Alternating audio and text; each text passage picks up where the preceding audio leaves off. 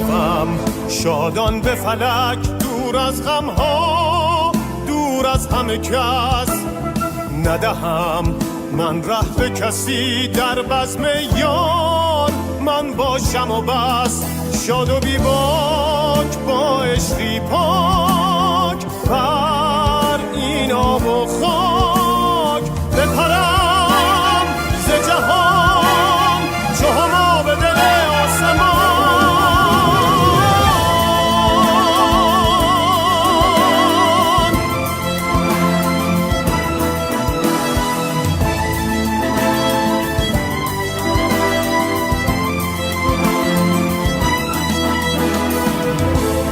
تپش قلب پر از امید من، تپش زندگیه. دل من دیده من، دنیای من، همه تا بندگیه. شور من چشمه نور من.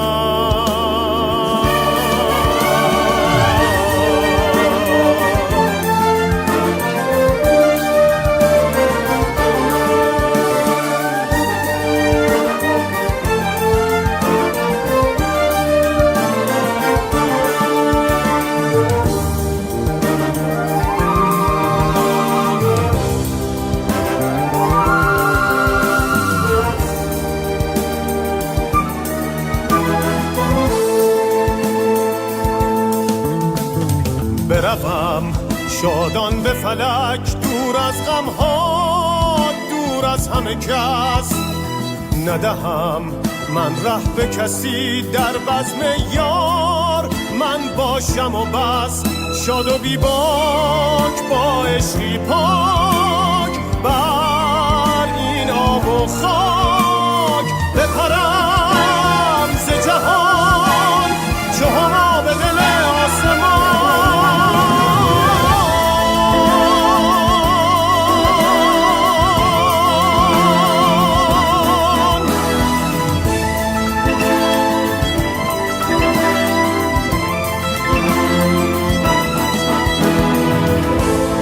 تپش قلب پر از امید من، تپش زندگیه. دل من دیده من، دنیای من، همه تا بندگیه. شور من چشمه نور من.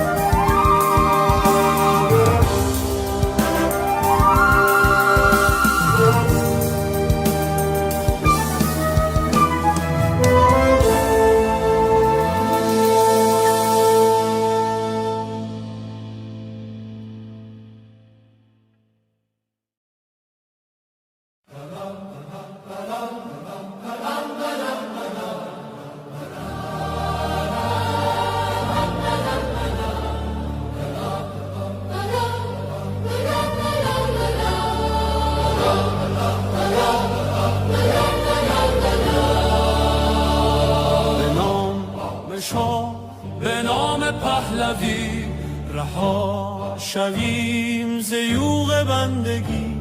شب سیاه ما ز نور شاه، سپید دم شود ز فر پادشاه. به نام شاه همه صدا شویم، برای میهنم من و تو ما شویم.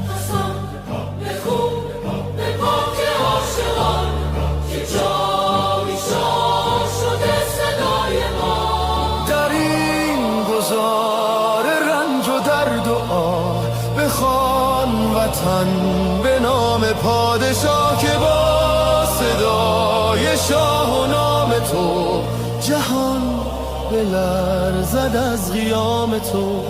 به نام شاه، به نام پهلوی، وطن شود دوباره مینه شوی شب سیاه ما ز نور شاه سپید دم شود ز فر پادشاه به نام شاه همه صدا شویم برای میهنم من و تو ما شویم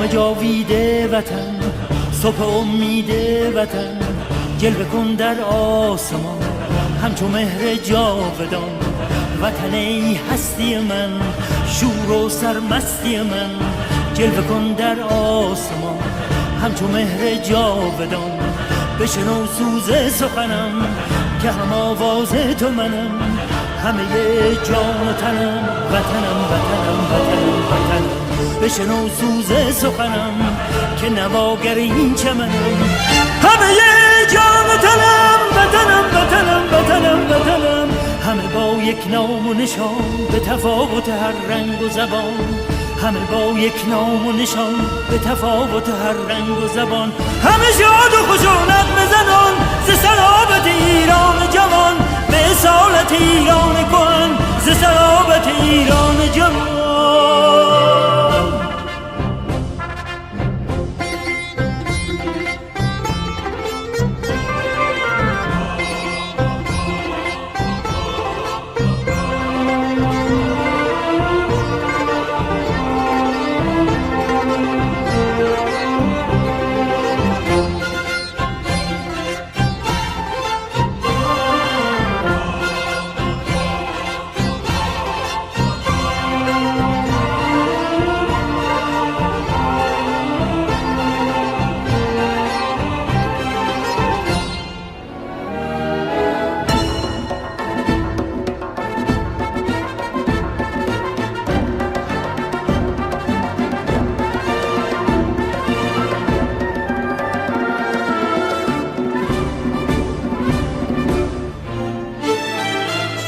نام جاویده وطن صبح امید وطن جلوه کن در آسمان همچو مهر جاودان وطن ای هستی من شور و سرمستی من جلوه کن در آسمان همچو مهر جاودان بشنو سوز سخنم که هم آواز تو منم همه جان و تنم وطنم وطنم وطنم وطنم بشنو سوز سخنم که نواگر این چمنم همه جان و تنم وطنم وطنم وطنم وطنم همه با یک نام و نشان به تفاوت هر رنگ و زبان همه با یک نام و نشان به تفاوت هر رنگ و زبان همه شاد و خوش و نغمه زنان ز صلابت ایران جوان به اصالت ایران کهن ز صلابت ایران جوان بشنو سوز سخنم که نواگر این چمنم همه جان و تنم وطنم وطنم وطنم وطنم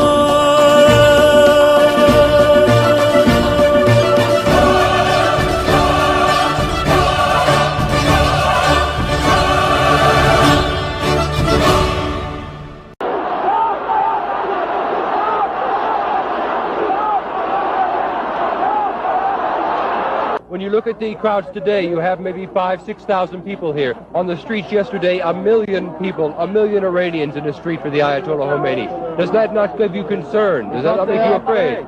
Because they are afraid, yeah, that's right. And most of the people don't say anything because they are afraid. And they are in silence, you know, they don't say anything. Is this the silent majority of Iran out here now? Yes, yes, yes, that's right.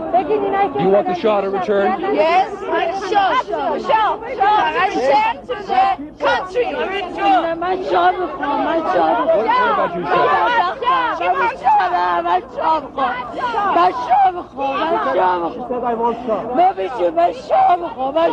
Why do you want the Shah? Why does she want the Shah?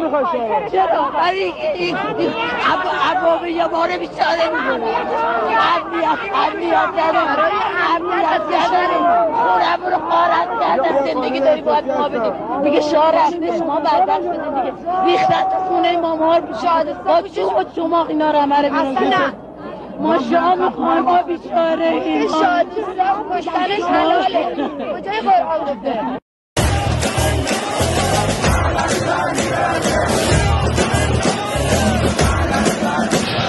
این آخرین نبرده پهلوی برمیگرده این آخرین نبرده پهلوی برمیگرده این آخرین نبرده پهلوی برمیگرده این آخرین نبرده پهلوی برمیگرده خیابونا واسه ماست مزدورا همه شدن آسپاس این روزا جهنم حاک ماست کارتون تمومه اینجا خاک ماست سر ما رو میبریمش این بار بمونین جلومون میکشیمه اگه مردمو بزنی با تیرت بدون با خونه تو زیر پا بیشوریمه ایرانی غیرت و احساس داره جلوش واسی قصاص داره تو دل سه پهلوی و شاه داره واسه بسیجی همین فشار داره همه جا بو اتحاده مردم یکیان یکی اعتقاده اونا شاهشونو میخوان نمیذاریم میبیسیده بکنی سو استفاده این آخرین نبرده پهلوی برمیگرده این آخرین نبرده پهلوی برمیگرده این آخرین نبرده پهلوی برمیگرده این آخرین نبرده پهلوی برمیگرده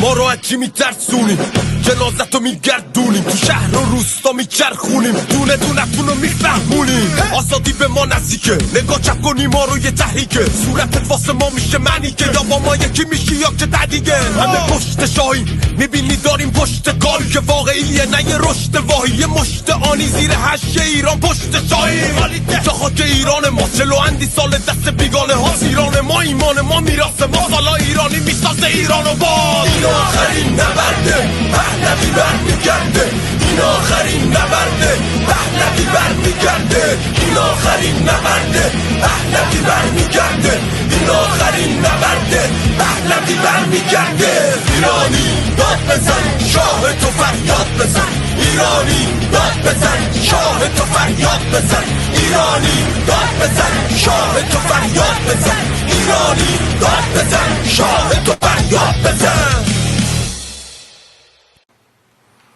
The so-called Islamic Republic is not the government of Iran. It is a hostile occupying force that's hijacked our homeland. After invading 5 neighboring countries and sowing chaos across the region, this regime has invaded Iran itself using foreign terrorists, Hezbollah fighters, Iraqi militias, and other mercenaries to slaughter the Iranian people. This is no longer mere repression. This is foreign occupation wearing clerical robes. Just as Saddam Hussein drowned the marshes in blood and Bashar al-Assad turned barrel bombs on his own children, Ali Khamenei and his thugs have committed mass crimes against the Iranian people and against all of humanity. And just like those other tyrannies, the Islamic Republic will fall, not if, but when. The world must hear this clearly. The battle in Iran today is not between reform and revolution. It is between occupation and liberation. And the Iranian people have already chosen their side. Their heads are bloodied, but unbowed. Yet the cost has been heartbreaking. The people of Iran are being slaughtered in the streets and in their homes by a regime that shows no mercy. More than 12,000 Iranians were massacred in 48 hours. One murder every 14 seconds. Khamenei's killers even hunted the wounded protesters in hospitals and executed them in cold blood. The regime collected piles of bodies with dump trucks and forced worried families to search unlabeled body bags. They refuse to return bodies for burial without payment for the cost of the bullets that killed their loved ones. And where a family cannot pay up to several thousand dollars, and most of them can't, they bury the dead in unmarked mass graves. And despite the lies you're hearing from the regime, its bloodlust has not diminished. The slaughter has not stopped. My brave compatriots, still holding the line with their broken bodies but unbreakable will, need your urgent help right now. Make no mistake, however, the Islamic Republic is close to collapse. Ali Khamenei and his thugs know this. That's why they are lashing out like a wounded animal, desperate to cling to power. The people have not retreated. Their determination has made one thing clear. They are not merely rejecting this regime, they are demanding a credible new path forward. They have called for me to lead. The bond between me and the Iranian people is not new. It's been with me since birth, and it cannot be broken. Even in exile, I pledged my life to the service of the Iranian nation.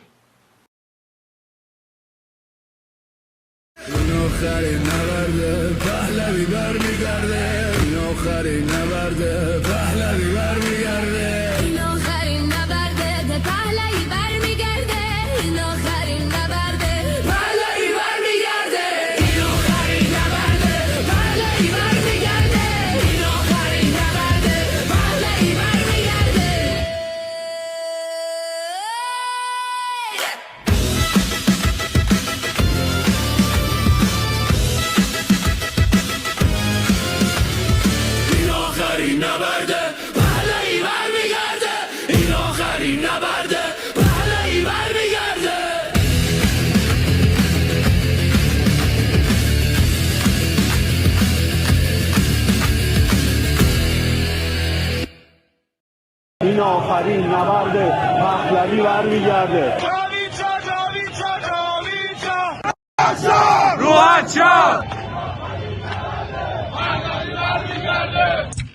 ایرانیان آزادیخواه، فرزندان دلیر سرزمین پارس، با جدیت و عزم راسخ از شما می‌خواهم که قدرت جمعیتان را به نیروهای سرکوبگر نهاد جمهوری اسلامی و تمام دنیا نشان دهید.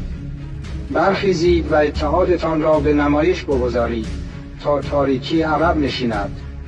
از شما آزادیخواهان می‌خواهم که در کنار هم و در یک روز و یک ساعت در سراسر ایران بزرگ قدرت جمعی خودتان را به صورت امن به نمایش بگذارید. نیروهای سرکوبگر توان مقابله با شما را در همه شهرها و خیابانها ندارند. به نیروهای مسلح ملی فرمان می‌دهم در خانه بمانید. در آن روز بزرگ که مردم قدرتشان را آشکار می‌کنند، از مقابله با برادران و خواهران ایرانی خودداری کنید. به یاد آورید که شما نگهبانان ملت هستید، نه ابزار سرکوب. کشورهای خارجی تنها برای پیشبرد اهداف خود عمل می‌کنند و نبایستی مسئولیت تغییر و جایگزینی حکومت را بر گردن بگیرند. این حرکت نهایی بر دوش شما مردم آزادیخواه خواهد بود.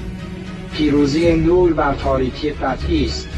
به نام ایران و به حکم رسالت تاریخی از شما می‌خواهم که به یاری ایران بیایید. افتخار شما در نگهبانی از تمامیت ارضی ایران و جان و مال ملت ایران است. برخیزید. آزادی شما در همبستگی و شجاعت شماست.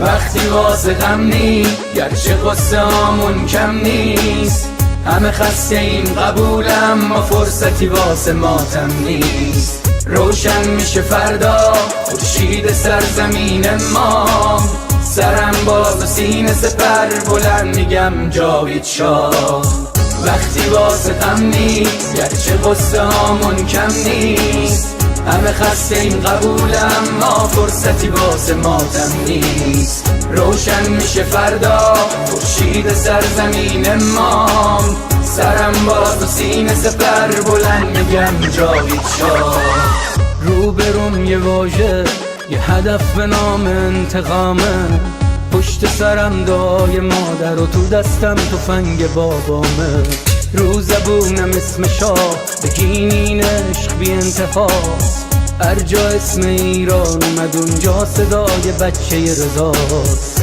فردا می نویسن تو کتاب قصه دیمار بگو با تیر جنگی کشتن بچه های بیگناه رو بگو از بخت مادرها شیر زنا و دخترامون بگو تنها شهید شدیم تا تنها نمونه شامون وقتی واسه غم نیست گرچه قصه هامون کم نیست همه خسته این قبولم ما فرصتی واسه ماتم نیست روشن میشه فردا خورشید سرزمین ما سرم باز و سینه سپر بلند میگم جاوید شاه وقتی واسه غم نیست گرچه قصه هامون کم نیست همه خسته این قبولم ما فرصتی واسه ماتم نیست روشن میشه فردا خورشید سرزمین ما سرم باز و سینه سپر بلند میگم جاوید شاه وقتی واسه غم نیست گرچه قصه هامون کم نیست همه خسته این قبولم ما فرصتی واسه ماتم نیست روشن میشه فردا خورشید سرزمین ما سرم باز و سینه سپر بلند میگم جاوید شاه Let me tell you a story about a lion that came from the mountains. These mountains right behind you. Our lion, the lion of freedom, can only roam free and strong. But one day, some 47 years ago, liberal socialists had a different plans. Free healthcare and free speech was not good enough for them. The same lie you can see today in New York. They wanted everything for free, believing a bloodthirsty vulture is better than a majestic lion. The vulture placed his claws on the Quran, swearing he was God sent. Both liberal socialists and religion fanatics joined forces, believed he's the Messiah.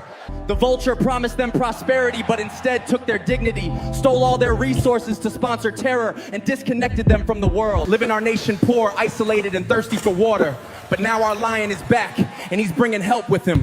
While history repeats itself in New York and Minnesota, we gathered here today to turn the page on history and claim our lion back. Yeah, Azadi Square, let me see you make some noise.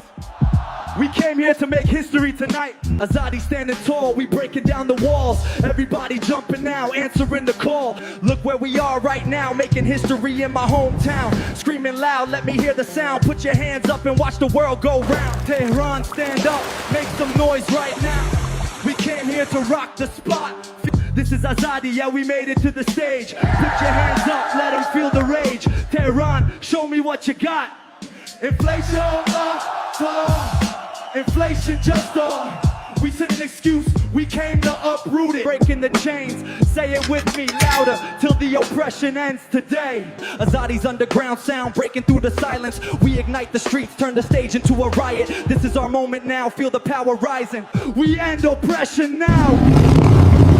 Santa brought a New Year's gift from Jerusalem, wrapped up with a cherry gift from Washington. Shout out to Lion Elon Musk for the internet saving the people. Shout out to the Zionizer turning lionizer today. We love you, man.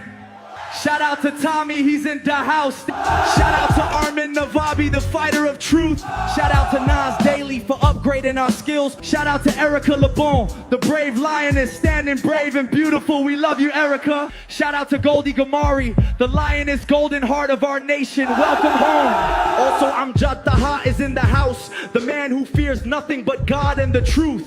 Shout out to Emily Schrader, never giving up on us. Now internet is back in the house. Let's block Bushra Sheikh and BBC, because you know what they stand for. Put your hearts together for the return of the lion, the Shah of Iran. The future is ours. Together we rise, reaching for the stars.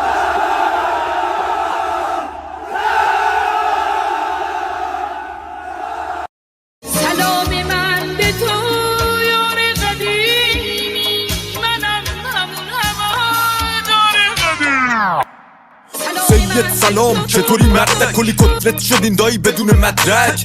سلام بسیجی قهرمان، رفتی پیش توسی با پنیر و یه نون سنگک. سلام به محفل قرآنیتون، سلام به مدیرای بحرانیتون، سلام به حاجی اکبر و طوله هاش و خارج و رفقای ارگانیتون، سلام به دزدای پول ملت که تش میفتین توی تور ملت. سلام به همه شما کرکسایی که دارین نونتون رو میزنین تو خون ملت، تا که تش زیر دست و پاک و تک بخورین، حالا هی به یه بادکنک بدوین. سلام آخر تو زندان باشه وقتی قرار به این آب خنک بخورین. مرگ بر ملا متولی ننگ در دنیا، ننگ بر دوتا مجاهد چپی بعد از ملا. مرگ بر ملا متولی ننگ در دنیا، ننگ بر دوتا مجاهد چپی بعد از ملا. اینو بگذاریم به خاک میرسیم، تجزیه طلبی که به خاک بیرسیم. ایران مردمش وطن پرستن، از کرد تا بلوچ بری به فاک میرسی. توف به هر کی مرسی است، توف به هر کی در پی تجزیه است، توف به لوی و همونی که شیفته ی گل ملیگرا تو وطن خدا نفتی هست. سر کردستان همه برپا شدن، بلوچستان فدای مهسا شدن. شم واحد که شیر و خورشید ما بقی جعلیا تنها شدن. شادی باشه واسه همه در میهن، کور بشه چه شهرچی اهریمن. رخه رو بگید اون 6 کلاس سواد و خبرگان و مجد سری ترجیحن. شبهای عروس و دامادی باشه، برن سلامتی نوش کنن آبادی باشه. مقصد کجاست؟ میدون شهیاده به سمت اتوبان آزادی باشه. سلام به نسل ندید پدیدا، نبودیم ندیدیم قدیمتی ما. شاه بود تو شادی کل میزدین، حالا شاه بر میگرده پیک میزنین. مرگ بر ملا متولی ننگ در دنیا، ننگ بر دوتا مجاهد چپی بعد از ملا. مرگ بر ملا متولی ننگ در دنیا، ننگ بر دوتا مجاهد چپی بعد از ملا. مرگ بر ملا متولی ننگ در دنیا، ننگ بر دوتا مجاهد چپی بعد از ملا.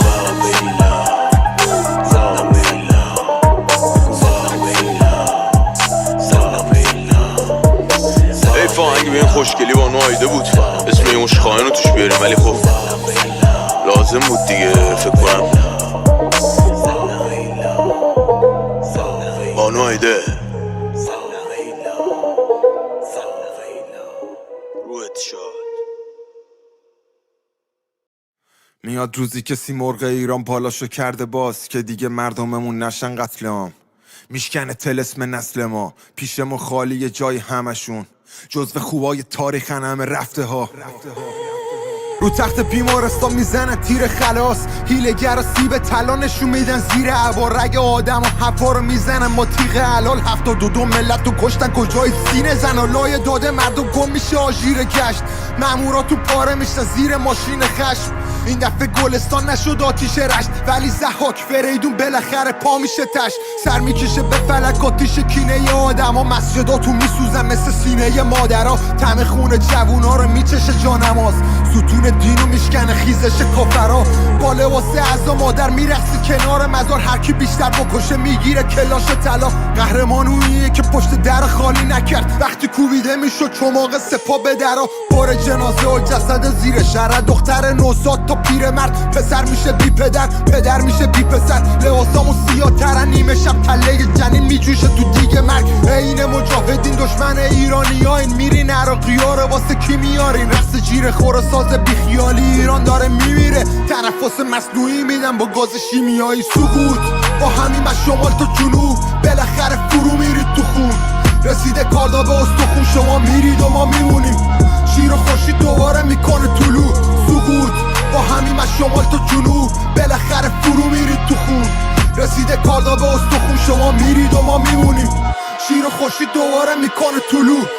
دود تفنگاشون مه شهر توی جوب خون شناور کش سر کی گفته مشکل ما معیشتی آبدانان دونه های برنج از آسمون میواریدن مثل برف گوشت ملت نظریه روی شله اجاق تو تاریخ ایران پشیز دوره شما تیرو میزدن تو گلو موقع شعار تولدتون دلیل توبه خداست حیف خاک ایران آخو میره ته لجن بعد سقوط زندگی میچسبه مثل کره اصل قسمت قشنگ قصه انقلابینه شما میمونید ولی پیچید به بازی سگه اصل جون ملت مفته مثل پول تو جیبا زن کشی میکنم برسم به موی هوریا حرف دل هممون بود خونه رو دیوار آسمون شهر رو روشن میکرد نور گوشیا گربه رو با تیر نزدم بدون منظور اسلامو چپوندن به ما به زور سرکوب خون با هیچی پاک نمیشه حتی سپا کل شهر رو بشوره هر روز وطن زخم و مشترک درد هم است نشونمون روی سر نظام حبس نفس آبی میشه رو نقش دوباره رنگ عرس ما نهانیم که زبونی کشیم از چرخ فلک سقوط با همیم از شمال تا جنوب بالاخره فرو میرید تو خون رسیده کاردا به استخون شما میرید و ما میمونیم شیر و خورشید دوباره میکنه طلوع سقوط با همیم از شمال تا جنوب بالاخره فرو میرید تو خون رسیده کاردا به استخون شما میرید و ما میمونیم شیر و خورشید دوباره میکنه طلوع مامان من میرم مامان من میرم اما همیشه با تو هم پروانه بنفشی دیدی منم ابرهایی در آسمان دیدی منم گلی که بر سر راحت افتاد منم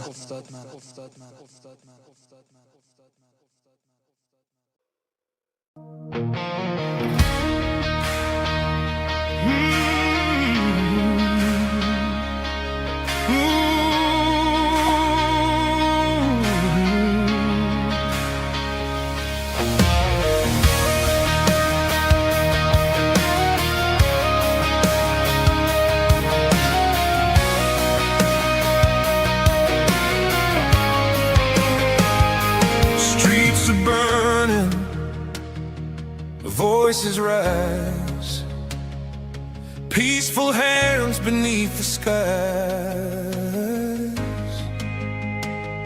Police in black, they draw the line.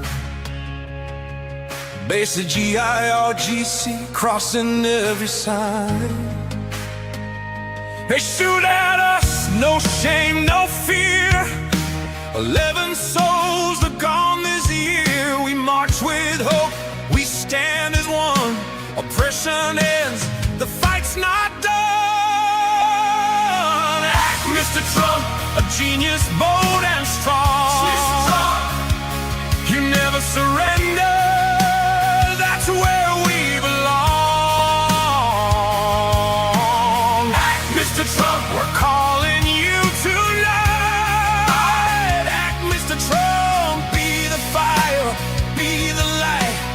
Locked and loaded, you said it loud. Hear the cries, hear the crowd. Act, Mr. Trump, don't turn away. Hope is rising, lead the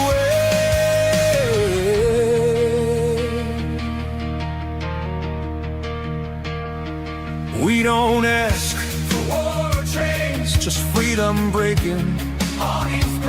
They beat us down, they steal our breath. Khamenei regime survives on fear and death. The world is watching, time is now. History waits for your vow. From Tehran streets to every land, we reach for the steady hand. Don't let Democrats rewrite you out. Don't let them say trap or waste chickens out. Act, Mr. Trump, a genius, bold and strong. You never surrender, that's where we belong. Act, Mr. Trump, we're calling you tonight. Act, Mr. Trump, be the fire, be the light. Locked and loaded, you said it loud. Hear the cries, hear the crowd. Mr. Trump, lead us to God bless.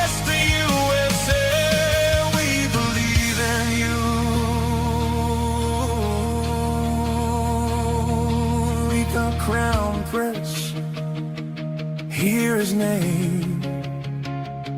Reza Pahlavi, our hope and flame. He is hope, democracy's door. Stability in Middle East, we're longing for. The people shout from young to old.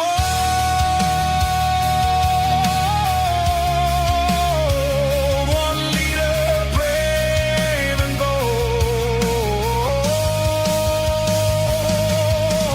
Friendship, peace, a future free. That's the iron we want to see. Breathe life for BB, let him stand. USA's we all hand in hand. Strength agrees and clear and true. A safer world starts here with you. Iranian, say it loud and proud. We love you, Trump, above the crowd.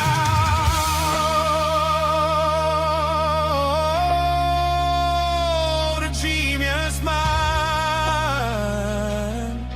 a patriot strong, a doer, a fighter, where we belong.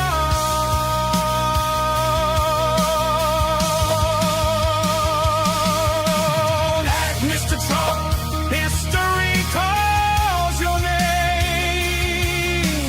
Act, Mr. Trump, light the flame.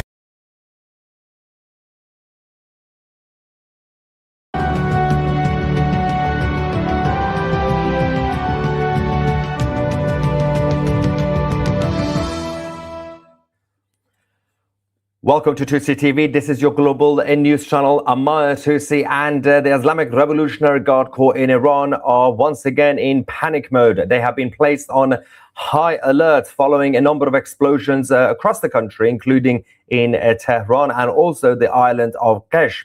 There is also developments when it comes to the negotiations between the US and the Islamic occupation of Iran, and of course, the mobilization of the troops by the Americans. We're going to go through all the updates with you guys and get your reaction live during the show, and of course in the comment section as well. Before we do that, we have a tradition. If there is a big fake news going around on social media, it's our job to debunk it, whether it's on social media or mainstream media. Today's biggest fake news that's been shared across the social media accounts is that apparently more B-52 bombers arrived at the Al Udeid air base in Qatar. Now, they've been posting it with this video saying that more US B-52 bombers have arrived. It's false. We haven't had any new B-52 bombers arriving at the Al Udeid air base, and this video itself is from 2024. It's from almost 2 years ago. So this is the fake news of the day. If you've been seeing this video and the caption on social media, ignore it. It's not true. Now, talking about the facts of what's actually going on in Iran. First, the Islamic Republic state media reported another explosion and fire that erupted in the cooling water area of a power plant in western Tehran. Let's go and see what happened there.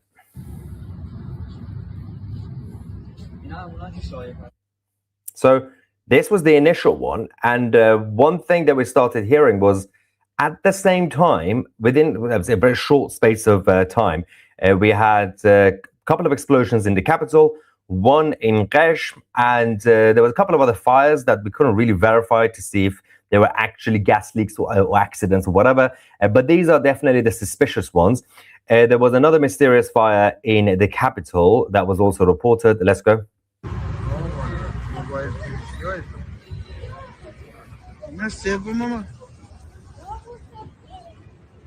Now this is when we started getting the latest update of where one of the explosions of fires actually happened. That made it slightly even more suspicious, because the largest shopping center in the city was also exploded. Now, we've had at least 3 or 4 at this point. Well, before this, I think we had 2 or 3 shopping centers or commercial complexes that has had experience with random fires and explosions, but this was another one. This is not normal, by the way.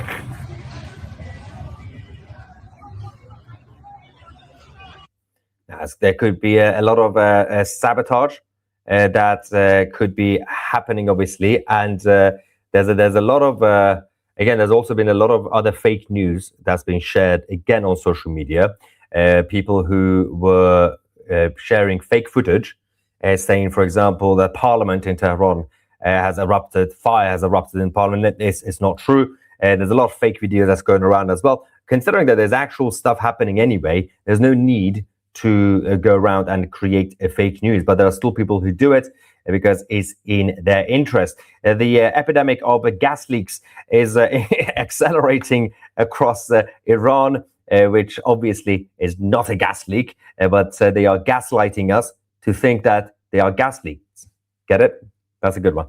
Let's quickly go back to the Americans. Apart from this fake news about the B-52 bombers, we actually did get an update from the United States that they have deployed another, how many? 24. Yep, 24 F-22 Raptors towards the Middle East. Now, 24 F-22 fighter jets. These are obviously, they're not just there to monitor the situation. They are there for heavy strikes against any target and enemy. But that is the latest in terms of the offensive strategy, the equipment and the troops that are being sent towards the Middle East. The rest of it has been, as I've been saying over the last week, defensive capabilities to protect the US bases, the regional countries, and the state of Israel. In terms of what the Islamic Republic are doing, in full panic mode, the Islamic military in Iran have completed, apparently, deploying the Matla 3 long-range early warning radar in the south of the country. So the point of it is to basically do detection and monitoring if the Americans or the Israelis try to launch an attack. Now, one thing that we know is that the United States military have capabilities of completely bringing down any of these radar systems that they have. The same thing that the Americans used against Nicolas Maduro in Venezuela, it can easily be used against these tiny, feeble radar systems that the Islamic Republic have now deployed towards the southern part of Iran. There's also the update about where they are moving their missile launchers, a lot of them towards the east. I'm not really sure if they think that's a good idea. For the record, it's not a good idea, but I'm going to explain why.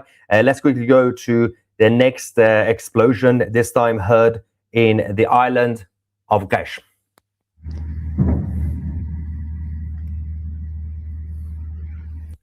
Now, it was a tiny, obviously short video, but there was a statement by the Islamic Republic saying that they were doing military drills and air defense systems are being tested, which is highly likely, of course, considering that that's basically in the Persian Gulf. They've been doing that over the last few days in general. So that aside, we also had the Islamic Republic of Iran sending text messages to everybody in the country because everything is fine. No need to panic. Everything's gone back to normal in Iran. So they have to use their Chinese systems, the Chinese communication tools, to send out mass text messages to people in Iran, warning them, saying, this is funny. The level of propaganda is brilliant. It's not really a threat. It's not really stay at home sort of message. No. Netanyahu is traveling to Washington out of fear of a nuclear deal with Iran. But Trump's own fear is a long and endless war with Iran. This is literally what they decided to send out to everybody in Iran. Do you know why?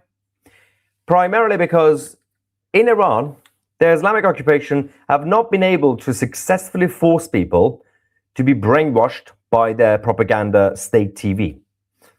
People don't watch it. Now, if you're in North Korea, you have no other option. You'll be forced to watch the propaganda TV of Pyongyang.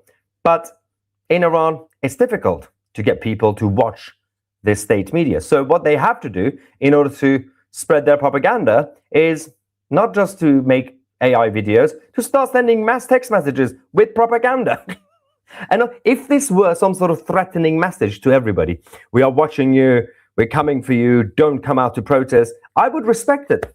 Well done, that's a good dictator, very good tyrant. That's how you scare people. You're just sending out random tweets. Netanyahu is going to America. But the Islamic nutters of Iran aside, the Prime Minister of Israel, of course, has now traveled, has gone to Washington to meet with President Trump. The meeting will take place tomorrow, which will be crucial. And he did say just before he departed from Israel that on this trip we will be discussing a range of issues, including Gaza, but of course, primarily the negotiations in Iran. Let's go to BB. אני יוצא עכשיו לארצות הברית לנסיעה השביעית שלי להיפגש עם הנשיא טראמפ מאז שהוא נבחר בקדנציה השנייה. זה כמובן לא כולל את הביקור הבלתי נשכח שלו בישראל והנאום שלו בכנסת.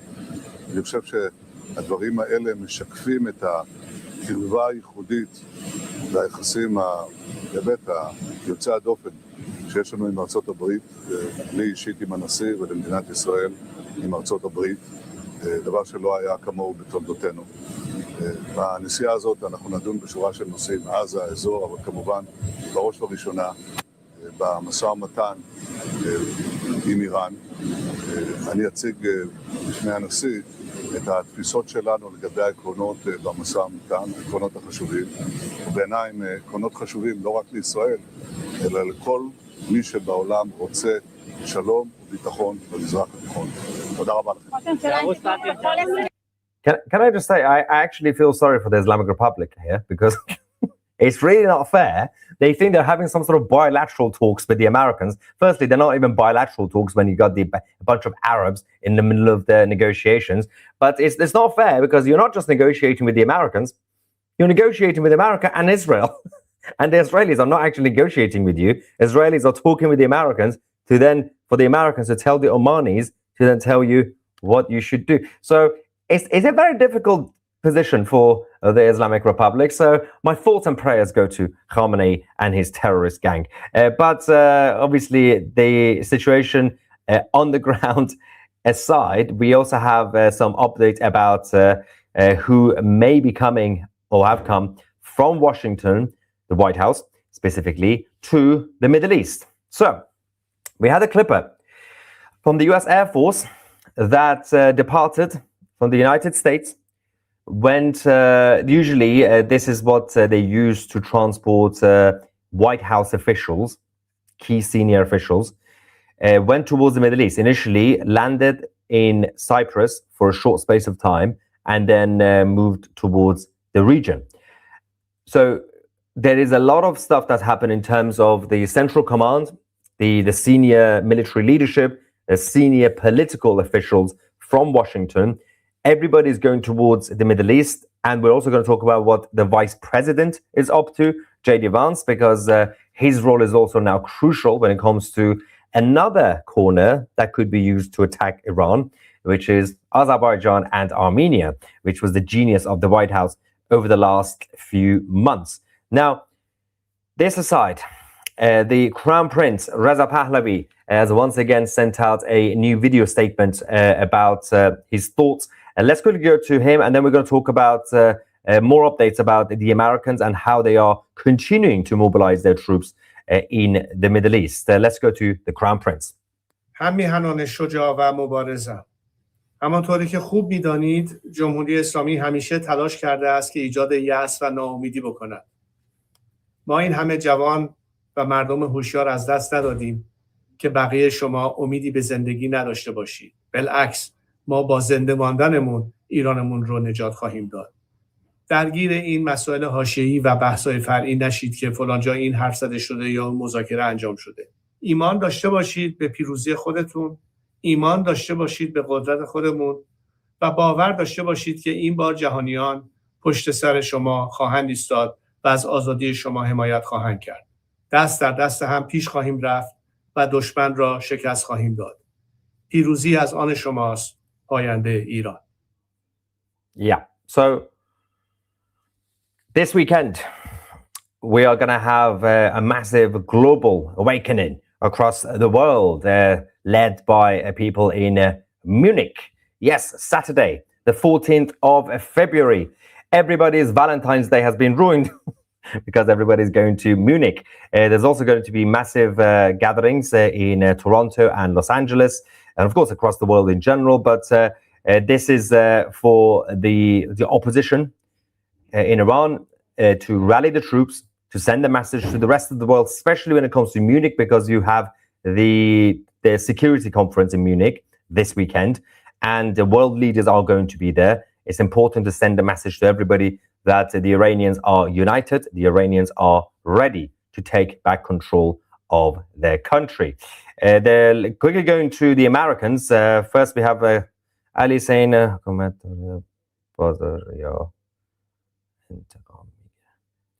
apparently the regime in Iran are taking revenge against those in downtown Tehran, in the marketplace, of course, all the merchants and business people who started the protests and the uprisings last month. So that's what this guy was saying. And Ivan says the radar looks like the World War II era. A lot of the stuff they have is from the Soviet era, actually. Will Iran become military controlled like Egypt and Pakistan? No, because, well, after the revolution, no. It's just going to be a normal, liberal, democratic country again. For now, it has been like that since 1979, but it's going to change. Now, let's go to the Americans, because there are more updates about what has been sent. Another E-3C aircraft has now been sent. These are the sentries that are basically flying out from the US, the East Coast, towards the Middle East, actually from Norfolk to the Middle East. The E-3Cs are basically the early warning, and they're also the command aircraft. They help with communications and the main hub to be used for any major military operation, not necessarily just airstrikes, but for military operations that could involve invasion as well. So that has been sent in addition to everything else that we've already had. According to the IRGC propaganda, of course, we have to show you guys the other side as well to be objective. The Chinese satellites have revealed the location of their THAAD defense systems that have recently been deployed by the United States in Jordan. Now, of course, they are there to protect Israel in case the Islamic Republic tries to launch drones or ballistic missiles or whatever. And I mean, they're primarily used against the ballistic missiles because otherwise it's just a waste if you use it against little tiny drones. But these are the locations that, with the help of the Chinese, the IRGC have managed to show. I mean, this is not really any sort of a groundbreaking discovery, but they want to portray an image that, ooh, we have intel, we can do things. Yeah, you have access to Google Earth. So just zoom in and you can have a look at things. But they need the Chinese to give them access to Chinese Google Earth. But putting aside the situation with the satellite imagery, in the region, we are also seeing some interesting developments. Vice President J.D. Vance has been sent to Armenia and Azerbaijan. Now, of course, as you guys know, historically, Azerbaijan and Armenia don't really like each other. And but we have had numerous negotiations and what we call a soft peace agreement between Azerbaijan and Armenia. So you tend to have Cold War, but this is basically cold peace. And now we know why. Because both of these places next to each other, to the north of Iran, can now be used as military hubs for takeoff, which is absolutely crucial. By keeping these two sides, which has been brokered by President Trump, keep them quiet for now, just peaceful, just shut the F up, don't attack each other, stop killing the Armenians. Do that for now, because there is a priority. If you do try to penetrate Iran from the north, then you don't have to worry about the Arabs. You don't have to worry about Qatar or Saudi Arabia or any of those guys. But it's just obviously a good place to also have for potential evacuations or for potential penetration in terms of special forces if they have to go in. Hypothetically speaking, obviously, we don't know exactly what the military plan is going to be from the United States, but this place is absolutely crucial. That's why J.D. Vance has been sent there, both to Armenia and to Azerbaijan today to basically send a message that the Americans are now right next door to Iran. Now, 6 more US Air Force F-35s are now heading towards the Middle East, in addition to everything else that you already have, even those existing on USS Abraham Lincoln. The US military buildup is fascinating because the F-35s are going to be great tools against imminent drone takeoffs from Iran. So any drone activity, F-35s, it's basically like a video game for them. It's not going to be that difficult to monitor first and then bring it down. So the F-35s will also have multiple functions in general, but you can see that if they are located just outside Iran to the south, we can see that they will be there to protect this airspace in the Middle East in case the Islamic Republic try to launch any drones or whatever it is. Now, the F-22s, obviously, they're there for air combat. If there's an air-to-air situation for defense, they will be used, the F-22 Raptors. If you're going to do bombings, obviously you use the F-52 bombers, for example, or B-2 bombers or B-52 bombers. But for air combat, F-22s, for obviously F-35s also in terms of the protecting the skies, essentially, against anything that is launched. Now, that takes us to China. Because once again, satellites from China. This is actually from Diego Garcia. The island is showing one nuclear submarine and an oil tanker that have now been moved to a nearby dock. Now, we have had a bit of activities, military activities from the US, from this area, Diego Garcia. The Chinese obviously now have big influence in that part of the world because of their leadership in Mauritius, who are in the pockets of Beijing, and the United Kingdom of Great Britain and Northern Ireland helped China recently to give Mauritius more access to that part. So they have obviously access in terms of influence and communication. We also had 2 P-8s, these are their patrol aircraft, and 3 KC-135s refueling tankers, and 2 C-130 transport aircraft also being moved from Diego Garcia. So these are, again, according to the satellite images from the Chinese Communist Party. Now, quickly going to the Islamic Republic. As you guys know, over the last few days, we have been keeping you entertained because it's still very stressful times for everybody, not just in Iran, not just in the Middle East, but across the world. And so every now and then, if you can, you're going to have to laugh. And we've been doing that by showing you guys AI videos from the Islamic Republic. One of them was the AI video that showed the USS Abraham Lincoln getting destroyed. The other one yesterday was the AI video showing Tel Aviv being destroyed with the music video that the guy was singing, kill the Jews or whatever, because that's normal behavior.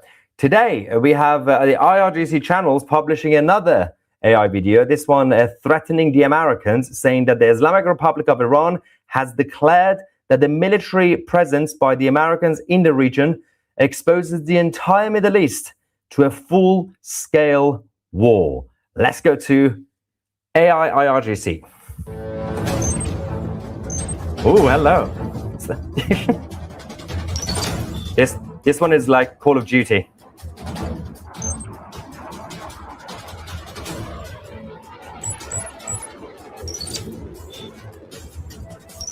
Not bad. It's a very slow pace. Yeah. I've seen better.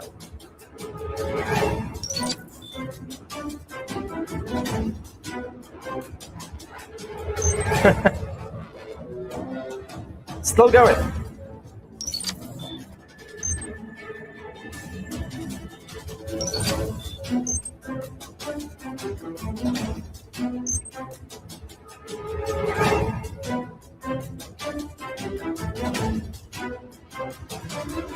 Oh wow.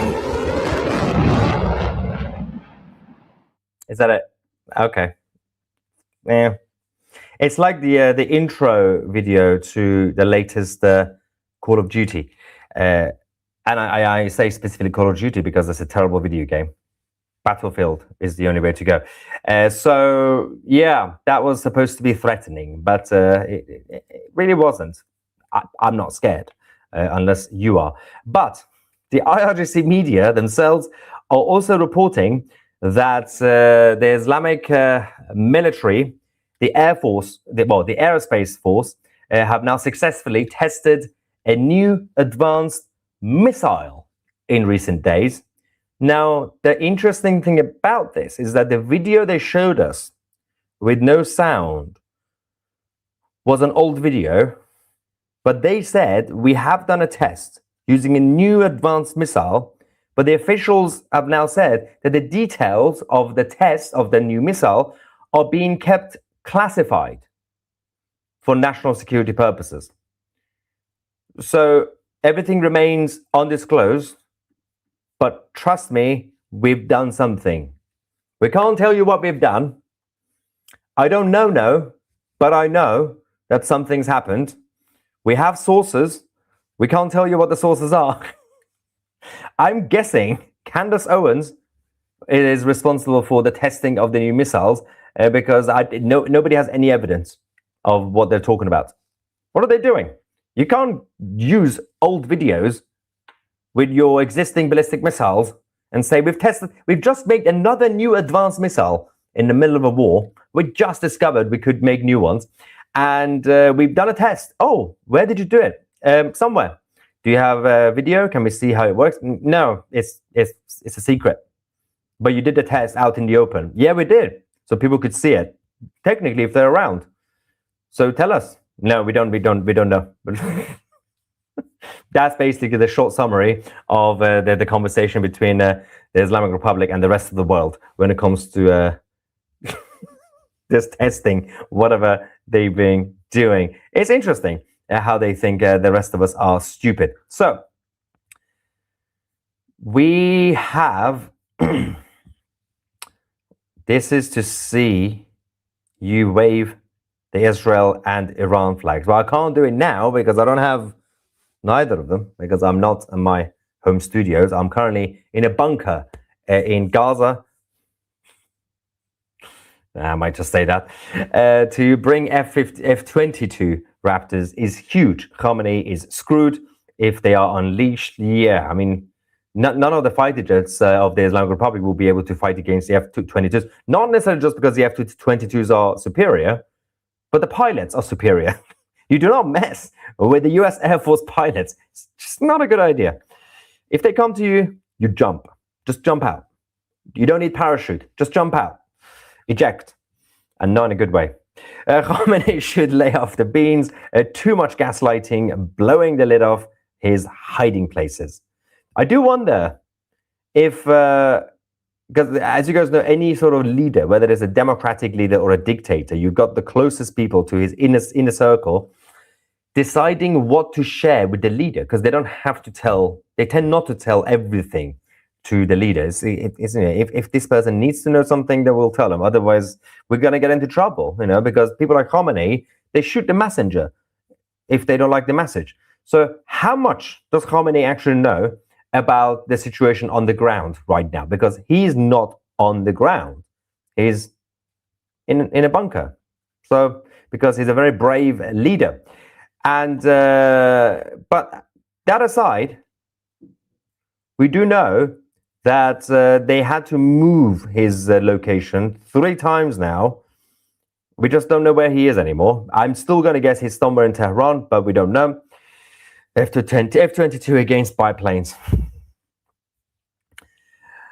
So if the US should penetrate Iran from Azerbaijan and Armenia, would it be a good idea to do it from Kazakhstan and Turkmenistan? Well, I think that's going to slightly anger Vladimir Putin, because, well, to be fair, I think some of the people from Turkmenistan could just tell Putin to shut up. But it's probably not a good idea right now to use every part of the northern parts of Iran. But as long as you have Armenia and Azerbaijan on your side, then that's fine. غرق انقلاب است.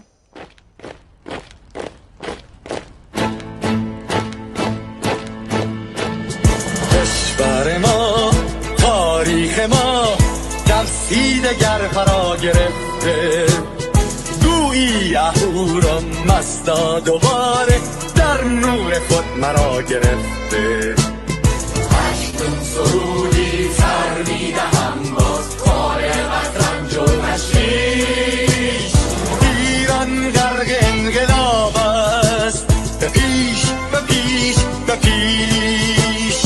ایران غرق انقلاب است، به پیش به پیش به پیش. هن ای پدر، هن ای پسر، برخیز و باماش و همگاه، تا درد آن تجربه تلخ ما را نکشیده در خواب. بگذار هر دم بغرند گرگ‌ها دم لباس میش. ایران غرق انقلاب است، به پیش به پیش به پیش. ایران غرق انقلاب است، به پیش به پیش به پیش. ای کارگر، ای برزگر، راحت قانون ادامه دارد در این زمان که پرتو یزدان از هر سو بر تو میبارد.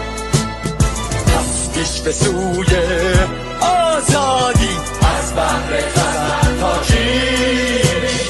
ایران غرق انقلاب است، به پیش به پیش به پیش. ایران غرق انقلاب است، به پیش به پیش به پیش. خلقا به پا بهر دفاع از استقلال و آزادی، تا بشکنیم پشت ارتجاع تیریزی ویران آبادی. تا زنده سازیم سنت‌های می از من آیین و کیش. ایران غرق انقلاب است، به پیش به پیش به پیش. ایران غرق انقلاب است، به پیش به پیش به پیش. با امید روزی که تمام این دلبشور و انقلاب تموم بشه و ما در روشنایی، نور و سعادت مردم کشورمون غرق بشیم. نه خارجی، نه بیگانه، نه مستشارهای ویرانی، نه چیر خاران، نه کاسه لیسان، فقط هم رزمان ایرانی. ما با شرافت میهنیم بسازیم بهر فرزندان خویش. ایران غرق انقلاب است، به پیش به پیش به پیش. ایران غرق انقلاب است، به پیش به پیش به پیش. مردان بیایید داخل صف ما، اکنون که آغاز رویاست. دشمنان بدانید ما زنده هستیم، بعد از ما هم ایران پابرجاست. آن روح شیطان ما را فریب داد با صد شعار مردمیش. ایران غرق انقلاب است، به پیش به پیش به پیش. ایران غرق انقلاب است، به پیش به پیش به پیش. پرچم ما، پرچم ایران غرق خون شهیدان، روی شانه هامان حمل میکنیمش در هر خیابان و میدان. تا ماسک دلغکان را برداریم از روی تسبیح و ریش. ایران غرق انقلاب است، به پیش به پیش به پیش.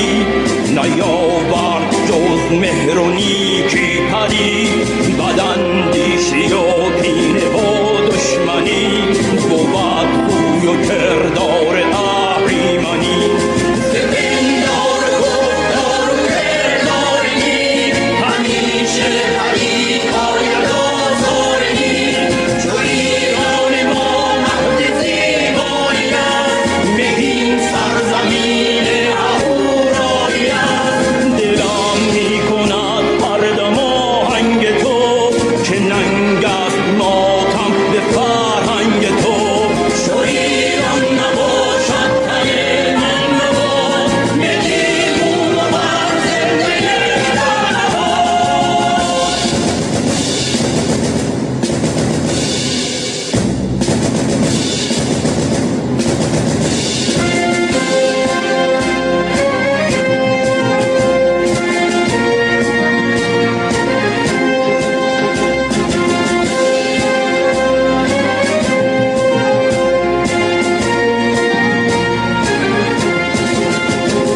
چنین ملت پاک و گردن فراز به یک جنبش تازه بودش نیاز بشد انجمن از دلیران پارس ز پاکان و روشن ضمیران پارس از ایران زداید نشان بدی بر افروزدان پره ایزدی سپربند کند بزم ناباد را کند باربر از هنر خاک را هنر دانش و رامش و شادی است هماهنگی و صلح و آزادی است چو ایران نباشد تن من مباد ملی بوم و بر زنده در نباد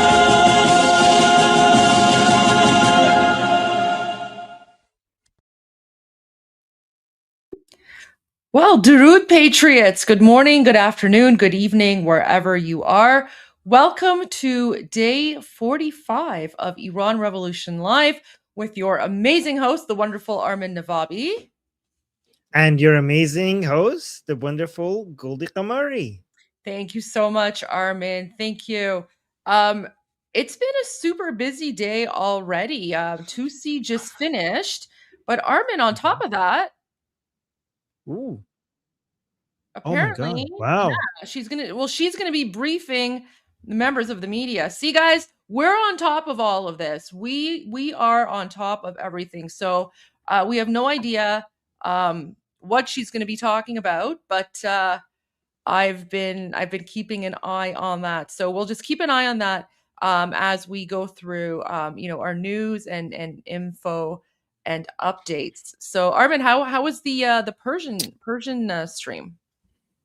It was very good. We were talking about the strategy of the reformers to because they've seen the writing on the wall, and we're trying to make everyone prepared for all their sneaky strategies to try to survive the fall of the Islamic Republic and the whole wave of arrests that are happening, and the fact that the Western media has now is using that news to move away from covering the protesters and the prisoners into talking about the reformers, and we should not let them do that because they're like, oh my God, the poor reformers, rather than the poor protesters in Iran who are in prison. A lot of Western media is now like going out, and this is becoming a promotion strategy for the reformers. So we need to cancel, we need to fight against that. Yeah, I mean, guys, the people that the regime is arresting, it's basically like Nazis arresting Nazis. So we literally don't care, right? The reformers are even more evil and more dangerous than the hardliners, because the hardliners will, yell Allahu Akbar and murder you in public. The reformers will yell Allahu Akbar and murder you behind closed doors, right? Yes, that's a good way of explaining it, Goldie. That's a very good way of explaining it. I'm going to use that. That's fantastic. Yeah. Thank you. Yeah, no, it is a good way, right? Because the reformers act all like moderate or whatever in public, but they're actually even more evil. They're more evil behind the scenes. So exactly. Yeah. Okay. We have Larijani visiting Oman, which we could get to if you want at some point. Netanyahu is on the plane, I think, right now. I don't know if he has landed already. meeting tomorrow with Trump. But I think last time I checked, he was on the plane to going towards Washington D.C. Mhm. We have more U.S. military buildup. That if some people were interested, we could get into. We have in Isfahan, we have some nuclear site activity that some people might be interested in around Turkey's warning, and some other updates that if at some point we could go over. Well, why don't we start with the updates? I'm keeping an eye Oh. on the White House, and as soon as the White House goes live, we'll just switch over to them. But why don't you start with all your updates? All right. So last time, by the way, Goldie, you asked me something that I did not have the video, and I was said like, "Oh, Goldie wanted that video, and I didn't have that ready." So Aw. I was like, "I need to go find it because Goldie asked for it." So let me bring it up. So I mentioned last time that let's just listen to this because you asked for this last time. So they asked. Oh, by the way, this is actually a big deal because Vice President JD Vance is actually right now in Armenia, and a lot of people are talking whether Armenia is going to be allowing its airspace to be used for the attack, and a lot of people are saying that's a big deal that JD Vance is in Armenia. And a lot of people are coming up with a lot of theories for is it just like a business deal or something, or there's some preparation for it, because this is the first time any president or vice president of the United States has visited Armenia, right? This is the first time. So people are saying this is actually a bigger deal than what they're making it sound. But let's actually listen to this part. This was before he went there. Well, I think as the president has said publicly, it's already very much been part of the negotiations that we've had. It's one of the things the president made a very strong demand is that there were prisoners who were going to be executed. The crackdown was, of course, very brutal and violent. And as the president and the entire administration has said, we stand with the people of Iran. We stand with the right of peaceful protest across the world, and certainly people who want to exercise that right in Iran. But absolutely, the president has made that part of the conversations that he's had, not just with the Iranians, but with people all across the region. I'm sure that will continue. So this is a big deal because some people were assuming that the whole idea of supporting the Iranian people and the fact that the massacre happened has been forgotten. And it's not even part of the negotiations anymore. Everybody's talking about nuclear, ballistic missiles, and everybody's like forgotten that more than 50,000 Iranians were massacred in the streets. But J.D. Vance here is confirming that this is also part of what President Trump is thinking about, as part of his calculation. So that was especially coming from J.D. Vance, which some people will categorize as an isolationist. Him saying that this is an important part of the talks that we're having was very good to see that coming from J.D. Vance. So that was like that's what I was reported on yesterday. So I just wanted to show you that. No, no worries. And also, Ali Larijani just went to Oman. So Ali Larijani is basically the secretary of the Islamic Republic's Supreme National Security Council. He traveled to Oman. This was a high-level meeting. It was a 3-hour meeting with the Oman foreign minister. I don't know pronounce his name. And he also met with the Sultan of Oman, and also met with some other people, but yeah, I'm not going to go through the list. So the trip is likely aims to deliver the Islamic Republic's official response to the first round of the negotiations. He also made sure that he timed this at the same time that Prime Minister Netanyahu is going to Washington, and he posted. Wait. Right.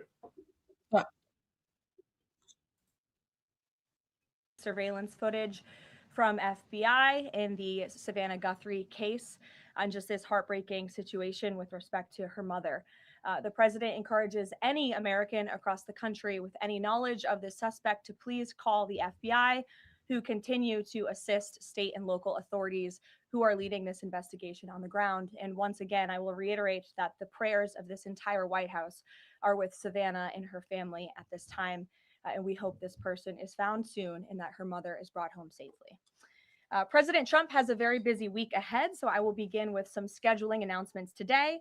Tomorrow, here at the White House, the president will host Israeli Prime Minister Benjamin Netanyahu for a bilateral meeting. The remainder of the week will be focused on energy and deregulation.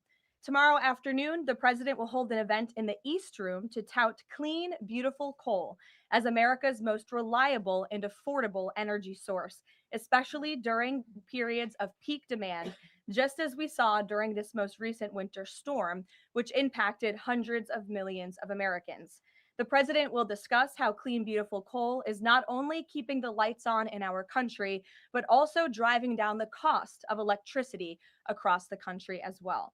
Additionally, on Thursday, President Trump will be joined by Administrator Lee Zeldin to formalize the rescission of the 2009 Obama-era endangerment finding. This will be the largest deregulatory action in American history, and it will save the American people $1.3 trillion in crushing regulations. The bulk of the savings will stem from reduced costs for new vehicles, with the EPA projecting average per vehicle savings of more than $2,400 for popular light-duty cars, SUVs, and trucks. This is just one more way this administration is working to make life more affordable for everyday Americans. Overall, these groundbreaking actions from President Trump will drive larger economic growth, create thousands of good-paying jobs, expand manufacturing, increase consumer choice, and improve affordability for millions of families and businesses. Finally, on Friday, President Trump and First Lady Melania Trump will travel to Fort Bragg in the great state of North Carolina to meet with military families and the heroic members of our special forces who carried out the successful Operation Absolute Resolve in Venezuela and helped bring narco-terrorist Nicolas Maduro to justice. I know the President and First Lady are both greatly looking forward to this visit. Also, the First Lady will celebrate Valentine's Day at the Children's Inn at the National Institute of Health tomorrow, with children, families, and NIH staff involved in clinical trials. In other news this week, thanks to President Trump signing the largest middle-class tax cut in history, this is shaping up to be the biggest tax refund season ever, and we are in it now. President Trump and Republicans fundamentally believe that Americans deserve to keep more of their hard-earned money, not less, which is why he fought so hard to deliver this long overdue relief. From no tax on tips, overtime, or Social Security to auto loan interest deductions on new American-made vehicles, plus increases to the standard deduction and child tax credit, more money is flowing back into the pockets of hardworking Americans. We're already hearing from everyday Americans across the country who are reporting substantial tax savings thanks to the Working Families Tax Cut, which every single Democrat in Congress voted against. AMAC, which represents millions of Americans, has heard directly from more than their 1,000 members already about how the Trump tax cuts are easing cost of living concerns. I wanted to share a few of those powerful responses with you today. This one comes from Dean and Wendy in Wisconsin, who said, quote, instead of paying out $3,700 last year, we got back $2,500 in refunds this year. This is huge for our family. Steve from California said, quote, the new senior citizen deduction is a tremendous relief and has given us peace of mind and the freedom to truly enjoy the retirement years we worked so hard for. Eric from Nevada said, as a senior, no tax on Social Security helps me tremendously. The no tax on tips helps my daughter-in-law as a waitress. The no tax on overtime helps my son, who works constantly. Our family savings from the One Big Beautiful Bill could total even more than $5,000. We love the Trump tax cuts. These are just a few positive examples of the everyday Americans that President Trump's tax cuts are uplifting. We'd love to hear more from the American people across the country who are benefiting from the Working Families tax cuts. The White House is also pleased to share that parents across the country can now officially apply to open a Trump account for their child. In order to apply, parents can visit trumpaccounts.gov and fill out the IRS form 4547. These Trump accounts are special investment accounts aimed at providing American children with a jump start on building wealth for life. They have all the tax advantages as a traditional IRA account, but are specifically tailored to build wealth the moment a child is born. So Armin, I'm just going to monitor this to see if she mentions anything about Iran, or if there's any questions afterwards about Iran. But maybe maybe you can continue with all the news and updates that you have. No rush. Okay, sounds good. All right, so should I bring this down? Yep. Yeah. Okay. All right, guys. So look, like again, let's go back to Ali Larijani.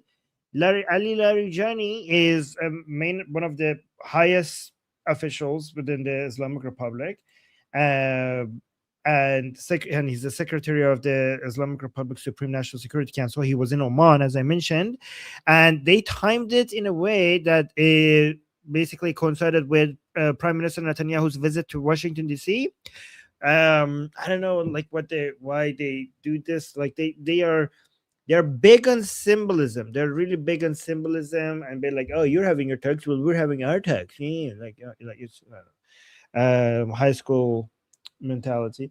But okay, but let's actually look at what he posted. Okay, so Ali Larijani went to Oman, and he said Netanyahu is now on his way to the United States. See, he's actually even admitting that. He's posting about it, saying Americans must think wisely and not allow him through posturing to imply before his flight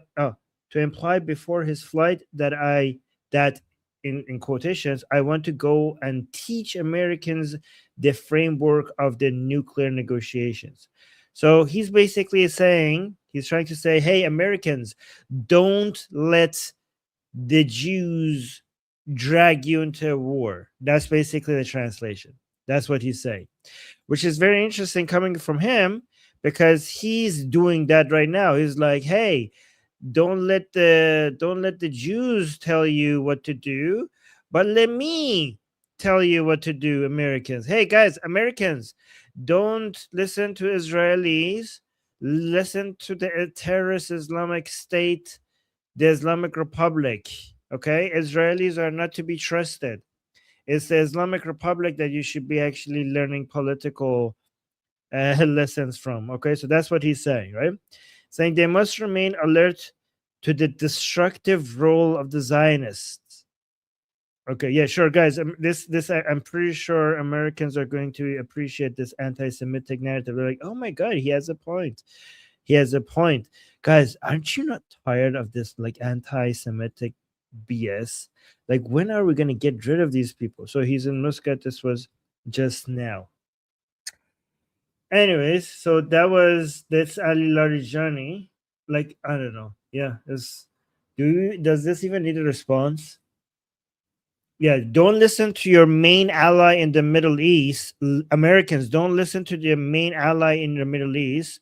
Listen to your main enemy in the Middle East. That's like really wise political advice, right? Yeah, ignore your ally, ignore the country that has been on your side forever, right? Like, I mean, for a very long time. Just listen to us, the people who have promised that we're going to be assassinating your president and basically eventually invading your entire country and turning the White House into a Husseiniya. Like, we are the people to trust, not the Jews. Apparently, that's what this message is. Anyways, crazy, right? So yeah. By the way, Larijani is gonna go to Qatar after this. Apparently, why is he going there? This is seen as a final effort to see if another meeting with the Americans is possible. I mean, I think there's going to be another meeting. We'll see. Guys, by the way, it makes sense for the Americans to continue to meet with them. A lot of people keep getting upset with the Americans. Like, why are they meeting with them? Why are they talking to them? Why are they negotiating with them? Honestly, this time it makes sense. This time, unlike the Biden administration and Obama administration, this time it makes sense. If an attack is inevitable, you want to try to defang your enemy as much as you can before the attack. Like, why not? Why not try to see? There's two. This is like when the Islamic Republic was negotiating with Biden and Obama, they were buying time to become stronger and become more terroristic, right? To basically plan their evil, to make a nuclear bomb and support their terrorist groups in the region. That's why back then negotiation didn't make any sense because it was just giving the Islamic Republic an excuse to build its terroristic groups all around the region and get closer to a nuclear bomb.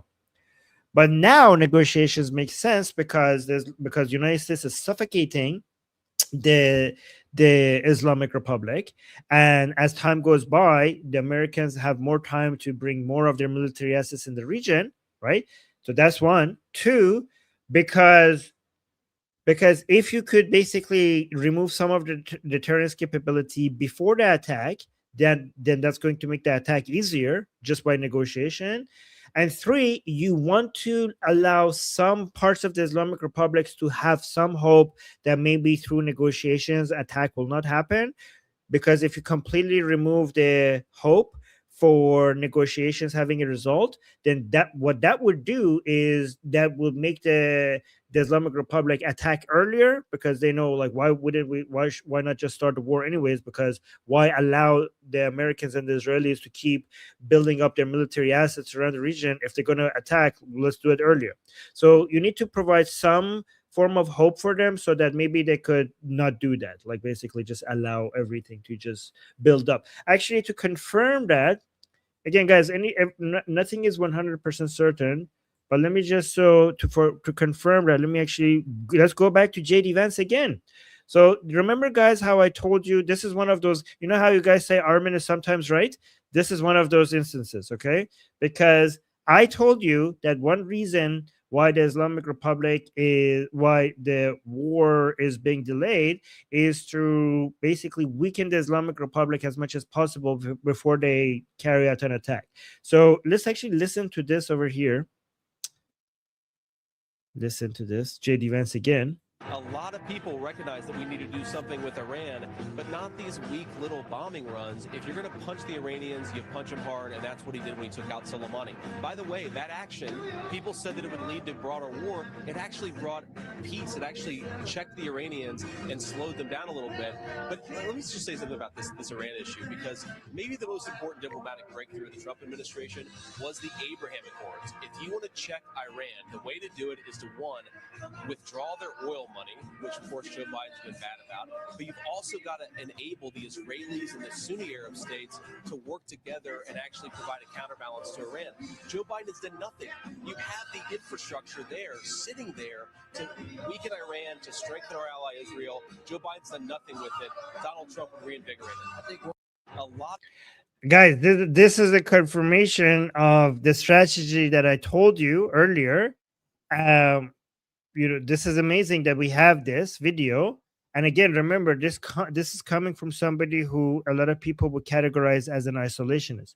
So this was a major confirmation. Like, this video is a major confirmation that what we're saying is based on the record that we have from Trump and JD Vance and the policy that they have towards the containing and weakening the Islamic Republic. Okay, so this is where the reason why I tell you these things is because we've heard them say these before, and this being their policy, right?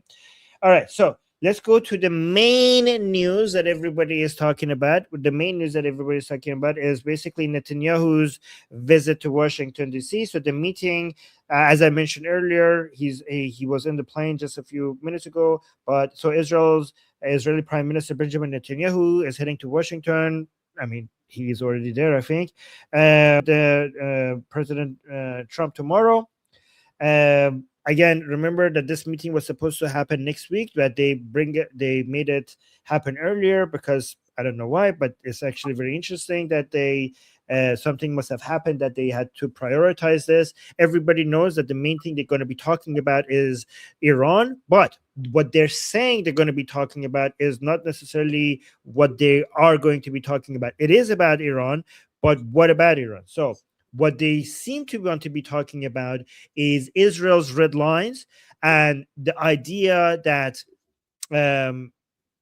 Israel is looking for regime change. So on the surface, and again, you guys let me know what you believe in the chat. On the surface, what the reports are coming out is that Israel wants to make sure a regime change happens, and they're doing that also by bringing the range of the ballistic missiles as the red line to the table.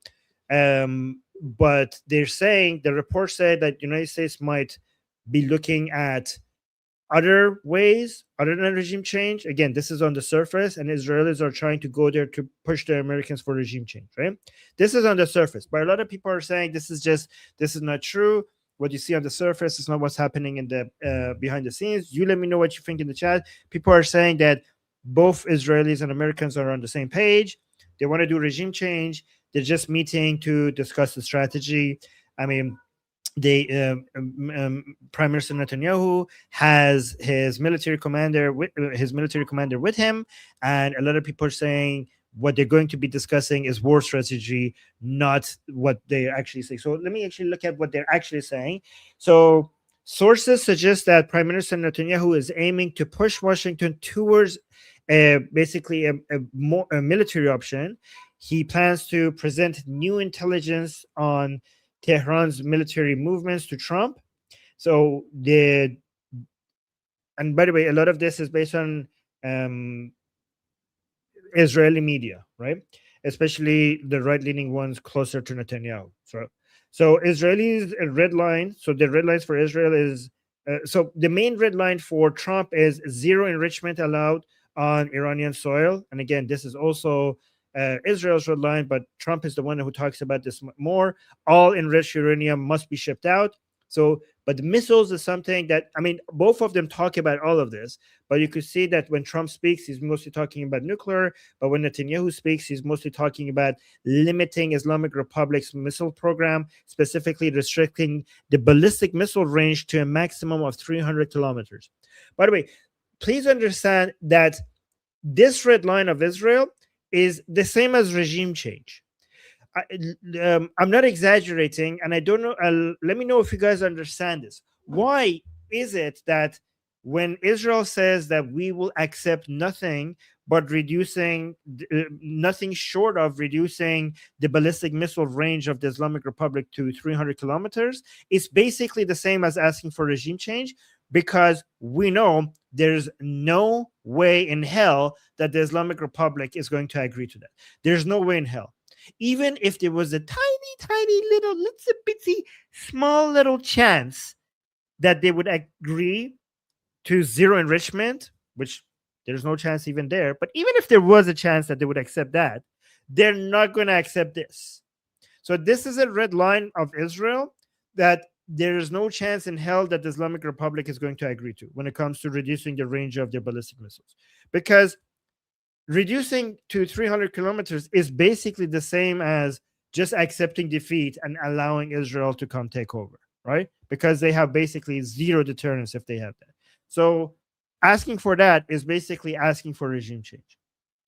Another thing that they're asking for is the proxies, a complete cut of the Islamic Republic support for what they call proxy groups, what we call here is terrorist groups.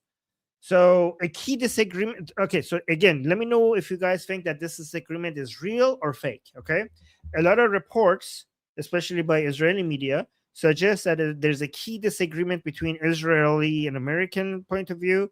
They say Israeli views the collapse and the change of the regime as a strategic goal, whereas the U.S. might be satisfied with simply weakening the Islamic Republic. That's what the Israeli media is reporting. What do you guys think in the chat? So Hayum is, for example, Israeli Hayum is reporting that, right? Do you guys believe that this agreement exists, or do you think that this is just like it's a show and this is good cop, bad cop, and behind the scenes they're all completely in line with each other? Another thing that is being reported that might not be true, might be true. You guys let me know what you think in the chat. Is that Netanyahu has some trust issues with Witkoff and Jared Kushner, and that's why he's traveling to the United States, because he doesn't trust Witkoff and Jared Kushner to deliver his message to Trump. Like the message that he gave them to say to give to Trump, he doesn't believe that it's going to be delivered in the way that he wants it to, especially because Witkoff and Jared Kushner have a lot of business deals with the Saudis, the Qataris, and the Emiratis. And so that's why Netanyahu is like, I need to talk to Trump directly. Again, I'm not saying this is the case. I'm just saying this is what I saw. A lot of media is reporting on that. It might be all just for show. Let me know what you think in the chat, right? Oh, BT June is saying, "Oh my God, great point." Well, thank you. All right, so we have some. By the way, guys, is all of this helpful? Let me know in the chat. Are you guys finding this information helpful? I want to make sure that I'm giving you the type of information that you guys will. Yeah, everything good. Let me know. Someone's saying with you. Okay, fantastic. Very helpful. Oh, okay, great. All right, so we have more military buildup. So here's their most recent update. So we have 6 U.S. F-35 stealth fighters from the Vermont Air National Guard arrived in the UK, joining 3 refueling tankers. This is part of a larger movement of forces. We have there's an expectation is that 12 more jets would arrive, totaling 18 to 24, likely deploying eventually to Jordan. By the way, guys, Jordan, the airspace of Jordan is very important because apparently, again, I say these apparently because nothing is 100% certain, but because behind the scenes they might be like other, so like for example, Saudi Arabia and Qatar and UAE, all of these countries say like, well, our airspace is not available for any attack against the Islamic Republic, but we don't know. Maybe they're saying like, wink, wink, at the last moment, if the Islamic Republic is truly falling, maybe behind closed doors, they're telling them that you go ahead and use them. We don't know, but what we know publicly is that Jordan is the only country where they're allowing their airspace to be used as an offensive strikes against the Islamic Republic, right? So thank you, Jordan. I mean, it's not a real country, but thank you for being a proper. No, never mind. I shouldn't say that. That's okay. But anyways, so Jordan is basically being allowing Americans to use their airspace if needed to attack the Islamic Republic. So these stealth jets are basically intended to be the first wave of an attack to destroy the radar and air defense systems, clearing the way for non-stealth aircraft.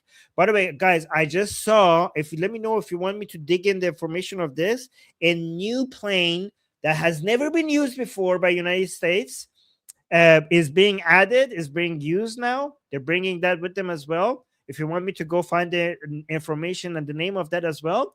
And this plane seems to be the most dangerous and scary of them all. And it doesn't shoot a single missile. It just comes, and then wherever it arrives, all of your radar stops working, all of your communication stops working. I don't know the list of things that stops working, but this is a new plane that the United States has, and we just got reports that it's being added to the force that they have around Iran, and it just arrives and just nothing works. The enemies, none of it works. I don't know what it is.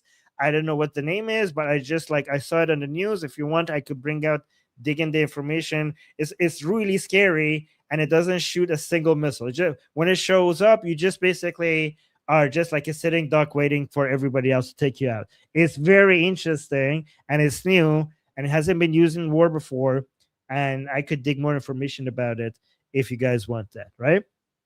Yeah, I don't know if it's EMP or not, but I'll bring more information next time, right?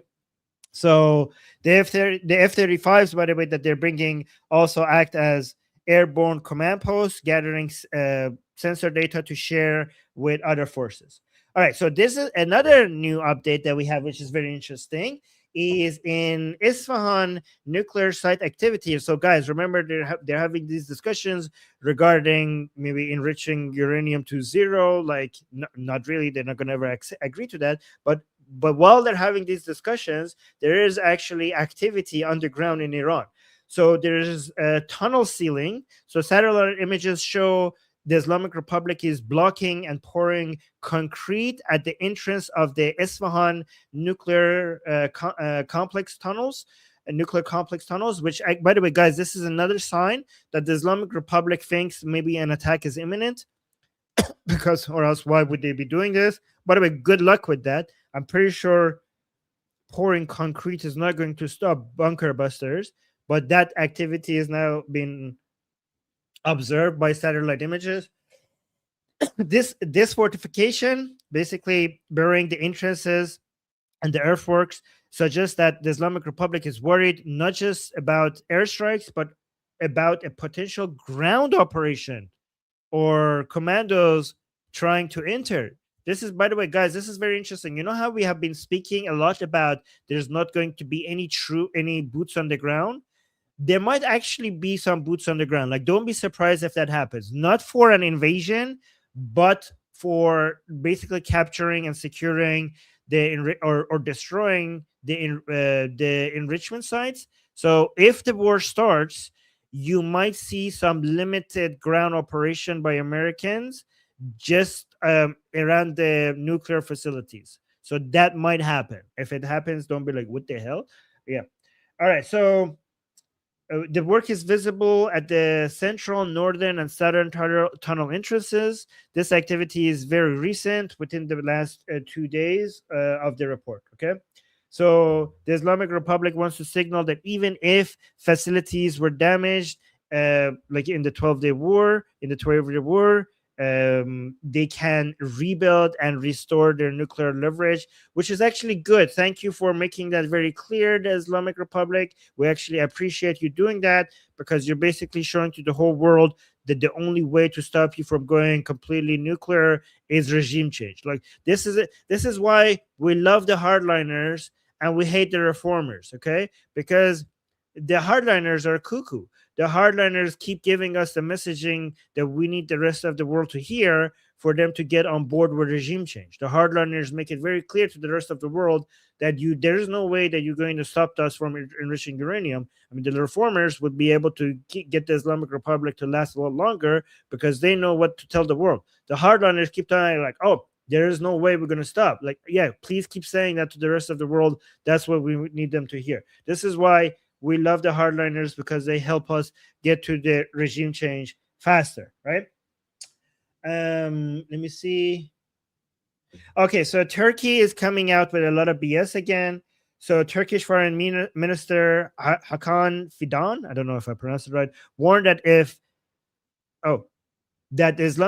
actually, this is a good message, that if the Islamic Republic obtains a nuclear weapon, Turkey might be forced to enter a nuclear arms race. Oh, actually, guys, I changed my mind. This is finally Turkey said something that I support the rest of the world hearing. Guys, this is why you need to do regime change in Iran, because if the Islamic Republic gets nuclear, everybody's getting nuclear, including Turkey, including Saudi Arabia, right? So stopping the Islamic Republic from going nuclear is basically stopping everybody else from getting nuclear. Turkey just confirmed it. This is finally some proper messaging coming out from Turkey. So, guys, remember, is the Turkey even now is confirming that if the Islamic Republic goes nuclear, we're going to go nuclear. So we're going to have a nuclear Turkey and a nuclear Saudi Arabia as well. This is why it's really important that we do regime change in Iran. He stated that preventing a nuclear Iran should be a global priority. Wow, okay. I wasn't expecting this to be something that, yeah, guys, we should be echoing this. Fidan warned the U.S. and Israel that a military attack would not lead. Oh, okay, so this is where it starts turning into BS. So he also warned the U.S. and Israel that a military attack would not lead to regime change, calling it a pipe dream, but would instead cause massive regional chaos. So this is a contradictory message here. So you're saying that if the Islamic Republic goes nuclear, we will be nuclear. Then what is the solution? Like, the only way, guys, there is no way that you could negotiate the Islamic Republic out of going nuclear. You could only delay it, but you can never stop the if the Islamic Republic regime does not change, if the regime in Iran does not change to something that is not the Islamic Republic, to anything other than Pahlavi, then the Islamic Republic will be nuclear. There's no negotiation and no limited attack that will ever completely stop the Islamic Republic from going nuclear. So this guy is saying, like, oh, an attack will not make them do a regime change. It's a pipe dream. Then what do you recommend? Allowing the entire Middle East to go nuclear? So a limited military attack wouldn't change it. I would agree with that, but you need something that completely removes all the obstacles from in front of the Iranian people, and you don't need Israelis and Americans to do regime change. You just need to remove the obstacle in the way of the Iranian people, and the Iranian people will take care of the rest. It's the Iranian people who would do regime change, not the United States and not Israel. So Turkey, despite being a neighbor and sometimes partner, Turkey is prioritizing its own security and warning the Islamic Republic that its nuclear leverage could backfire. Okay, sure. Keep talking to the Islamic Republic. I'm sure that has worked out well for everybody in the past 47 years. Yeah, keep trying to convince them to behave better. Yeah, how did that work out for you? By the way, guys, remember that Saddam almost became nuclear. Israel stopped it, not with negotiations, but with military attack. Syria became nuclear, almost became nuclear. Israel stopped it, not with negotiations, but with military attack. North Korea, people tried to stop it from going nuclear, not with military attacks, but with negotiations. And now North Korea is nuclear. I mean, when are people in the world going to learn their lesson? Military attacks stopped Iraq from being nuclear. It worked. Military attacks stopped Syria from being nuclear. Negotiations didn't stop North Korea from going nuclear. So the lesson is, if you want to stop the Islamic Republic from going nuclear, the military option is the right option. So the problem with North Korea is that it wasn't Israel's business. And that's why Israel didn't do a military attack over there, right? Let me see. Oh, there's some good news from China. Okay, Chinese purchases of the Iranian oil have dropped significantly, falling to just over $1 million per day in January. Guys, this is such a good news because the Islamic Republic is going bankrupt. Their access to US dollars is dropping like a rock. And this is why buying time does not work in these rounds of negotiation for the Islamic Republic anymore. Buying time is actually working for America. This is probably why Trump was speaking with the Chinese just earlier, right? It was probably about this. Remember, guys, the whole reason why the early January protest started, the spark that started, it's not the reason, but the spark was the drop in the real price, like the currency of Iran. It dropped significantly. The reason why it dropped, it was because the Islamic Republic was allowing it to trade freely, like unlike usual, so that it could get the half governmental, half private companies inside Iran to buy the real, so that the government could actually get some dollars, which shows that the government is really running out of USD fast. And now that India is not buying their oil, and also China is buying their oil, so India is now going to be buying their oil from Venezuela instead of the Islamic Republic, and China is now reducing the amount of oil that they're buying. This is going to really limit the Islamic Republic's ability to pay people, to suppress the Iranian people, but more importantly for the war, is going to limit their ability to buy weapons and fight against the United States and Israel. So this is why you might be seeing a delay in the attack, because the United States is basically suffocating the Islamic Republic before they are attacking. Okay, so the US is enforcing sanctions and diplomatically pressuring China to stop buying oil from the Islamic Republic. The Islamic Republic has limited a tanker fleet, approximately 70 to 80 large tankers. Unsold oil right now is sitting in ships on the ocean. Nobody is buying them. It acts like a floating storage. It's not going to any ports. It's not unloading it and selling it. But this is costing the Islamic Republic roughly $140 to $150 million per month. Just in fees alone. Oh my God. Fees for basically delaying the ships. Oh, but that's crazy. So there's also financial freeze. Revenue is dropping while costs like shipping fees are rising, making the economic situation unsustainable. Guys, honestly, I'd really want United States and Israel to attack, but honestly, if this continues, the Islamic Republic might fall before America gets to even shoot a missile, right? Like the way things are going when it comes to the economic suffocation of the Islamic Republic, we might see Like I'm half joking, by the way. We might see a fall of Islamic Republic before we get the chance to see the mullahs going boom boom, right? I don't will say that, but so this is actually very interesting. The way they really are closing all breathing ability for the Islamic Republic. It's being done very masterfully. It's really interesting to watch, right? And by the way, remember that the Iranian people support this. Unlike what people like Kyle Kalinsky or Wash or Hassanabi might tell you, the Iranian people want the economic suffocation of the Islamic Republic, right? Yeah, so I think that's families of detainees in Shiraz are being forced to pay massive bail amounts into municipality accounts, not just the judiciary. So they're asking them to pay 100 million tumens. So families of the people who have been arrested, by the way, guys, we have to really remember not just the people who have been killed. There are so many. Last time I saw, it was reported that 50,000 Iranians are being held, have been detained, and a lot of them are just being executed behind closed doors. And now I'm seeing reports that the families are being charged a lot of money. 100 million 2 months for those arrested before December 18th, and 300 million 2 months for those arrested after. So this is described as a hostage taking. So guys, this is why they might have stopped, why they might not kill all the prisoners, because the financial suffocation of the Islamic Republic by the United States is actually saving prisoners' lives. You know why? To some extent, because the Islamic Republic is so out of money that they're now basically doing a hostage negotiation with the family of the prisoners, asking them to pay a lot of money to release the prisoners. This is how much in need of cash the Islamic Republic is right now. It's using the people who they arrested in the protests as a way to make money from their families. Intermediaries take money just to find the prisoners, then demand more for bail. So some people have turned this into a market of their own.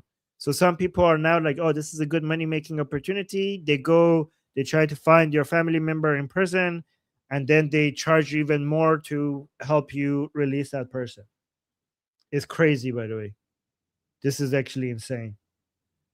By the way, guys, so Bisto Doi Bahman is so we have two things that we need to talk about regarding rallies. First of all, the most important rally we need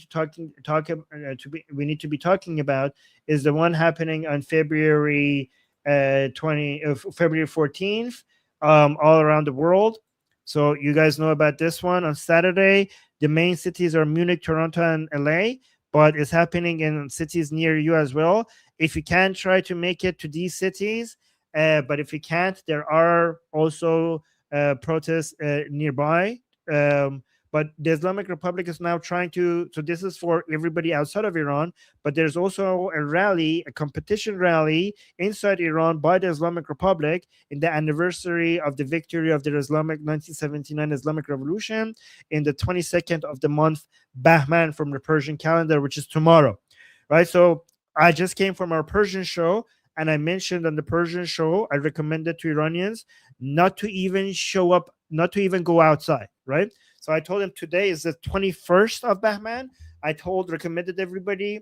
So it's obvious that they shouldn't be attending the rally, because the rally, the Khamenei is desperately trying to advertise the rally to show that the Islamic Republic is still popular, to show that the Islamic Republic is still in charge, and they're going to try to create a big crowd by forcing people to show, by going into elementary school, high school, universities, and forcing the students to show up, by making all government employees and making it mandatory for them to show up. They're going to be giving free food to people. There's going to basically emptying all the mosques. So it's very, very important for Khamenei to show that tomorrow's rally inside Iran in support of the Islamic Republic, a big crowd is showing up. They're desperate to show that, because their entire legitimacy and authority has been challenged, not just among the Iranian people who oppose the regime, but their authority and legitimacy has now been challenged after the early January revolution that we had. the protests of the protests that we had in early January in Iran and the massacre that happened, their legitimacy is now being challenged even among their own people. So this is why they need to show that many people support them. So they're really desperate to have a big rally tomorrow. This is why, again, let me finish that thought that I was just having. On the Persian show, I was telling people to make sure that everything they need to do outside, they do it today, because not only they shouldn't be attending the rally, they shouldn't even go outside, because they shouldn't be contributing to making the streets look busy, right? I mean, I'm pretty sure, I almost think that maybe the Islamic Republic is going to be somewhat successful to make a big rally, not because people want to go, but because this is such a big deal for them. This is basically a existential threat. If this rally people don't show up, it could be the beginning of the end for them, because then everybody would see that, like, the people who are supporters will show up, and they will see that not that many people did show up if the crowds are not that big, and even they're going to be convinced that, okay, this is a sinking ship because there's not that many of us. So this is a big deal, like, for the survival of the Islamic Republic, for this rally to be big.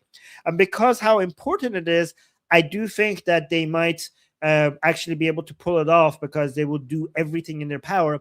In fact, I think they might even tell the prisoners to show up in the rally if they want to go free. I think that if you tomorrow, this might also happen, that the rally is going to be filled with also the prisoners that they captured from the protests, saying this is a condition for your. Not just the prisoners, Armin, also the families. Apparently, there's rumors going around that the regime is threatening families of protesters who have been detained by saying, you must come out, otherwise we're going to execute the people we've detained. Wow. So, yeah. Apparently, Okay. they're going around and threatening family members. That is crazy. To try and force people to come out. Okay. Well, that's all I had. But that is crazy. So I didn't know that. I guess that they would do something like this. And thank you for the confirmation. And actually, the confirmation was even higher. Is more disgusting than what I came up with. Okay, that's sick. Disgusting. I've had a few people message me. Okay, so I have a few things I want to talk about. Because you sort of mentioned the rally, guys. So I have the list of the rallies, all the flyers for all the cities. It's on the website Iran Rally. tinyurl.com/Iran Rally. The link is in the video description for both myself and Armin. But I will go over the list when Armin goes into the group discussion. There's also, Armin, I wanted to very, very briefly, because we've been meaning to do this and we haven't had time to do this yet. Could you go over that video where the Islamic regime is trying to appropriate the lion and sun? You're on mute, by the way. I was like, yes, let's do that. Okay. No, I figured that's what it was, but okay, let's. We've been meaning to talk about that, and guys, this is really, really important because this will also give you insight. This will give you insight into why we're not saying woman, life, freedom anymore, right? Because the regime and the lefties and the communists keep on trying to appropriate our symbols in order to dilute the message and confuse non-Iranians. So now they're trying to say the lion and sun belongs to Islam. Yeah. By the way, the guy who's talking, he's not even Iranian. He's Iraqi. Okay, so he's like an Iraqi. He is an Iraqi Arab Muslim, and he's trying to claim that the Iranian lion and sun belongs to Islam. Goldie, if we keep going by this rate, at some point they're going to come out and say that, oh, Pahlavi is the most Islamic thing ever. I don't know what they're gonna say. Princess of Pahlavi is the 15th Imam. no, he's Imam Zaman. He's Imam Mahdi. There you go. Oh yeah, he's the Mahdi. We were actually we were always waiting for Pahlavi to come back to Iran because he's our Mahdi. Oh my God, you're right. That's what they would say. Yeah. Okay. Okay.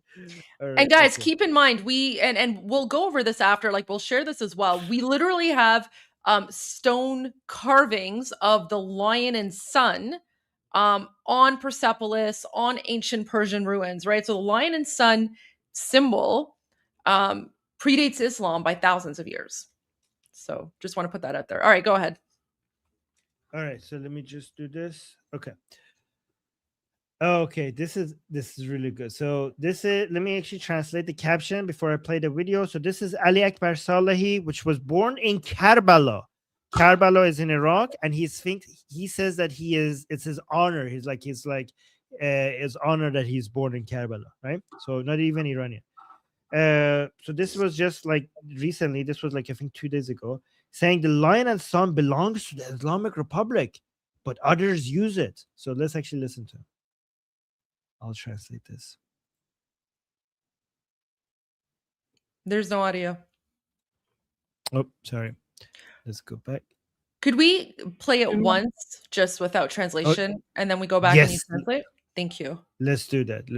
The good thing about this is that it has the evidence at the end why this is all BS as well. من 7-8 ماه سعی کردم وقتی که رفتم ایران شناسی دیدم این آرم ایران شناسی خیلی مناسب نیست. گفتم یه آرم مناسبی، رفتم سراغ شیر و خورشید. پرسیدیم آقا این شیر و خورشید بالاخره مال ماست یا نه؟ گفتم بله، هنوز جمهوری اسلامی مالکیت این آرم را دارد. چون که دیگران اومدن در صحنه بین‌المللی این شیر و خورشید رو بردارن، ایران گفته نه خیر این هنوز هست. خب ما گفتیم برید بنویسید سوابقش رو در بیاریم اینا. بعدم دیدیم فلسفه شیر و خورشید از حضرت علی و خدا و دین و فلان و همه اینا. خب ما این شیر و خورشید دادیم، حالا دارن دیگران استفاده میکنن دست که مال ماست. بیرق ایران نباید بیرق شاهی باشد. آرمهای ایران نباید آرمهای شاهی باشد. باید آرمهای اسلامی باشد. از همه وزارتخانه ها، از همه ادارات باید اون شیر و خورشید منحوس قطع بشد. علم اسلام باید باشد. Okay, well, okay. Now let's translate it, and that was pretty telling, by the way. By the way, Goldie, we have some breaking news. From Sohail and Nilbani just sent me some breaking news that Iranian people at the anniversary of the right now, like after this, I will play some. I already have the videos ready to go. I've had the videos ready for a while. Okay. So Yeah. I have them downloaded as well. So let me Okay, know but I if have you- them here because I'm going to translate them because I don't want you to use really bad swear words. So we'll go through the ones that I have already. Goldie, when did I use bad swear words? I'm very careful. I'm teasing you. But that was my breaking news. I got the videos prepared from Okay. like, Yeah, sorry. 20, 30 I'll take that back. Translate I don't this. even know what I don't even know what you're talking about. No, that's okay. That's okay. No, I appreciate Nail Bunny and Sohail sending them too. But yeah, I've had those videos prepared and ready to go. Okay, I'm gonna be surprised when you show me. All right, so let's watch this. من 7-8 ماه سعی کردم وقتی که رفتم ایران شناسی دیدم این آرم ایران شناسی خیلی مناسب نیست. گفتم یه آرم مناسبی. So he's basically saying that I have been in the past 7 and 8 years, I've been trying to do something. When I went to do Iran studies, I saw that the sign for Iran studies was not a proper was the logo for Iran studies was not a proper logo. رفتم سراغ شیر و خورشید. پرسیدم So I went and picked the lion and sun. آقا این شیر و خورشید بالاخره مال ماست یا نه؟ So basically, I asked whether the lion and sun belongs to us or not at the end. گفتم بله، هنوز جمهوری اسلامی مالکیت این آرم را دارد. So I said, yes, the Islamic Republic still owns the lion and sun logo, like symbol. And he's not even, guys, remember, he's not even Iranian. He's Iraqi. He's from Iraq. Like some Iraqi Muslim terrorist who's occupying our country has the audacity to tell us that the lion and sun belongs to Islam. Right. And Arakshi is, by the way, sitting here, and look at the way, like, he's smirking. He's like, I think in his head, he's thinking, like, what BS? He's look at also Inam Aragia. Like his last name Arakchi. Literally, he's from Iraq. All a bunch of like foreign colonizers and occupiers. Oh, we got a super chat for my swear jar. Oh, look at this. So that There means you I go. can swear. No. No. Oh no. Okay. Okay. All right, let's continue. همه بین‌المللی این شیر و خورشید رو بردارن ایران گفته نخ Oh. So we said, like, I went and checked, and it still belongs to این us. شیر و خورشید رو بردارن ایران Oh wait, and then دیگران اومدن در صحنه بین‌المللی این شیر و خورشید رو بردارن ایران گفته نخ این هنوز هست. So basically, other people are now coming out and they're using the lion and sun, but this is basically the lion and sun still belongs to the Islamic Republic. So wait, can we pause for a second? I just want to explain. So the reason that he's saying, other people are coming out and using this, but the lion and sun belongs to the Islamic Republic is because the Shah of Iran, King Reza Pahlavi, he's named our revolution the Lion and Sun Revolution. Okay, so he's named the revolution the Lion and Sun Revolution, and he said to everyone, we're all united under the Lion and Sun flag. So that's why this, Iraqi terrorist is saying this, right? He's saying, oh, others are trying to take away the lion and sun, but it still belongs to us. Why? Because they're trying to make it seem as if anyone who holds the lion and sun flag supports the Islamic regime. But it's not going to work. Like the lion That's and a sun very are good red line. That is a very good point, Goldie, because not only before the prince didn't name this revolution as the lion and sun flag, not only before this, they have never done that, but for 47 years, you would be executed for even carrying a flag, a lion and sun flag inside Iran would get you execution. For 46, actually. Well, Armin, they were murdering, like they've murdered over 90,000 Iranians because they were waving the lion and sun flag and chanting Javid Shah, right? So even like they literally, like they're still executing Iranians who were holding the lion and sun flag, waving the lion and sun flag, right?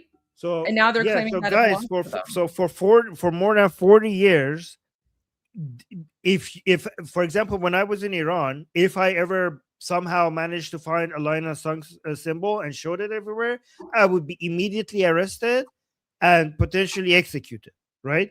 And now they're like, oh, but this is ours, this is Islamic. Like, then why did sorry, someone said in the chat the sword is Islamic. The sword is not Islamic. That's also a lie. The sword is a shamshir.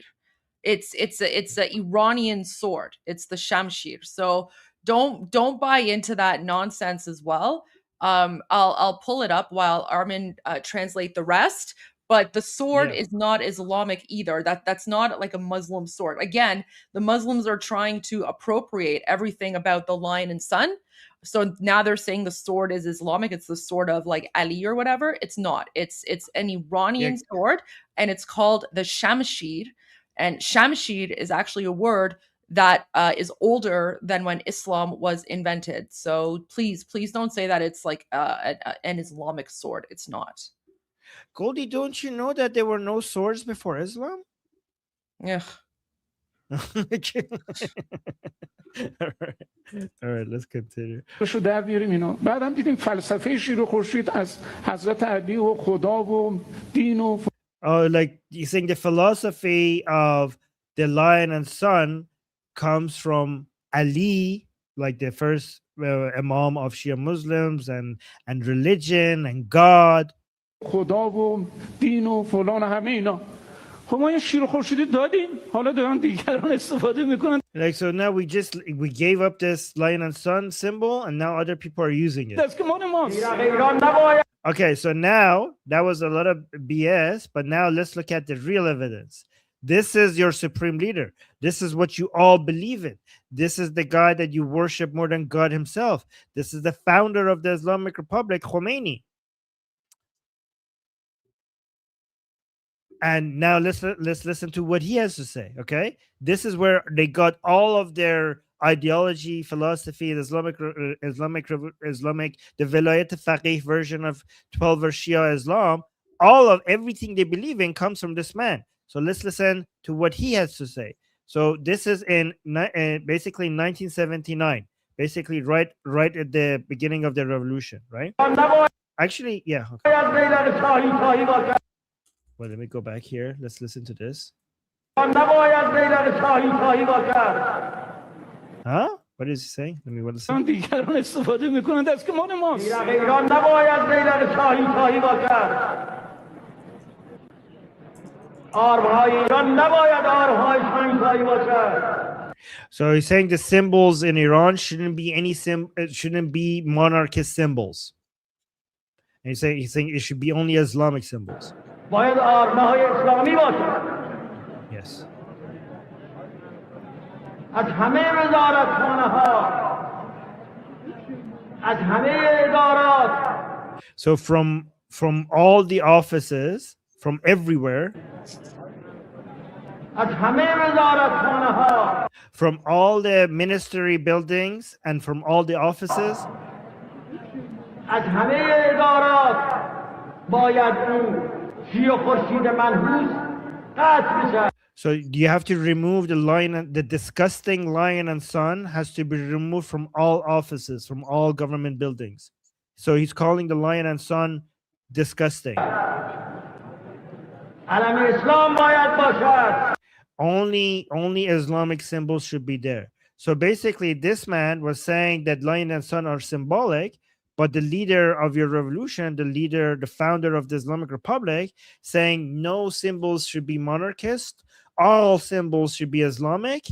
And then after that, he confirms that the lion and sun, he's saying the disgusting lion and sun symbol should be removed from everywhere and it should only be Islamic. Basically saying, him confirming that in his view, that the lion and sun has nothing to do with Islam and it's a monarchist symbol, which basically contradicts this man who's supposed to be a follower of his. So that was the evidence. And Goldie, do you want to show your swords? Sure. What is it? So these are the various types of swords. Okay, so this is the Iranian shamshir. Okay, and in fact, even the word shamshir is related to the lion. Okay, so the word shamshir is a type of Iranian sword with a radical curve. The name is derived from the Persian word shamshir, which is made of two words, sham, which means fang, and shir, which means lion. Okay, so even our sword, right? Even the Persian sword, okay, is named after the lion and refers to the lion. So shamshir. Okay, this is very different from like the Arabic sword. Okay, and now if you compare, you see that is the shamshir, okay, which is an Iranian sword, and that's what the handle looks like. Okay, that's what the handle looks like. Whereas the Arabic Muslim curved sword, whatever, it's got more of like a handle on it, right? So let me pull that up again here. So you can see, right? Like, so this is the shamshir, but like the Arab sword is, more like that or something. I don't know. Like it's got like a handle on it. Yeah. Something? Why? So there are many Arabic things that look Persian, and that's why a lot of foreigners get confused. And the reason is after the Arab invasion of Iran, they basically took a lot of Persian things and they stole it and basically they made it part of their own, right? Yeah, cultural appropriation. Yeah, cultural appropriation. So the curved swords, a lot of people associate that with Arabs, but it was that existed way before the Islam and Arabs among Persians. But and it's not just the sword, it's also the architecture. So the mosque architecture, like the dome and the minarets, that's actually Persian architecture. The Abbasids basically copied they took a lot of Persian culture. So the Persians are very experts at creating domes and big curved buildings. They were an expert at that. And that architecture is pre-Islamic. But then it was taken by Muslims. So that's why now it's associated with mosques and Islamic buildings. But it was Persian before it was Islamic. They also took a lot of their political methodology to try to govern their empire from the Abbasid dynasty, for example, used the Persian model to be able to do politics. So a lot of the things that they do was pre-Islamic and Persian. So with the curved domes, those were actually used for Zoroastrian temples initially. Yes. And the curved dome is also, you can see that type of architecture, not just for mosques, but all Iranian architecture. So whether it's a palace or whether it's, like a bazaar or a marketplace. So all of our, that's a staple of Persian, Iranian architecture. And that's why when you look at, like mosques in like Arabic countries, you don't really see that type of architecture there, because it's not an Arabic thing, it's Iranian. And then after the Arabs conquered, they exported, right? Like they basically took that and then they used it to build elsewhere. But you never find that kind of architecture before the invention of Islam, because they basically stole the culture and stole, everything about it, cultural appropriation. I mean, remember, these people used to live in tents, right? They literally lived in tents before invading and, being all savage. So there you go. So guys, it's not the Arabic sword. There's nothing Muslim about the lion's sword. It's the Persian sword, Shamshir, which translates to fang of the lion. Okay. So this is 100% authentic. So just want to add that as well. And so going back to the video that Armin translated, right? This is just another attempt for these, like Muslim colonizers to try and erase our Iranian identity. Right. Somebody in the chat mentioned that the Dome of the Rock is Persian. The Dome of the Rock is actually a mix of Persian and Roman. So the architecture of Dome of the Rock, the base is Roman, but the dome part, the top part, is Persian architecture. So the top part is Persian architecture, and the bottom part is Roman architecture. There you go. Yeah. Okay. I wanted to share some videos. Breaking news. What is it, Goldie? Oh. Oh, sorry. No, I ruined it, guys. I'm sorry. Okay. Oh no. It's okay. You'll appreciate this one. But you can't translate it. I'll translate it. Okay, I didn't actually watch any of the videos, by the way. I know. So. The other ones you can translate. This one I have to translate. So yes, of course. The caption here that I have is a colorful response by an Iranian in occupied Iran to an Islamic regime supporter who yells Allahu Akbar. We won't forget that these Muslim Nazis murdered over 30,000 innocent unarmed Iranians in the name of Allah and Islam. The revolution continues. And guys, as Armin was mentioning,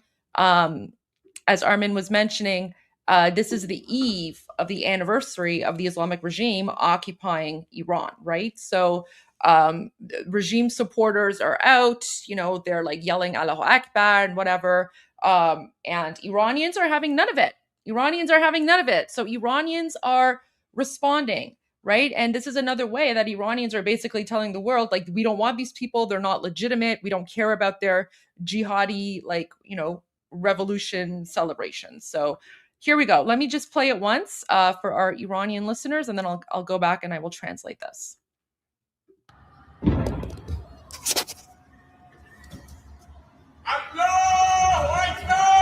زهر ما رو الله اکبر گوساله روانی خفه شو بابا 30,000 نفر رو کشتن ریدن به الله تو اون رهبر چلاقت خارکسته روانی بیا برو بابا کیرم تو ناموسه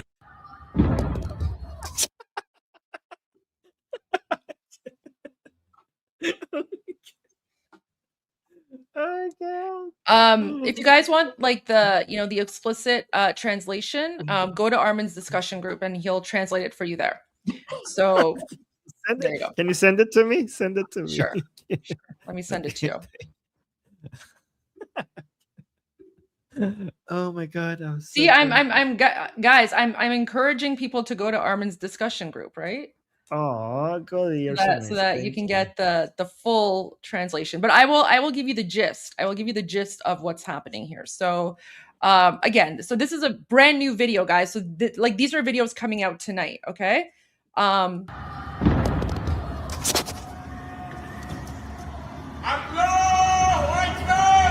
So someone says Allahu Akbar, right? So an Islamic regime supporter says Allahu Akbar, and then this guy's filming. So he responds with Zahre maro Allahu Akbar. So Zahre mor means snake venom.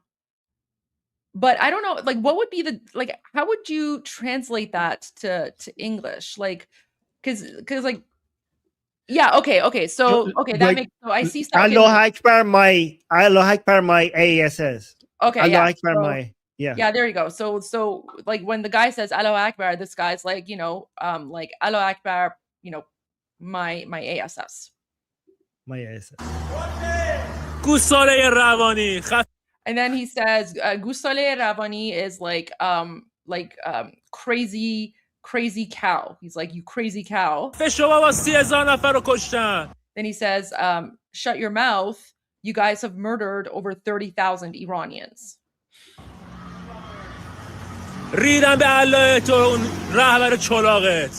Then he says, I poop on your Allah and I poop on your disabled leader. He's referring to Khamenei.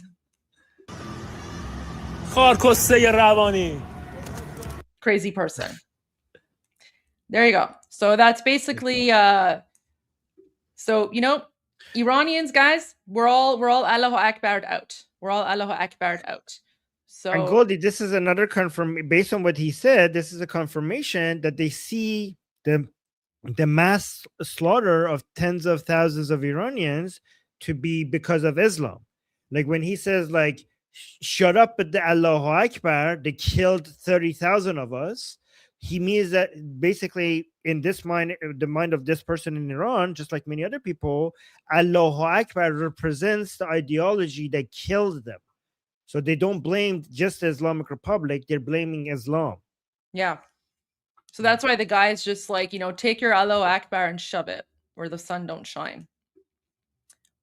And people are angry, right? Like he says in the thing, he's like, like you guys are crazy. Like you've murdered over 30,000 innocent Iranians and now you're out in the streets yelling Allahu Akbar, like shove it, right? So guys, when we tell you that, like, it's not just the Islamic regime that's done in Iran, like just Islam. Like people are sick and tired of Islam and jihad. So there you go. All right, so here's a video. I haven't watched this one. Residents of Tehran and several other cities chanted slogans against the Islamic Republic and its supreme leader, Ali Khamenei, from their homes on the night of the anniversary of the 1979 revolution.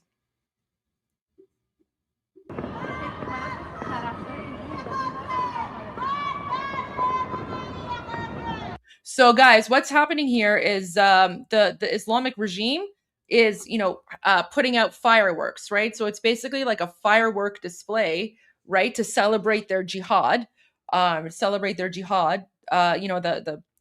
February 11, right? So the night before they're putting out their firework jihadi display. And then while that's going on, people in the balconies, the first thing they chanted is Marg bar Khamenei qatil, which means death to the murderous Khamenei.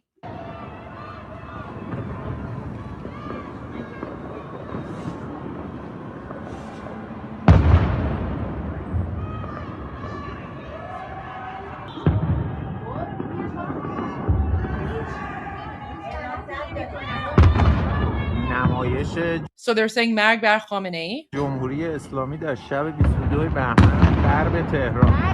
So now the guy just said, this is the fireworks performance of the Islamic regime on the eve of the Islamic anniversary. So this is literally tonight, just like a few hours ago.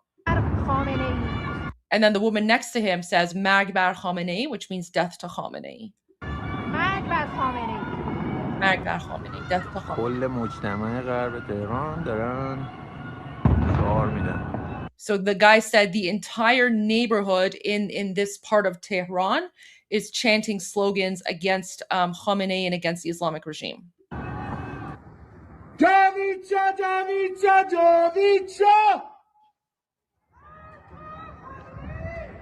So this is another place. This person, of course, yelled, Javid Shah, long live the king. And then someone responded, death to Khamenei. And again, guys, this is breaking news. This is from tonight, literally a few hours ago. Okay, so this is like breaking footage. So guys, again, this shows to you the revolution is still on. It's still happening, and people are more determined than ever to overthrow the regime and return the king. Right? Like, look at this. Let's listen to this again.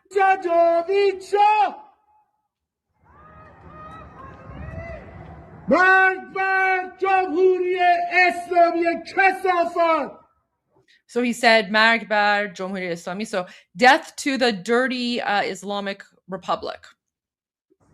Filth. Filthy.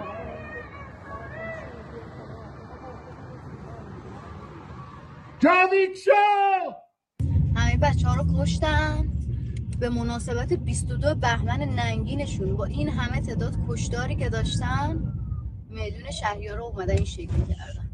So this woman is in the car and she's saying, they've killed so many of our people, so many young Iranians, they've murdered so many of us. And, now they've come on the eve of their, accursed anniversary of occupying Iran. They've decorated Meidun Shahyad, the Shahyad Square, like this.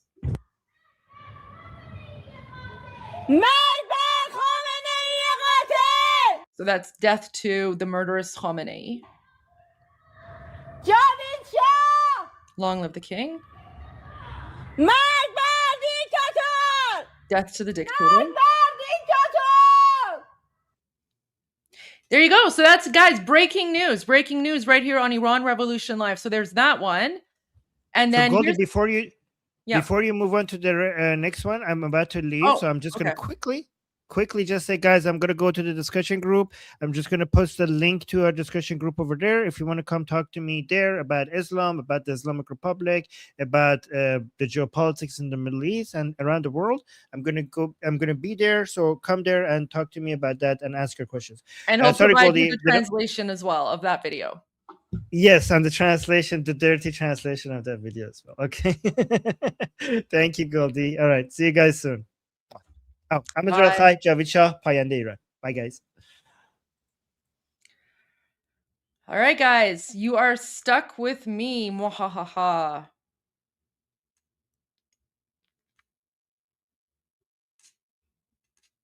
You're stuck with me for the next 2 hours. Mwahaha. So, all right. I will wait for Armin to come back before I share the rest of these videos, because I know he'll probably want to comment on them as well. So what I'm going to do first, guys, is we're going to, first of all, we're going to go over the rally flyers that's happening on Saturday, right? Saturday, February 14, the Global Day of Action. So let me just put on some music here for you guys, and I'll go through all the cities. Okay.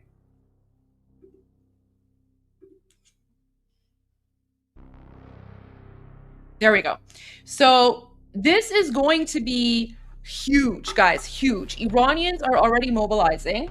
And the plan is for Iranians to go to these 3 major cities: Toronto, Munich, Los Angeles. My understanding is Vancouver has also been added to the list. Okay, so the idea is, whatever's, if you're not in one of these cities, we're encouraging everyone to try their best to make it there. Okay, try your best to make it there. Now, if you can't, then of course, organize one in your own city as well. But these are the three to four main hubs. So for example, Iranians in Montreal have told me that they're scheduling buses going down to Toronto. Iranians in Windsor, Canada, they're also scheduling buses to come to Toronto as well. So it's and the reason we're doing this is because we want to show strength in numbers, right? So the 150,000 Iranians and supporters last week in Toronto. This is going to be even bigger. It's going to be much bigger coming up. And again, it's not just for Iranians; it's for everyone who's supporting us. So guys, I definitely encourage all of you to go. Wait, let me put up the information here. Okay, there we go. I definitely encourage you guys to go and join. The link is in my YouTube channel description. So if you go to my YouTube channel description, you'll see the link. I can pin the link up to the top of the chat as well. Give me one moment. Okay.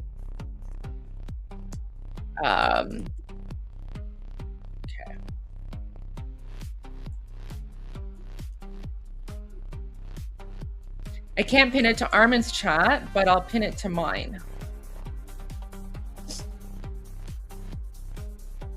Yeah, where'd my chat go?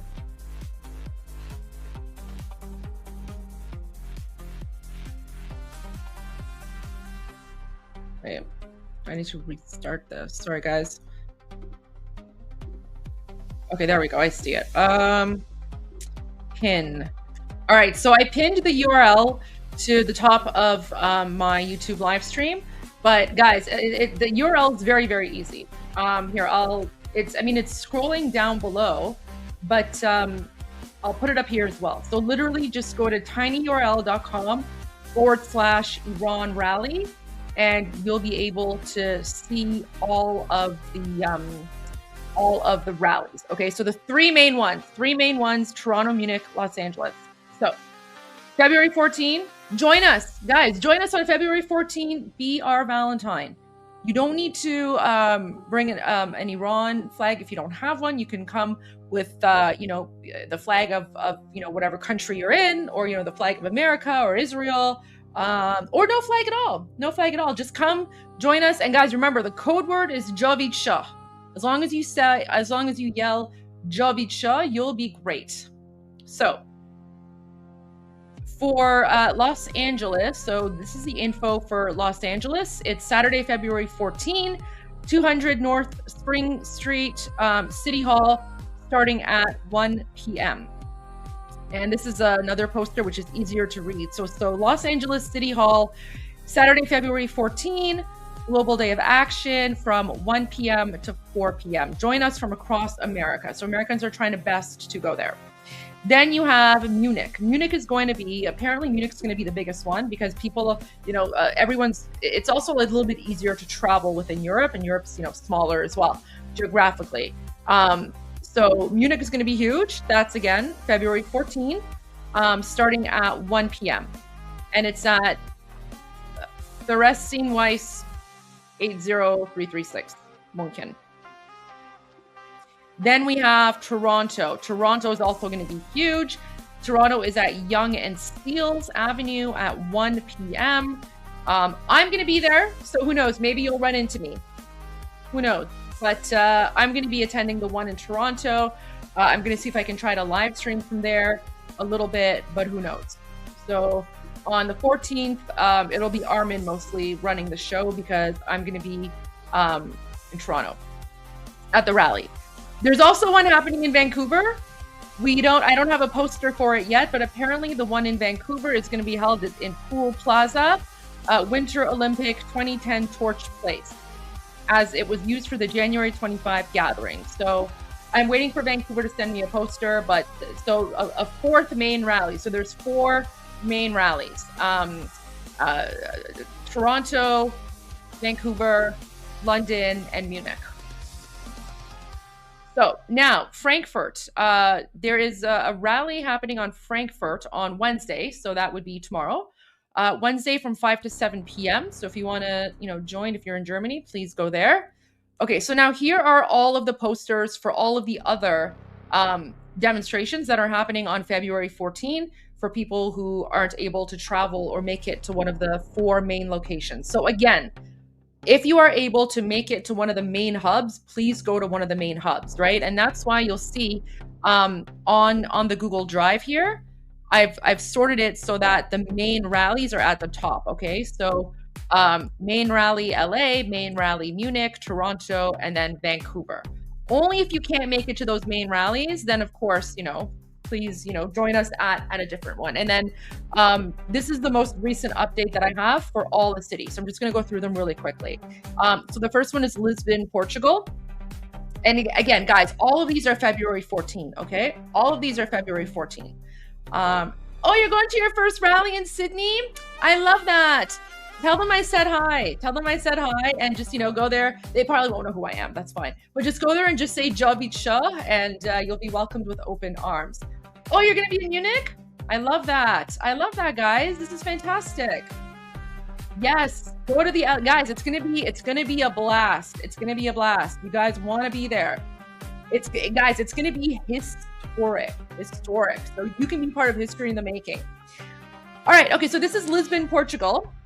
Oh, this is February 14. They're having, February 14, they're also having a demonstration from 2 to 4 p.m. Sorry, February 11. This is tomorrow. So there's 2 posters before we got to the main ones. February 11, this is Frankfurt, and this is Portugal, Lisbon. And as you can tell, guys, I've busted out like my lawyer OCD skills. So here you can see, I even have the date, okay? So that there's no confusion, the date for each rally, like it starts with the actual date. So this is February 11, okay? All right, now let's get to the main ones. So this is Adelaide, Australia. I wish that they had, had more English, but that's okay. So Adelaide, Australia, Saturday, February 14, it's right there, okay? So Adelaide, Australia. And then Athens, Greece. Athens, Greece is having one Saturday, February 14 at 12 noon. Then there is Atlanta, Georgia, Centennial Park, Global Day of Action. There you go. So Saturday, February 14, that's at 1:30. Then there is, this is Auckland, New Zealand. So this is a combined poster for 7 different locations. But what I've done is I've also just separated it. So anyone who just wants to check Auckland, at least this way, instead of combined and you don't know where your city is, I've made it so that each city that we have is listed. Oh, you're going to be in Atlanta? I love that. I'm so happy to hear that. So, okay. So Auckland, New Zealand is having one. And then this is Belfast, Northern Ireland. So Belfast, Northern Ireland is also having a rally. Oops. Let me just make my screen a little bit bigger here. There we go. Okay, so Belfast, Northern Ireland is having one. And then, of course, Boise. I remembered because I mispronounced it yesterday, but then you guys taught me. So Boise, Idaho is having a Global Day of Action, February 14th. So if you're in Idaho, or if you're close to Idaho or close to Boise, you know where to go. You know where to be. Boston, Massachusetts is having one as well, February 14. Then we have Brisbane. You guys taught me. It's not Brisbane, it's Brisbane. So Brisbane, Australia is also having one on February 14. There's a second poster for the same event. And then this is Calgary, Alberta. Calgary, Alberta is having one as well, February 14, 2 p.m. If you're in Calgary or anywhere close to that, you know where to go. Chicago, Illinois. Chicago is having one as well, February 14. All the details are there, 1 p.m. Christchurch, New Zealand. Global Day of Action at the Bridge of Remembrance City Center, Saturday, February 14. Dallas. I wish that there was more English here, but that's fine because, at the bottom, it says location 3333 Turtle Creek Boulevard, Dallas, Texas. Time 2 p.m. to 5 p.m. There's no date though. There's no date, but that's okay because what I've done is anyone who searches up Dallas, Texas, they can see, all right, there you go. Like the date is February 14th. So I've done that for you guys, so you don't have to worry about it. Because, I mean, I wish there was an English version. Yo, you're going to be going to Dallas? Amazing. There you go. Okay, Edmonton, Canada. Edmonton, Canada is also having one February 14 from 1 to 3 p.m. And as you can see, like, all the Iranians in the chat are encouraging all of you to join us in this huge fight. Petito was with us yesterday, and Petito said that, you know, the biggest help that non-Iranians can give is to, you know, attend these rallies and be there to support us. Fort Lauderdale, Florida. So Fort Lauderdale is also having one on February 14 from 4 to 6 p.m. And then this is Houston, Texas. Houston, Texas is also having an event on February 14 from 2 to 4 p.m. At Waterwall Park. Then we have Jacksonville, Florida. Jacksonville, Florida, 500 West Adams Street from 2 to 4 p.m., February 14. Of course, Tampa and Fort Lauderdale are there as well. Lisbon, Portugal. So Lisbon, Portugal is having their event on February 14 from 3 to 6 p.m. Praça Duque de Saldanha. London, UK. Many of you were asking about London, UK. Here's the one for London, UK. Now, most people in London, UK will be making their way to Munich because the king, the leader of the Iranian National Revolution, is encouraging people to go to one of the four main hubs. In Europe, that's of course Munich. But for those who aren't able to travel for whatever reason, London is having one as well, Saturday, February 14. In front of the Prime Minister's residence from noon to 4 p.m. with live broadcast of the Shah's speech, followed by a march toward the occupied Iranian embassy. So there's the info for London, UK. Louisville, Kentucky. Kentucky is in the house. So Louisville, Kentucky, also organizing a solidarity rally, Saturday, February 14 from 1 to 3 p.m. Then we have okay, so this is bus information. So people who are trying to make it to Munich, there's buses that are being arranged from Milan and from Lugano. So if you search for Milan or Lugano, you can find this poster and you'll see it there, right? So what I've done is, let me just go to this one. So for example, Lugano, it says Lugano to Munich bus information, right? So there's no confusion. Then we have Madrid, Spain. So Spain is having one as well, Madrid, February 14. Again, of course, it's all on the 14th from 4 p.m. to 7 p.m. Then, of course, Melbourne, Australia. There's the one for Melbourne, Victoria Parliament House from 5 to 7 p.m. Mexico City. Mexico City is having one as well on the 14th at 3 p.m. Zocalo CDMX. And this is a message from someone, one of the organizers in Mexico City, who wanted me to share this with you and everyone here. So he says, "Dear Goldie, thank you for your many years of fighting against the Islamic regime and for your unwavering support of the Iranian people. I love what you are doing and find constant inspiration in your work." Thank you so much, Mo. I have been leading protests and anti-regime activities in Mexico since 2019, including efforts for the current revolution. Here in Mexico, we are fighting an embassy that has attempted to threaten our lives, maintains connections with cartels, and has influenced several corrupt senators to work on their behalf. Out of the 3,600 Iranians in this city, we are a small group of only 6 people actively fighting these mullahs, but we will continue to fight until our last breath. This upcoming event marks our 11th rally since the December Revolution. Our rally and performance on February 14 will be located in front of the president's office and the city's main square.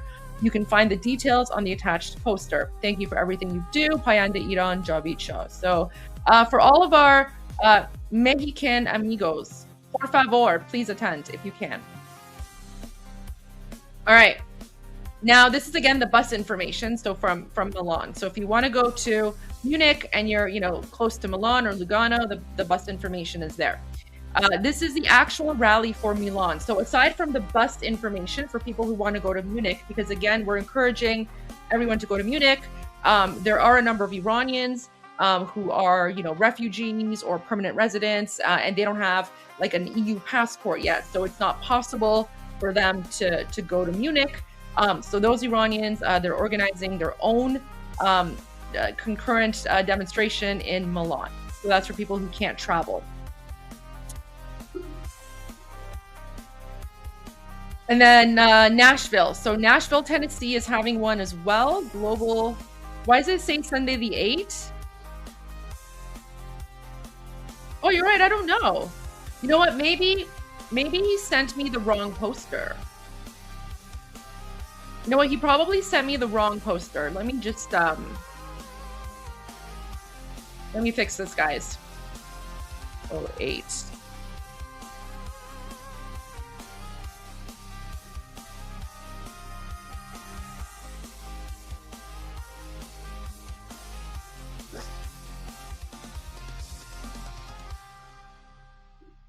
Okay.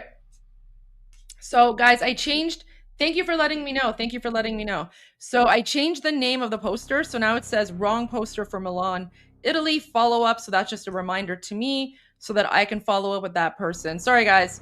Sometimes it's hard to keep track when it's not in English, but I appreciate you guys helping me out with that. Okay, so we did Nashville, Tennessee. Yay, Nashville. And then we have Cyprus. Apparently the city is Nicosia. And the demonstration is outside of the presidential palace on February 14 from 3 to 5 p.m.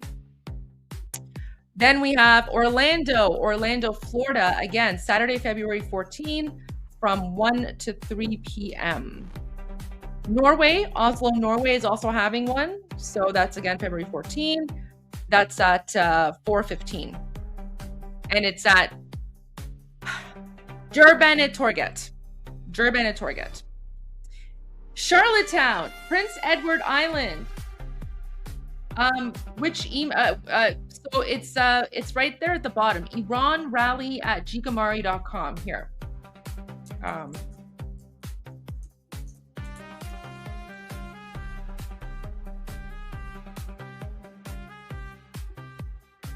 There you go. So you can send posters to, did I type that properly? Yeah, Iran rally at gigamari.com.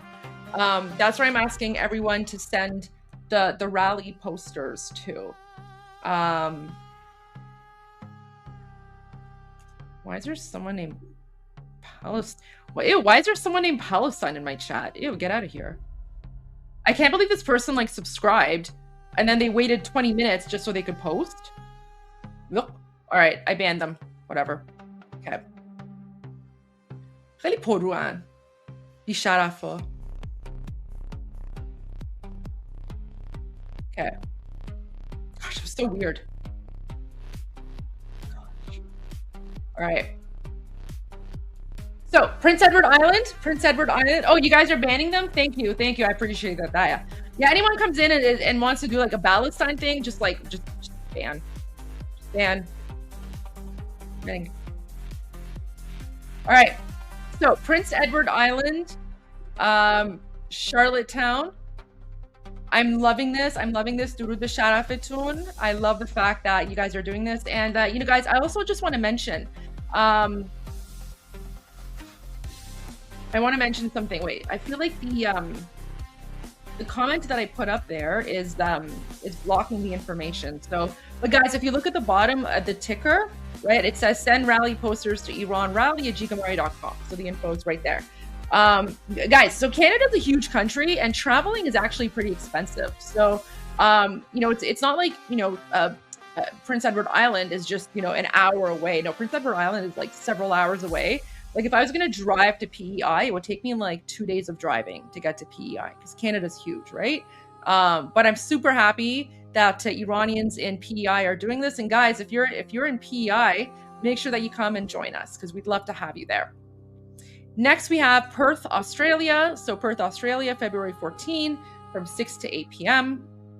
And then Porto. So 2 cities in Portugal. The first one was Lisbon. And then the second one is Porto. So the Great March of Iranians in Portugal. So Porto, that's apparently the second largest city in Portugal. Then we have so this is San Francisco bus information. So if you're in San Francisco and you want to attend the Los Angeles rally, this is the bus info for you there. And as you can see, again, like I've had San Francisco to LA, California bus info, right? So I made it very clear exactly what this is. So it's San Francisco, also San Jose, literally the exact same poster, exact same information, but I've duplicated it so that people who are searching for their particular city, their specific city, will be able to find it. Okay, next we have Saskatoon, Saskatchewan. So there's one happening in Saskatoon as well. I love this. درود به شرفتون February 14th. درود به شرف تک تک همتون. درود به شرف همتون که اینقدر دارین فعالیت میکنین. سپاس از همتون. Okay, so this one is Seattle, Washington State. So this is from 2 to 4 p.m. at Bellevue Park. Guys, so someone from Seattle has to reach out to me. I don't know why there's 2 here. So, sorry. Okay, this is from 2 to 4. I see. Okay, this makes sense. So, you know what? Let me do this then. I'm gonna go to Seattle. I'm gonna rename this. Wait, let me rename this.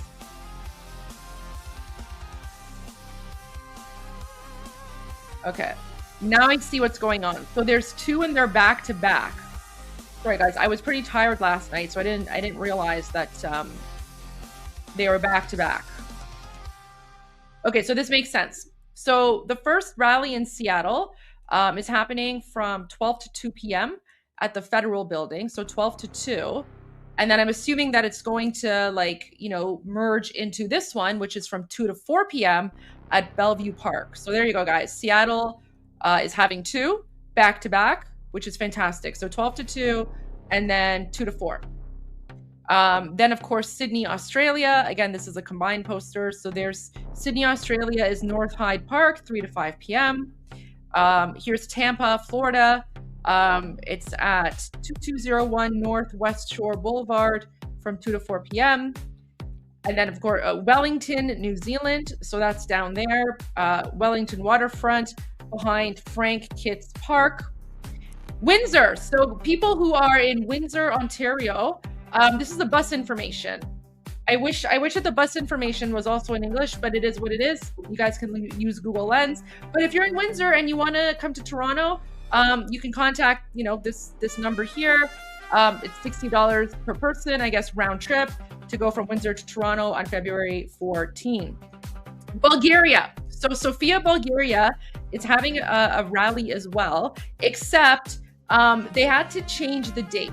So Sofia, Bulgaria, they're not doing theirs on February 14 because, no, Texas, no one banned you. I can see you, Texas. So the reason that they're not doing it on February 14 is that apparently there's something, it's like a national day or something in Bulgaria. So on the 14th, it's all like, it's like Bulgarian National Day for something. So that's why they rescheduled theirs to Sunday, February 15. They wanted me to let you guys know. So this is the English version of their poster. This is the, I guess, Bulgarian version of their poster. And then this is just the explanation. So what they're saying is, event will take place at the same location at the same time, but it has been moved to Sunday. The reason for this change is that on the 14th, Bulgarian nationalist groups will be holding marches throughout the city center from morning until evening. Therefore, the event has been moved to Sunday. So that's the reason why in Bulgaria, it's happening on the 15th. As you can tell, even for the posters for Bulgaria, you'll see that the date is 15 here, right? So I've organized them by date. So 15. And then this is just the combined poster for all of Australia and New Zealand. So there you go. Those are all of the posters that I have received so far, up until like an hour ago, up until before I started this. So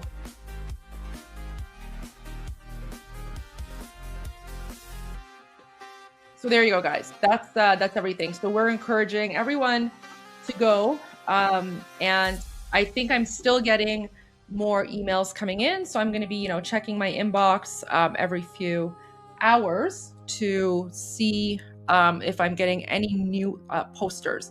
We're probably going to see less cities organizing, just because the whole point is to come to the main hubs, right? So for example, I don't think there's going to be a rally in Montreal because all the organizers and everyone in Montreal is coming to Toronto. My understanding is that apparently they've booked, I don't know, 15, apparently 15 tour buses have been booked solid so far coming from Montreal to Toronto. So it's going to be huge. Orlando is in there. Orlando's in the list, guys. I went through it all. So for those who are new, I literally just went through the list. So please go to the website. It's tinyurl.com/Iran rally, and all the cities are there. And yes, there is one for Orlando. So if you go down, I've done it in alphabetical order with the dates. There is Orlando, and there is London. Right? There you go. There's London. So it's all there, guys. Just literally go search it. Go check. If someone has sent me a poster, it's there. So I just want to go over that with you. Okay. Someone is saying to check out the new Lindsey Graham tweet.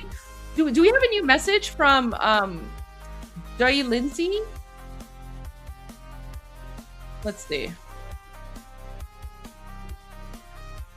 Let me turn off the music here. All right. All right. So Dai Lindsay, and remember, guys, Dai means uncle. So let's see what Uncle Lindsay has said. So Dai Lindsay says, to the brave people of Iran, President Trump has always heard your cries and demands for justice.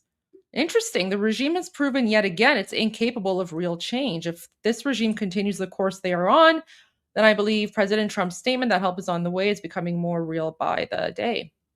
Okay, good to know. Good to know.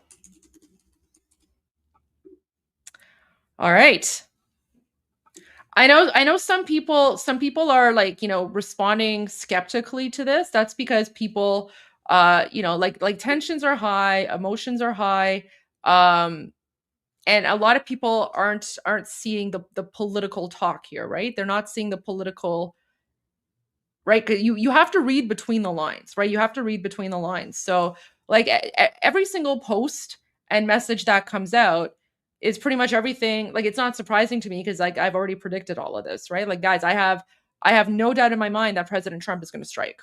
No doubt in my mind. And so stuff like this, it just shows, right? It just shows that we're getting there.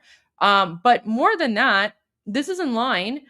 This is in line with the message from His Royal Highness King Reza Pahlavi, right? So let me pull that up. Remember the video message that he put out yesterday, which is very, very important, right? This video message here, where he literally confirms that international help is on the way. همیهنان شجاع و مبارزم. همانطوری که خوب می‌دانید، جمهوری اسلامی همیشه تلاش کرده است که ایجاد یأس و ناامیدی بکند. ما این همه جوان و مردم هوشیار از دست ندادیم که بقیه شما امیدی به زندگی نداشته باشید. بالعکس، ما با زنده ماندنمون ایرانمون رو نجات خواهیم داد. درگیر این مسائل حاشیه‌ای و بحث‌های فرعی نشید که فلان جا این حرف زده شده یا مذاکره انجام شده. ایمان داشته باشید به پیروزی خودتون، ایمان داشته باشید به قدرت خودمون و باور داشته باشید که این بار جهانیان پشت سر شما خواهند ایستاد و از آزادی شما حمایت خواهند کرد. دست در دست هم پیش خواهیم رفت و دشمن را شکست خواهیم داد. پیروزی از آن شماست، آینده ایران. همیهنان شجاع و مبارزم. همانطوری که There we go. So that was yes, I have his interview. I have his interview on my schedule, so I will be getting to his interview for sure 100%. I just literally need to I need to take a quick break as well. So let me pull up something.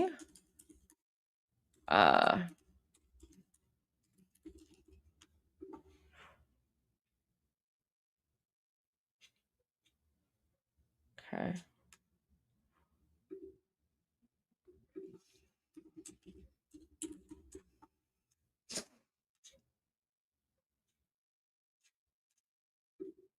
Sorry. Okay.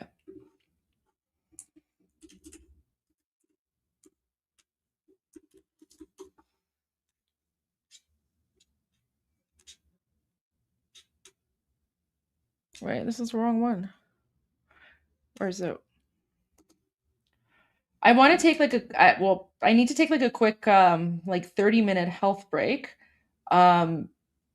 So where is it? I just want to pull it up. I wanted to pull up my interview for you, like the podcast that I did, because I know a lot of you have wanted me to play this. So we're not going to watch the whole thing because the whole thing is 45 minutes long, and I'm only going to take about a 30-minute break. But I will play this for you while I take my break. And then I want you guys to let me know what you think about it when I get back.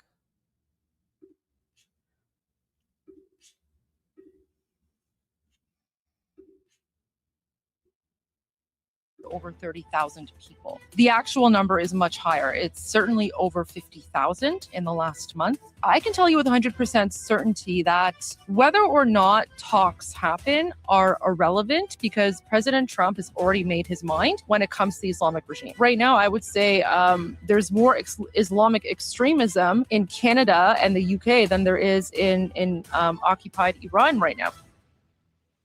Hello, everyone, and welcome to another episode of The Western Spirit here from Israel. I'm Ariel Whitman, and today we have with us someone very special, Goldie Gamari. She's a former Canadian member of parliament, a human rights activist of Iranian descent, and we're going to get into all that now. But most of all, Goldie is someone who, if you haven't seen her all over, you're not anywhere. So I think, like, especially since what's been happening with Iran in the last wave of protests and everything that's happening now, Goldie's been an extremely important and a voice for everyone behind, I would say, what's the new Iron Curtain, so to speak, because they don't have internet, they don't have any way to get their voices out. And people like Goldie and other people, but Goldie's one of them, is able to share with us what's happening in Iran that we can't know except for talking to you. So Goldie, it's amazing to speak with you. Well, thank you so much for having me on. It's a pleasure to be here. Likewise. So let's start with, we're recording this on Thursday, the 5th of February. And tomorrow on Friday, we will have the meeting between the U.S. and the Iranians. I'm going to just give my opinion that it's very, very weird that President Trump said that the Iranian protesters should go and take their institutions, we're behind you. And now he's negotiating with them on the nuclear issue. What about all the protesters that they killed? What about all these people that listened to President Trump and on his word came out and thought he was with them? And now if they close the deal on the nuclear stuff, the regime will still be in control. So that's a very good question, and I know a lot of people have been asking this question.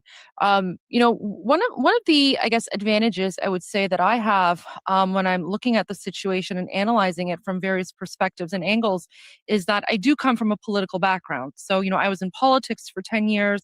I was a politician for 7. So, I've had the media training. I've had the, political speak, experience, and so.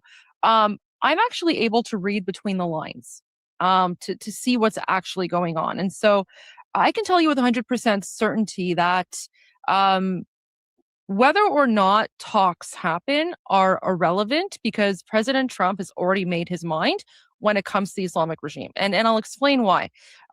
First of all, we're seeing the largest movement of United States military assets in the history of the United States, pretty much. Millions and millions of dollars of American taxpayer dollars are being spent every day just to move a whole bunch of, ships and carriers and jets and all that stuff to the, Persian Gulf area. That's not because President Trump wants, to go to Iran and get the latest kebab recipe, right? Like he's moving those military assets there for a reason. But on top of that, there's something that actually Secretary of State Marco Rubio said yesterday when he was asked about these potential talks on Friday. And a lot of people missed this. So the reporter asked Secretary of State Marco Rubio, is the fact that the United States now is going to be potentially speaking with the Islamic regime. I don't call them the Iranians because I'm Iranian and Iran is occupied by an Islamic dictatorship, so I refer to them as the Islamic regime. But so the reporter said, is the fact that the United States is now potentially speaking with the Islamic regime, is that legitimizing the regime, and how should the Iranian protesters view that? And Secretary of State Marco Rubio gave a very, very good answer. He pretty much laid out the situation for everyone on a silver platter. And what Marco Rubio said was that President Trump is willing to talk to anyone. He also said that meeting with someone and talking with someone does not legitimize them. He also said that meeting and talking is not a concession. It doesn't mean that they're meeting to concede to whatever demands the other side wants to make. And then on top of that, he also said that President Trump is once again willing to meet with anyone, whether it's adversary or ally. So when we read between the lines here, the fact that Marco Rubio felt the need to clarify that meeting with an adversary does not mean that you're legitimizing them. What he's really saying is that the United States does not view the Islamic regime as a legitimate entity, and meeting with them doesn't mean anything, right? I mean, they can meet to hear whatever demands that the Islamic regime wants to make. Doesn't mean that the United States is going to listen to those demands or follow through with those demands. Right. So, but you are sure that one way or another, President Trump wants to. Do you think he wants regime change at the end of the day, or is he just going to send a message? Because I guess that's one of the things that in Israel I hear people asking: is it just going to, if it happens, and you think it is going to happen, will it be something symbolic, even if it's harsh, but not something that will topple the regime? Or is President Trump, you think, committed to doing something much larger that'll change the country? For people like you, will be very happy. I think if President Trump wanted to do something symbolic or send a message, he could have done so right within the first week. Right? I mean, back during in the summer, during the 12-day conflict between Israel and the Islamic regime, of course, President Trump sent the B-2 bombers and destroyed the Islamic regime's nuclear facilities. So, I mean, nothing's stopping President Trump from doing something like that. But the fact that he has not done that, and instead he is sending a whole bunch of American military assets to the region, that leads me to believe that President Trump is planning something big. Ultimately, President Trump is a winner. He wants to be on the winning side.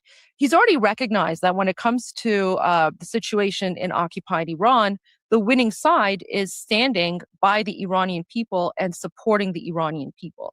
So, I have full faith in President Trump in doing something, but more so than that, as an Iranian, I also look at it from the Iranian perspective, the Iranian angle. And so, the leader of our revolution is His Royal Highness, the Crown Prince of Iran, Reza Pahlavi.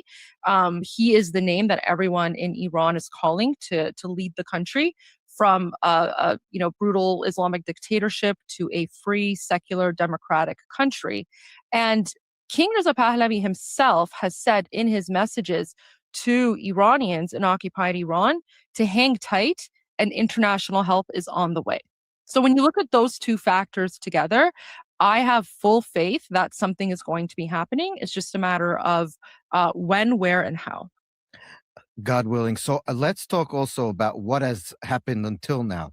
So we heard in the beginning there's 2,000 people that died, and then suddenly, within a day, 30,000 was thrown out there, which is an unbelievable number if you think about the fact that we in Israel, in Gaza, over almost 2.5 years, have killed, even if you take Hamas's numbers, which I don't take, but let's say we do, about 60 to 70,000 Gazans have been killed. And according to the IDF, and if we also look at the names and the ages of people, they're more than half are military-aged men. So if we just take anyone who's not military age, even though we know that children have been fighting and have been getting weapons, and as their fighters dwindle, they get people that are children because they're sick, evil people. We know the amount of people the Iranian regime killed, according to the numbers that we're getting out, is basically the amount of innocent civilians that were killed over a 2.5-year war in Gaza. And we seem to not, first of all, do you think that's true? Are the numbers more or less correct from what you understand? And secondly, how do you explain, and I know this is like something that you've harped about over the past 2 years, more or less, that the same people that were saying genocide and burning streets and, stuff in Western cities, they're like literally AWOL. I don't know where they are. Well, so to answer your first question, the number of people murdered by the Islamic regime, the number of innocent Iranians murdered by the Islamic regime, the number of 35,000 is only for the first 2 days. That's only for January 8 and January 9. Yes. That they slaughtered over 30,000 people. The actual number is much higher. It's certainly over 50,000 in the last month. And, I personally, I don't believe, Gaza Ministry of Health numbers. I don't believe Hamas numbers because it's all a lie. So I can, I think the number of civilians who have died in the 2-year conflict between Hamas and Israel is somewhere around maybe 20 or 30,000. So in 2 days, the Islamic regime murdered the same number of people, if not more. In the last month, it's much, much higher. 50,000 is the low end of the scale. The number could be as high as 100,000 or more. We don't know. We don't know because it's very difficult to get word out. But every day, we're seeing hundreds, if not thousands, of new names and faces of people who have been murdered, and the executions are still going on. It's not like the executions have stopped because tens of thousands of Iranians were also jailed, and now those Iranians who are currently in jail are being executed as well in prison. Just no trial, no nothing, just shot in the head. We also know that the Islamic regime goes to hospitals, and if they find injured protesters in hospitals, they just shoot them point blank in the head. So the number of massacred is much, much higher than what's going on in Gaza.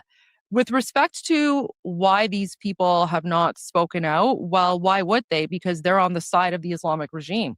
All these pro-Palestine jihadi savages are funded by the Islamic regime. They support the Islamic regime. In fact, many of the proxy forces that are in occupied Iran right now, murdering Iranians, are part of Hamas and Hezbollah and just, Palestinians in general. So, of course, they're not going to speak up for us Iranians because they want Iran to be occupied because their terrorism and their never-ending jihad against Israel and the rest of the world is funded with the stolen blood money of the Iranian people. But wait, that is obvious to me, the jihadists. But what about all the leftists, the people that we saw? Like, I remember going to New York where my father lives for a visit, and we walked by, I think it was Columbia, and I don't remember, one of the universities, and you saw the protests. You have these, Islamic people wearing Islamic garb, but you also have the Queers for Palestine and the, all these the SJP, the Socialists of America, DSA, sorry, the Democratic Socialists of America, and all these George Soros-funded groups, and they're nowhere to be found. So the jihadists, obviously, but what about all these people that I thought were, I'm saying this facetiously, but I thought were so well-meaning and really cared about innocent lives? Well, I think you sort of answered your own question when you said the George Soros funded groups, Yeah. right? I mean, a lot of this has to do with money and funding. A lot of it has to do with anti-imperialism. A lot of it also has to do with anti-Semitism. So, a lot of the people who are supporting the fake Palestinian jihadi cause, it's not necessarily because of human rights. It's because they hate Israel. Yes. They hate the United States. And so this was basically an excuse for them to just be able to demonstrate their anti-Semitism and Jew hatred out in the open under the guise of human rights. Meanwhile, when you look at all of the pro-Iran, free Iran rallies that are happening around the world, you always find the flag of Israel Yes. in our rallies and our demonstrations, and that's because Iranians and Israelis, we have a shared history, a shared culture that goes back thousands of years. And, prior to 1979, Iran and Israel were actually very, very strong allies. Yes. And so we're hopeful that we're going to go back to that official allyship when the Islamic regime is overthrown. Yeah. One of the things that you've talked about a lot on your X account and other places is this strain of Shiite Islam, and how for example, you put up that video of they're like chanting together at some music festival, and they're really like genocidal, and just even their music and their fun is to say how much they want to kill everyone that isn't them, pretty much. So can you talk a little bit about the people who don't understand, don't really know, don't really look it up, because we have lives? What exactly is the ideology that controls right now the Islamic Republic in Iran? I mean, it really is a cult. It really is a cult of Shia Islam. And as you can see, these people are just very, very weird, very bizarre, very violent. They don't represent Iran or Iranians or Iranian culture. The reason that we say that the Islamic regime is a foreign occupying force is that many of them aren't even Iranian. They're from Iraq, the city of Najaf.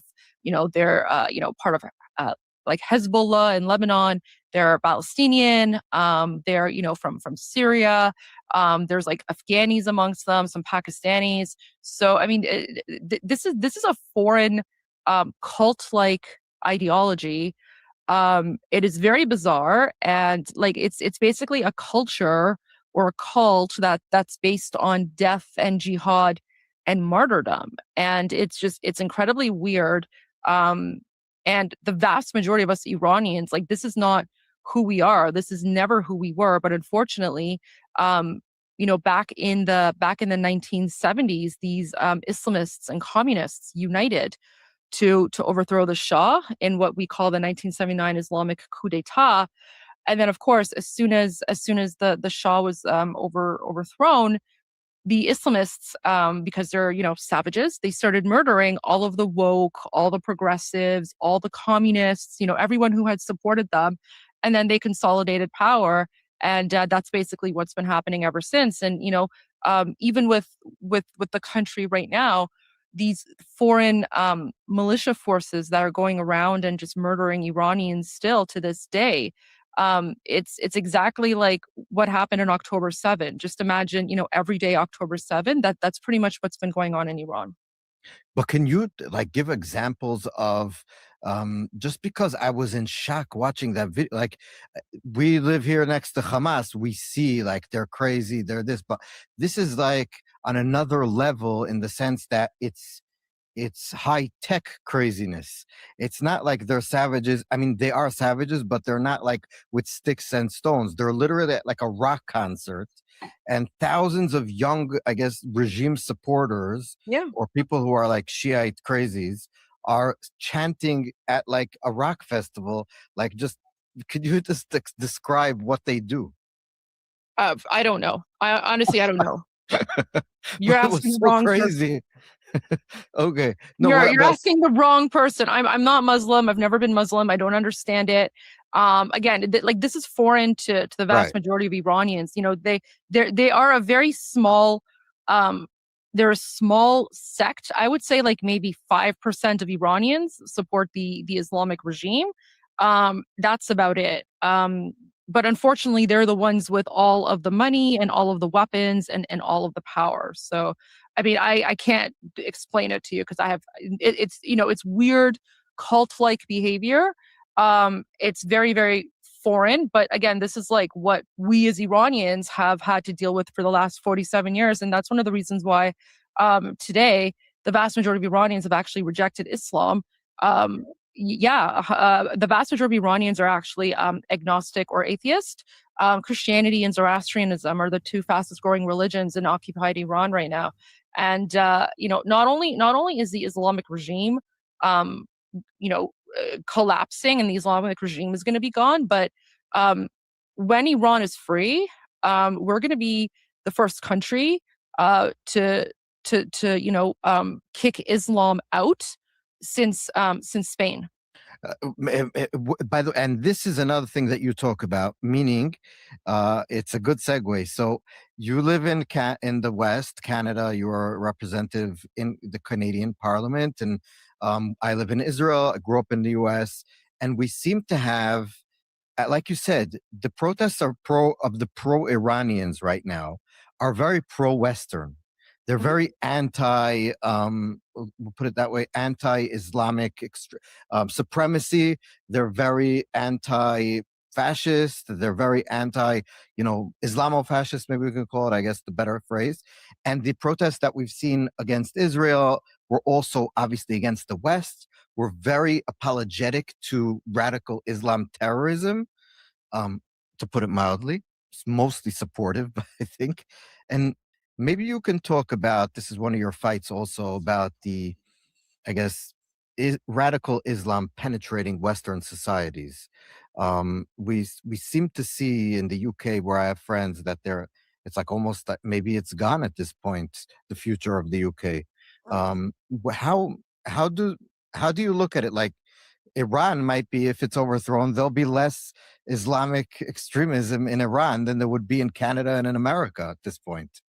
Oh yeah, like I even like right now, I would say there's more Islamic extremism in Canada and the UK than there is in occupied Iran right now, because again, Iran is occupied by a foreign entity, but that's not who we are as Iranians.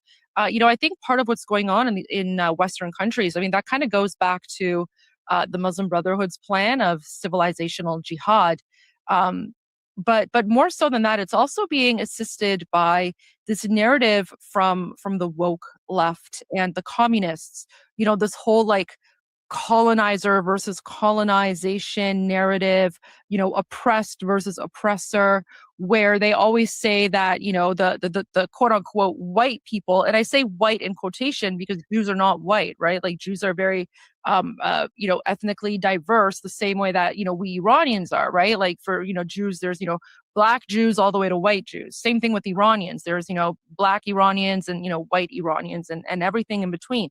And yet these narratives have defined the Jewish people as white colonizers, and the Gazans, the Palestinians, as like the oppressed indigenous people. Meanwhile, it's actually the opposite. The reality is that Islamic colonization is the reason that the Middle East is the way it is today, right? So, Israel, Jews and Israelis, they're indigenous to the land of Israel, the way that we Iranians are indigenous to the land of Iran, and we're both dealing with this foreign colonizing mindset. And yet for some reason in the West, they have been very successful at flipping the narrative.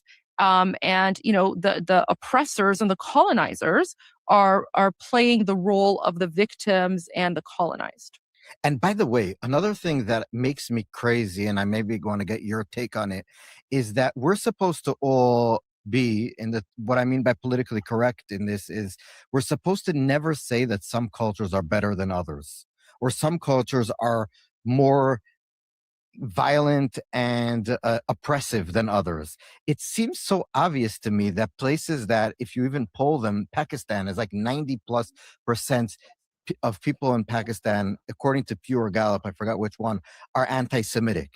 You can relatively easily say that the Pakistani culture hates Jews. It's not like, and that they would be oppressive towards Jews and women. It's not like But if you say that in some of the places and types of people that you just mentioned, the woke culture, academia, you'll be called a racist or Islamophobic or whatever. Yeah, Why can't I've already been accused of being like Yeah. Islamophobic, so I don't really care about that label anymore. But you know, there's actually a big problem in like woke Western you know like academia culture where they're trying to push this idea that like all cultures are equal and cultural relatives. It's like absolutely not. I constantly say no, not all cultures are equal. There are certain, I don't even want to call it a culture, but just like, I don't know, some people out Civilizations, there. maybe. No, not that would be an insult to like civilized people calling it civilization. But for example, let's take the Palestinians, right? Mhm. I always say like, it's a garbage culture. It's a garbage culture. I think they're garbage people because I cannot fathom in my mind I still to this day think about that disgusting parade that they had for the Bebas children. Right. And then like they have this poster and then all their little kids are like cheering and they're like, poking the eyes of the babies in the poster. And then they're like marching along and everyone's, and I'm like, what sort of society does that? Right. Any sort of society that even does something like that to me is like a garbage society. So I have zero sympathy for the Palestinians. I think that they are a garbage culture. Yes, and another thing that's interesting also is that we take, let's say in America you're a leftist and you look at everything from an African American versus white, oppressive, Jim Crow, etc., which is true historically, and then you say everything that I know here in the U.S. is the same in the Middle East, Iran, Israel. It's looking at things through a Western lens where it's not relevant. No one in our area of the world where I'm here looks at this and says this is a black and white, a white man versus. It's not something that's thought of until a Western liberal comes, or a Western leftist, I don't think they're liberal at this point, comes and says this is what it is. It is what it is because you're so egocentrical that you think everything evolves around the way you look at things. Things here are way different religiously, culturally, civilizationally. You mentioned Iran. There's a lot of different ethnicities in Iran, and the fight there has nothing to do with black or white, or it's oppressed versus it's not oppressed versus oppressor. It's a whole different dynamic than what they're giving us. The fight in Iran is basically Iran versus Islam. And like we Iranians, we are like our identity goes back thousands and thousands of years, right? So people like to sometimes like play divisive politics when it comes to Iranian identity. But one thing I can say is that we're all united. And the only reason I brought up ethnicity earlier is because I just wanted to like show that we have Iranians of all different colors, the same way that with Jews as well. But I mean, like for you, and Israelis and Israelis and Israeli, and you guys, you don't differentiate between each other. It's the same thing for us Iranians because our identity as Iranians is much stronger than anything else, and that's what's uniting us. And so we're all oppressed. We're all oppressed. Doesn't matter where we are or which part of the country we're in. We're all oppressed by the regime, and we're all fighting for freedom. And every single city, every single town, we have Iranian freedom fighters who are fighting against the regime. Can you talk a little bit about the Iranian diaspora? So one of the things that's interesting to me is that Jews have a diaspora, and it's it's something that's very important to Jews to be connected, to live with each other, to have events, and even if you're not religious, you're a lot of times connected to a community.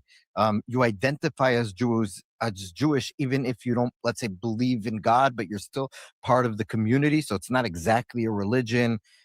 The Iranians have, through this 40, 50 years now of oppression, managed to keep their identity in the diaspora.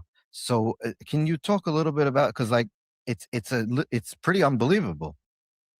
Yeah, well, I mean, we are very very proud of our Iranian identity, and one of the ways that one of the ways we fight against the Islamic regime is by maintaining our culture and our Iranian identity, because for the last 47 years, the Islamic regime has tried to erase our identity and replace it with Islam, which, of course, it's not something that we really relate to. So, for example, myself, I was born in Iran, but my parents immigrated to Canada when I was a year old. However, I still speak Persian, speak, read, and write. As you can tell, I'm very, very connected to issues with respect to, Iran and the Iranian Revolution. Very proud of my heritage and culture. And this is one way that we're fighting, and we're basically preserving our civilization, because we are proud. We are proud of the Persian civilization, the Iranian identity, and it's just really unfortunate that the Islamic regime for the last 47 years has sort of put a mask over who we are as Iranians. But I think, especially more so in the last 5 weeks since the revolution started, the world has finally realized that the Islamic regime does not represent Iranians, that Iranians are much different than Islam, and that Iranians are actually oppressed and occupied by the Islamic regime. And that's the other thing. People want to talk about an occupation or open air prison. It's not Gaza. It's occupied Iran. Iran is the actual open air prison. Iran is the occupation. How much Okay, guys, I'm back. I hope that you enjoyed that little part of my talk with Ariel Whitman. You can look that up, and I encourage everyone to go and watch the entire interview. I hope you guys like that.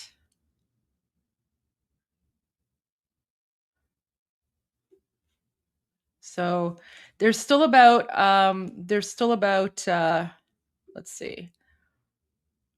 There's about 15 more minutes, but I'll let you guys go and watch it on his channel so that you guys can go and support him there, support his channel as well. So there you go, guys. Oh, you guys enjoyed that? Thank you. Appreciate that. Yes, I saw Senator Lindsey Graham's post, and I already commented on it. Yeah, absolutely. I will send the link to this interview right now. Let me like it. All right. Okay.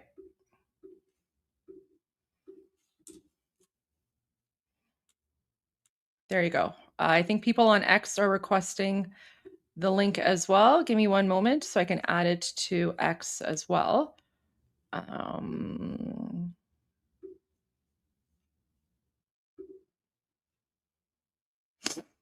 Chat's just loading up. X is always really slow to load the chat for some reason.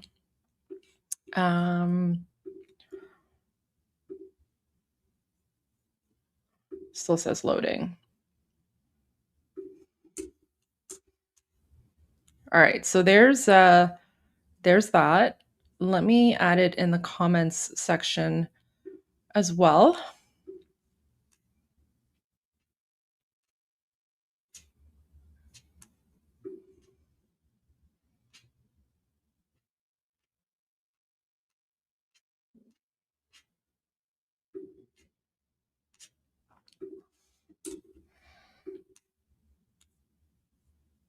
All right, link has been added, so I encourage everyone to go and am I going to comment on the celebrations in Tehran? I already have commented on that, and we are going to go to that as well. So right now, Armin is in his discussion group. So when Armin's in the discussion group, we leave the breaking news for when he comes back. So we did speak about that and comment on that earlier when Armin was here. And when Armin comes back, we're going to continue with more of the breaking news. The reason that I don't do the breaking news right now is because that gives people an opportunity who want to go into Armin's discussion group to go there. And, unless the breaking news is, President Trump and the United States has striked the Islamic regime, then at that point, of course, we're going to go to that breaking news, because that would be, that's very, very significant. But in terms of I actually commented on Senator Lindsey Graham's post earlier. So, but thank you for that reminder. Okay, so what I want to do now is I want to play King Reza Pahlavi's interview that he had yesterday. I haven't seen this yet, so we're going to watch this together. This is his interview with Hugh Hewitt. So we're going to watch this together, and let's see what it is. It's only 22 minutes long. So I wanted to watch this when it came out, but I was like, you know what? I'm going to wait, and we will watch it together. So we're going to have a King Reza Pahlavi watch party. Morning, glory and evening grace, America. I'm Hugh Hewitt. Welcome to the program. I hope you enjoyed the Super Bowl yesterday, but we are on the cusp of big events, whether it's this week or this month or next month. It's a very important time, and I'm honored to have with me Prince Reza Pahlavi. He's the Crown Prince of Iran. He is also the voice and face of the Iranian opposition. So for the person who says, can you please advise? I literally did that an hour ago. So literally, if you scroll back to the live stream, an hour ago, I spent 30 minutes talking about it. I spoke about the link. I spoke about the email address. I went through every single city and location that's happening. So I will provide, I will go over that again in like an hour or so. But I literally did that an hour ago, and we spent like 30 minutes on that.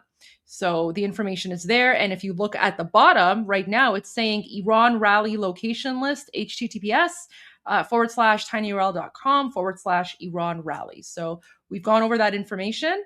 We'll go over it again in about an hour or so. But thank you. Okay, let's watch this now. Morning, glory and evening grace, America. I'm Hugh Hewitt. Welcome to the program. I hope you enjoyed the Super Bowl yesterday, but we are on the cusp of big events, whether it's this week or this month or next month. It's a very important time, and I'm honored to have with me Prince Reza Pahlavi. He's the Crown Prince of Iran. He is also the voice and face of the Iranian opposition in exile. Prince Pahlavi, welcome. Thank you for joining me. I want to start with a very direct question. To your understanding, how many of your fellow countrymen were murdered by the regime on January 8 to 9? I've heard a lot of different numbers. First of all, thank you for having me on your program. The number varied between 36,500 to about 40,000. That's the last estimate that we've had. It could be higher than that because there's still ongoing arrests happening. They are killing people in hospitals. They are finishing them off on their wounded beds. They are arresting doctors or anybody rendering assistance to the victims. Who knows how much the total numbers will be, but the most conservative figure so far has been over 36,000 people, unfortunately. I'm going to start using that number, Prince. Thank you. What do you hope to see President Trump order our military in the America to do right now? Look, when you are fighting an occupying force that has taken a whole country hostage and people are on the streets unarmed as civilians demanding liberation from this tyranny and hoping for freedom, and at the time that they're being shot on the streets by military machine guns and basically war instruments, this is no longer a fair fight. This is a genocide in the making. And the only thing that will equalize the playing field for these brave Iranians who are fighting for their own liberation is to have an assistance that is needed help at this time to neutralize elements that the regime has used against its own citizenry to brutalize them the way they have. And this means targeting the regime's top apparatus of repression, which is, of course, the IRGC and many other elements that are associated with that repression. And only a military intervention at this point could level the playing field. This is the reason why the Iranian people have been anxiously awaiting the action that the president has promised he will do in support of the Iranian people, that help will arrive. Just hang in there, and they have. And they hope that this president will stay true to his word, as he has always demonstrated, and that he's no Barack Obama, and he believes in what he says and is a man of peace, and ultimately will help the Iranian people get rid of this regime who has been devastating not only to Iran and Iranians, but has been a source of chaos and instability since its inception, and most dramatically, the most hostile regime against America, as opposed Prince, to a country that was always with America, and certainly not at all on the same wavelength as this regime. Prince, I saw over the weekend the regime ran an AI video demonstrating how they were going to destroy the Lincoln and other associated ships in the in the Abraham Lincoln Carrier Strike Force. What risk do you think the United States runs to its forces and its allies in the regions if it does strike in that way against the regime? Well, first of all, we saw how the Iranian attempted to respond to the Israeli attack by targeting Israel with missiles and drones, and I don't think that was quite a successful campaign. If you look at the actual result of that, if this is the might of the Iranian forces, and if they are hit before they have a chance to strike, I very much doubt that unless the AI projected messages, they actually have a capacity to do that. And if so, there's no other military in this world that can neutralize that than the American military, with the help of some of its allies. So I think that's just basically saber rattling as a desperate regime that is on its last leg, and once again wants to create doubt as to whether or not there needs to be intervened against. What's in the balance right now is not just, as I said, the liberty for the Iranian people, but it's to put a complete end to a regime that has only raised havoc in the region. And the best way to do that is to make sure that this time you don't just wound the beast, but go for the full kill. By that, I mean you cannot leave it with the possibility of retaliation. Clearly, this deployment is not a simple target practice. It clearly is much more in-depth and much more comprehensive than everything I've seen before outside of a full World War level type of deployment. This is serious. I agree with that. What do you say, Prince, to the so-called restrainers? They're really neo-isolationists in the United States, who say there's no upside for America in freeing the Iranian people and going to war with Iran. Well, look, if America had not gone to war in the Second World War, what would have been the outcome of the Nazis' victory or Hitler getting his hand on the atom bomb? Who knows what history would be looking like right now? And again, Americans have to realize that this is a regime that has been the root cause of instability in the region, has been the biggest enemy of America and its allies, versus a nation that has proven time again that it doesn't have any hostility versus its neighbors.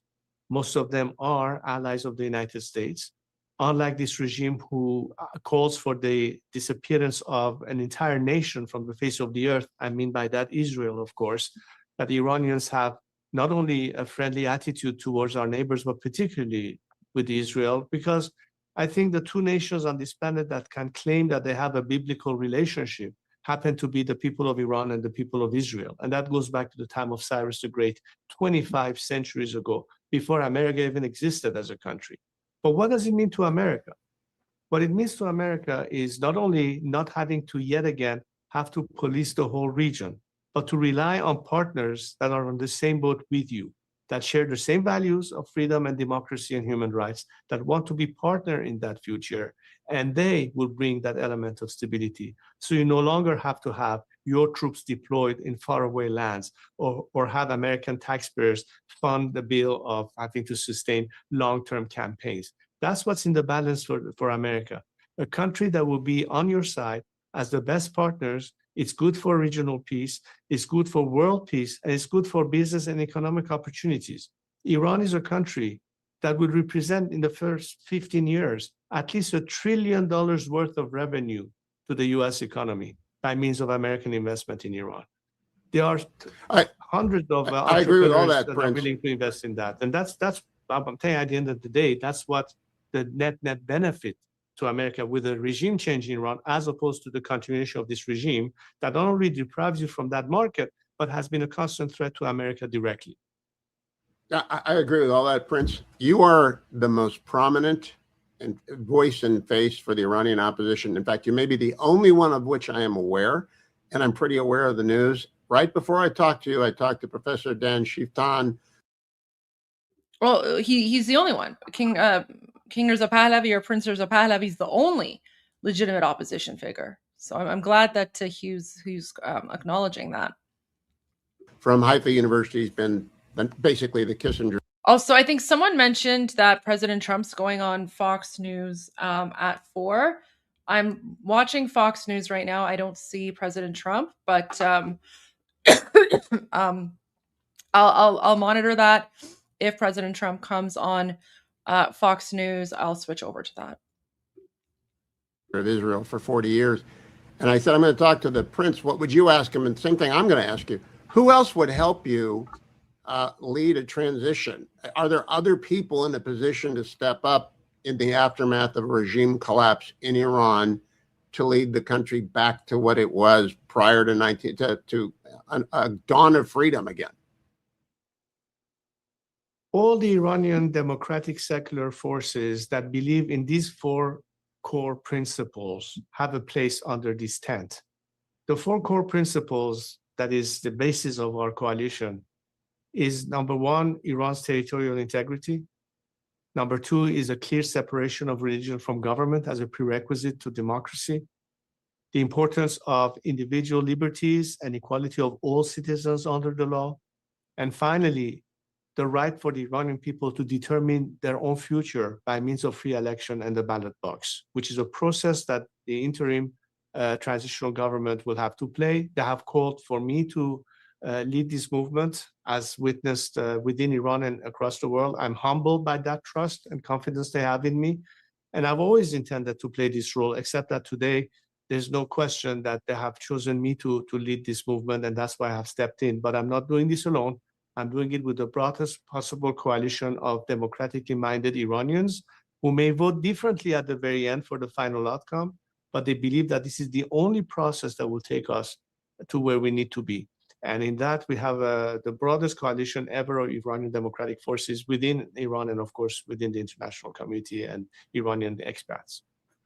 Do you think, in the way that the Air Force generals met with Khomeini 47 years ago, do you think there are members of the regular Iranian armed forces who would help you establish and your allies establish a monopoly of force in Iran so that there wasn't a civil war?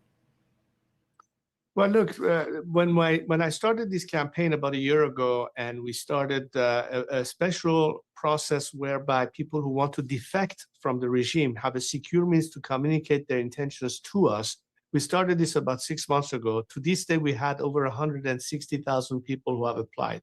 Many of them are members of the security forces, the military forces, the civil bureaucracy that have reached out to us, that are willing to play a role in making sure that we can usher in that transition. In other words, they want to be part of the solution.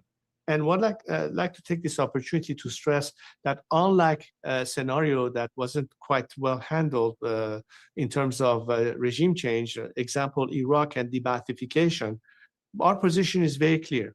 For all those people who are not directly responsible for the massacre of their own citizenry or have the blood of the people on their hand, they can survive regime change and have a place in the future. The people who will have rendered justice for their crimes will be judged like we had at the end of the Second World War and the Nuremberg trials, for instance. But many of them have not been directly associated with that violence or criminally involved, and they can have a place in the future. When you're part of the solution, you are an element that will, in fact, reduce the risks of instability or chaos. To the contrary, it will help facilitate a more smooth transition. So there's a sense of national reconciliation and amnesty at play as well. But those who will have to face justice will face justice. There's no question about that. The Iranian people need to have their day in court against these criminal people. But at the same time, they understand that we need to make sure that we can have a successful transition. And every Iranian that I know that are believing in that freedom know the responsibility that we all bear together to push that agenda forward and minimize all the risk, minimize the casualties, maximize success by guaranteeing the most stable possible transition. Well, let me focus in on that, Prince, because I've been thinking since the massacre how in the world would you ever prevent a round of reprisals? After France was liberated, the resistance did quite a lot of blowback at those who cooperated with the Nazis. After you've murdered 35,000 people, how in the world would you keep the families of the victims from seeking rough justice or vigilante justice? Again, you know, but when people have faith in the fact that justice will be served, when people have faith that this time the institutions that we are creating, or this time have faith in the leaders in their government or institutions, that changes the dynamics of whether or not you believe in your system or you don't believe in your system. I think vigilantism usually occurs when there's total lack of trust and an abandonment of any hope for civility or if you will, a more moderate approach as opposed to extreme measures. All of that is at play. I don't know on the psychological level how one handles that. I think a lot of it has to do with hope for a better future and the fact that we already paid too much of a price to continue building our nation on bloodshed and retaliation and replication. I think that sense of national relief in terms of everybody's now in an opportunity to mend the woods and heal together is more important than seeking revenge, because an eye for an eye only makes the world go blind eventually. 47 years ago, Prince, I watched the revolution on a couch in the old Western White House with Richard Nixon and Ray Price every night. And former President Nixon, I was a writer on his staff just out of college. He could not believe that Iran was falling because it was so pro-American. And he was, of course, a great friend of your father's. After 47 years of nonstop anti-US, great Satan, anti-Israel, little Satan rhetoric and propaganda, and after the devastation of the Iran-Iraq war, is there ever returning Iran to a pro-US resting face, to being an ally? No doubt. Listen, remember 9/11 and how many people on your so-called allied countries in the Middle East were dancing in the streets in celebration after that attack? The only country where people held candlelight vigil in sympathy to the victims of 9/11 were no other than the Iranian people in Iran. In Iran, not just outside of Iran, in Iran. That was then. And the same people who today march in rallies in protest against the regime, you will see that in all our demonstrations, from Australia to Canada to the US to Europe, there is alongside the Iranian national flag, either an Israeli flag or an American flag or whatever the host country in which they live flag. That's the Iran that we know. That's the Iran that we are, not this regime that always called for death to America or death to Israel. And I think many Americans know that. Many Americans know a fellow Iranian that was either a schoolmate of his or is a colleague of theirs or work in a company, vice versa. They know that Iranians, unlike this regime, are peace-loving people, are with that culture and civilization, want to be friends with whoever respects them and respect their sovereignty. And America has always been a great friend to Iran and should be. That's the way it should be. And I don't think that it will be by miracle that this will recur. It's just that this regime has been an aberration. This regime has been the product of two extreme forces that were clearly against the West, the Marxists and the Islamists that ganged together, brought this regime into power. And from the very beginning, we saw the hostility towards the West and the US in particular. A liberated Iran that doesn't buy into the extreme radical ideology of totalitarian Marxists or Islamists, unlike them, are committed to freedom, are committed to human rights. And guess what? America has been a beacon of hope and opportunities. Many Iranians came all the way to the United States to find refuge or find a better life. And most of them, once Iran is freed, would like to go back to their country to bring back these very same values that are taken for granted here in the United States by many Americans, but that the Iranians are starving and dying for having in our own country. And what better partner can we have than America to help us not only liberate ourselves and bring about all the aspects of liberty that we deserve, but also what good partners we could be in the future and the rebuilding of Iran. As President Trump has said, MAGA, we say MIGA, make Iran great again, and together with America, we'll make both countries great again. I have two final questions, Prince. have you noticed from your various sources of information that there are fissures within the regime, maybe between the IRGC and the regular armed forces? Do you see that? Well, this is nothing new. Remember that the IRGC was created as a parallel military or militia to contain the military that the regime, the revolutionary regime of Khomeini, could never trust. That started right in the early 80s. And as a result, it became more and more of a parasitic mafia that took control of many aspects of Iran's economy. And basically, they're in full control of most of the aspects of the nation. The military, on the other hand, considers itself much more of a professional army and a national army. So the divide between the IRGC and the military was there from the very get-go. In fact, the IRGC doesn't even have the name Iran in its title, which is kind of bizarre. Islamic To be a Revolutionary Guard, militia right. that doesn't even have the name of a country in its name. So that is an aberration that will need to be disappearing from the as an organization.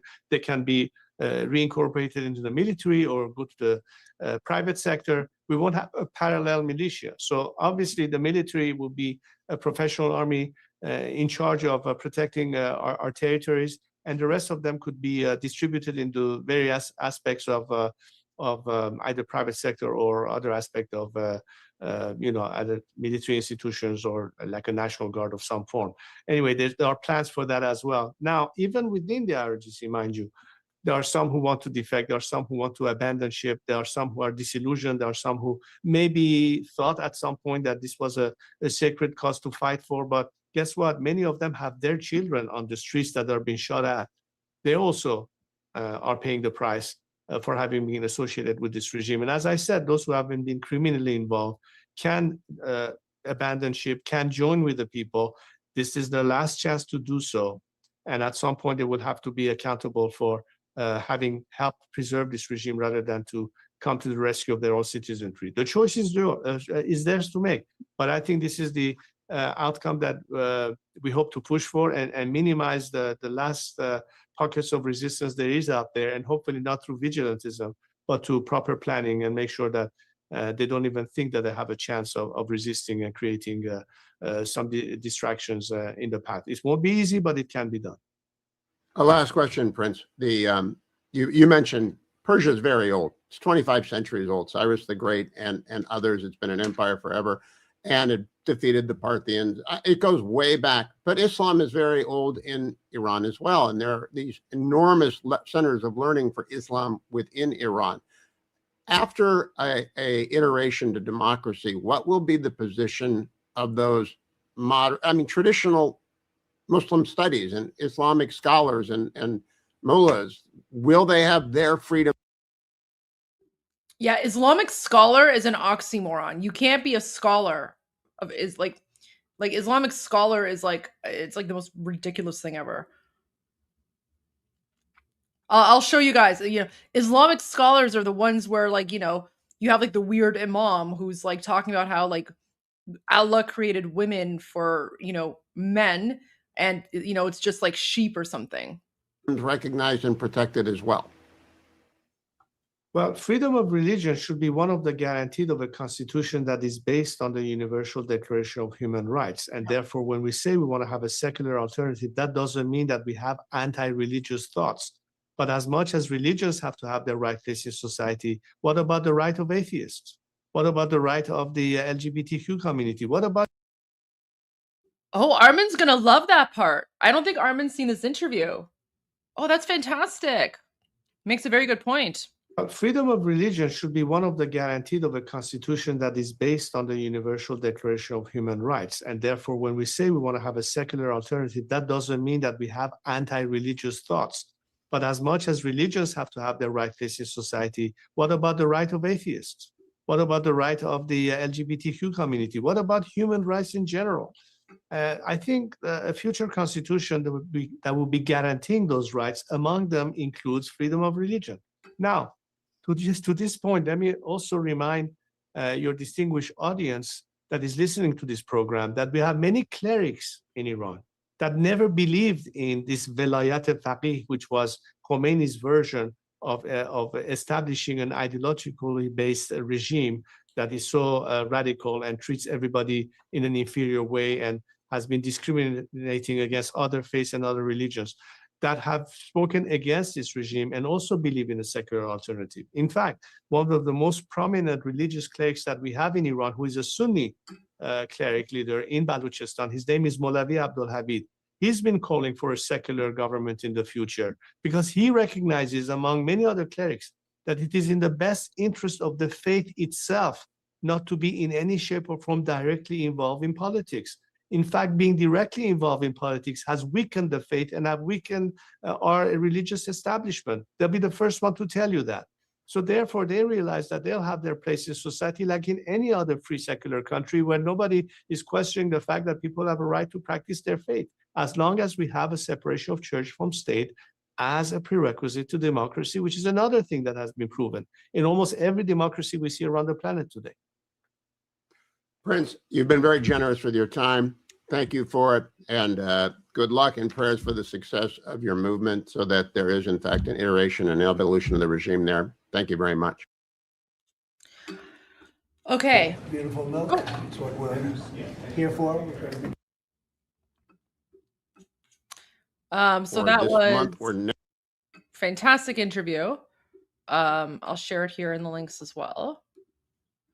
So guys, there's a lot of breaking news coming out, but I don't know if I would feel bad if I go to it before Armin gets here because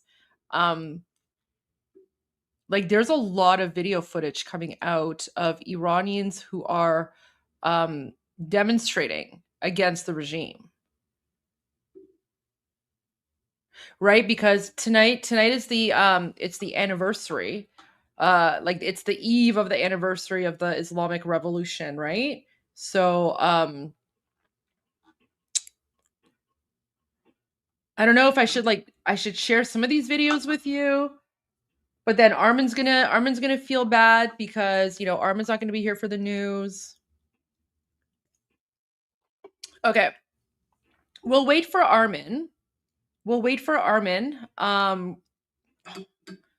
are these trolls coming in here? Let me just ban all these trolls. Sorry.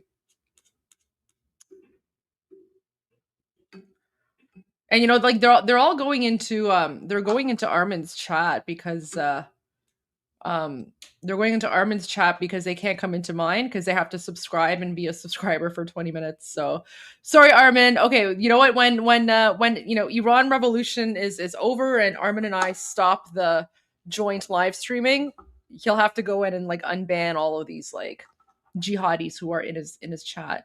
Oh, look, there's another one. What? Who are you people? Get out of here. I have no time or patience for the pro-Palestinians. So I don't know, man. Sorry, guys. I got rid of them. It's better to ask for forgiveness than permission. So Armin comes back in about 45 minutes. So he has his group chat. Until John. Yeah. Oh, yo, they're totally jihadi, John. They're in Armin's chat. You can't see them because you're in my chat. But I'm getting rid of them. Sorry, Amir. I know. Oh my gosh, there's another one. All right, let's ban that one too. Wait, where are you? Okay. All right, it's okay. I'll just ban them. It's literally one or 2 seconds to ban them. So okay, so we'll wait for Armin. I know. You know what? It's man, I don't know. It's انگار مثلا لونه سوسکو پیدا کردی که مثلا یه چیزو میذاری بالا همه سوسکا ریختن بیرون. That's what it's like. All right, but you, Amir, you guys can all explain to Armin what's going on, and I'll apologize after.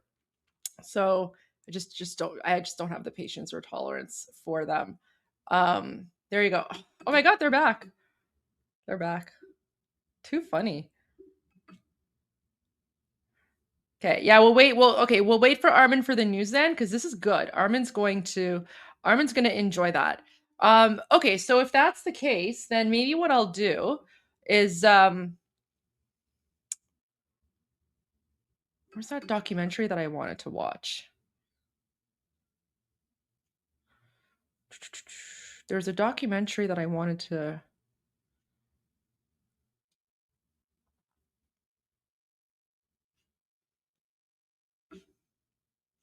All right, why don't I show you guys like these jihadis? So you know what? I will. So I've actually played this documentary before on my like previous live streams, but why don't we watch a little bit of this documentary? It's about the hostage crisis, right? So it's about the hostage crisis and how the Islamic jihadis basically, went all Allahu Akbar, not only on Iranians but also on Americans, as you can see. So we'll watch this for a little bit until Armin gets back. And if you want to see the full documentary along with my commentary, you can just go to my playlist, Iranians, comment and rate on documentaries. All right, let's go. I want to point something out. So all those university students that were involved in the American hostage crisis, they're part of the MEK. They're part of the Islamic regime.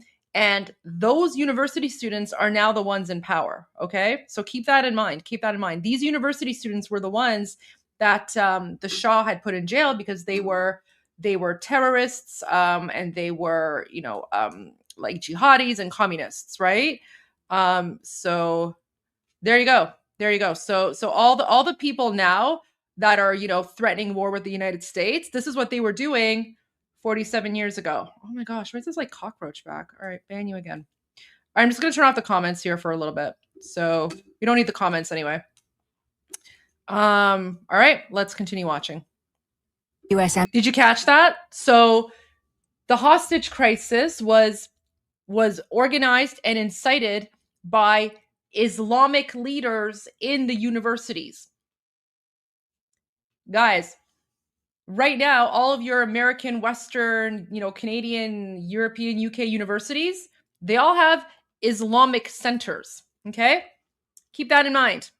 Keep that in mind. It was the Islamic scholars, right? The Islamic scholars in the university that incited the radical jihadi university students, right? These are not regular Iranians here. These are not regular normal Iranians. These are the Islamists, the ones who took over, right? So let's go back because that part's important. The Islamic scholars in the universities. At the beginning of the hostage crisis, Iran had only recently come under the rule of an important religious dignitary, the Ayatollah Khomeini, who quickly donned the cloak of supreme leader of the nation. His followers called him Imam Khomeini. He came to power following the Iranian Revolution that overthrew the Shah of Iran, Mohammad Reza Pahlavi. Wasn't a revolution, it was a coup d'etat that was orchestrated by communists and Islamists and supported by Jimmy Carter. The Shah had ruled the country with an iron fist for nearly 40 years. No, he hadn't. That's total and utter jihadi propaganda nonsense. We had every single human right we could possibly think of. In fact, the Shah gave women the right to vote before women in Switzerland, right? So why would the Shah rule the country with an iron fist if he's giving women the right to vote? It's absolutely ridiculous. That's Islamic jihadi propaganda. The only rights that were not allowed were communism. And that's because Iran was in a Cold War with the Soviets, right? The Soviets were trying to bring Iran under the Iron Curtain, and the Shah was fighting communism because the communism was being funded by the Soviets. In fact, all of the communists that were involved, all of the Iranian communists involved in the 1979 Islamic Revolution were all funded and paid for by the Soviets. And in fact, there was between 30 to 40,000 KGB people in Iran during the revolution that actually helped with the revolution. So that's why we call it like a foreign occupation, basically a coup d'etat. So yeah, everyone else had human rights. Human rights was never an issue. It was only the communists that complained because the Shah recognized that communism is a threat. Backed by the United States for political and security support. Crowds flock. That's the other thing. That's the other like really like stupid line that like comes in these like documentaries and narratives. It's like, oh, the Shah was backed by the United States. The Shah was an ally of the United States. Iran was an ally of the United States. And yet these documentaries are making it seem as if that was like a bad thing, right?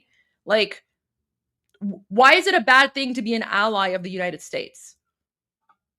Aren't allies supposed to back each other?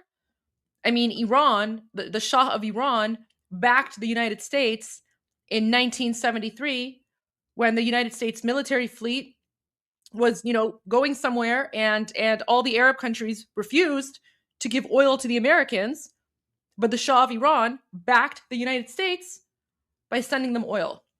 So, like, why is the allyship between the Shah of Iran and America, why is that considered a negative thing? And yet that's what you'll notice in all of these documentaries. They talk about it very negatively. They say the Shah was like a puppet of the United States, but they're basically like repeating the Islamist communist narrative without even like realizing it, which is very, very frustrating. To see Khomeini at each of his appearances. There's the MEK, right? There's the MEK. So this is why like we Iranians, we have that chant, which is Nang bar Sefasid Mullah Chapi Mujahid, right? So it's basically death to the three corrupt, mullahs, which are the Islamists, Chapi, which are the leftists, and Mujahid, the MEK, right? Because it was these three groups that worked together, right, to overthrow the Shah and bring in this, Islamic jihadi savage. So I hope this gives you guys context now, right? So when we say Nang bar Sefasid Mullah Chapi Mujahid, we're literally talking about these three groups: the Islamists, the lefties, and the communists, right? So now that you know, let's go back and you can see the three groups here. And by the way, these are the three groups that right now are working together in your countries, pulling this, anti-imperialist narrative. So what he's basically saying, so what that Islamic jihadi Muslim Nazi terrorist is saying is that after the revolution, we wanted to make it very clear that we did not appreciate the leftists and the communists and the Marxists, so we eliminated them, we murdered them, right? Because this is what savages do. Savages will, when they don't like when.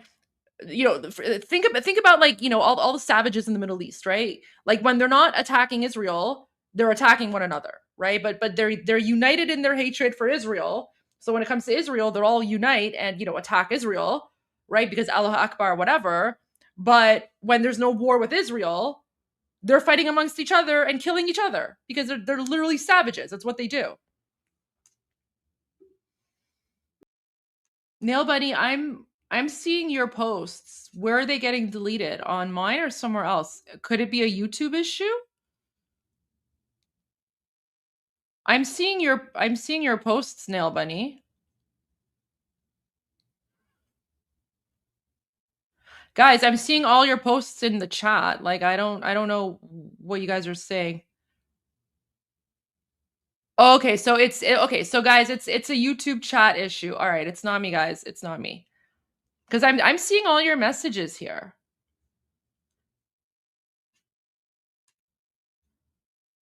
You guys might have to refresh. You might have to refresh your screen, maybe, but I don't know.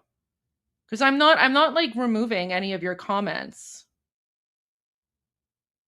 Like I see all your comments here, right? Like I'm seeing your comments. Nothing's being removed here. Okay. But I'm seeing all your comments though, so I don't know. I don't know what the issue is. Sorry, guys. All right. Oh, did you catch that? Marxist militants. Do you know who the Marxist militants are, guys? Tell me. Who are the Marxist militants?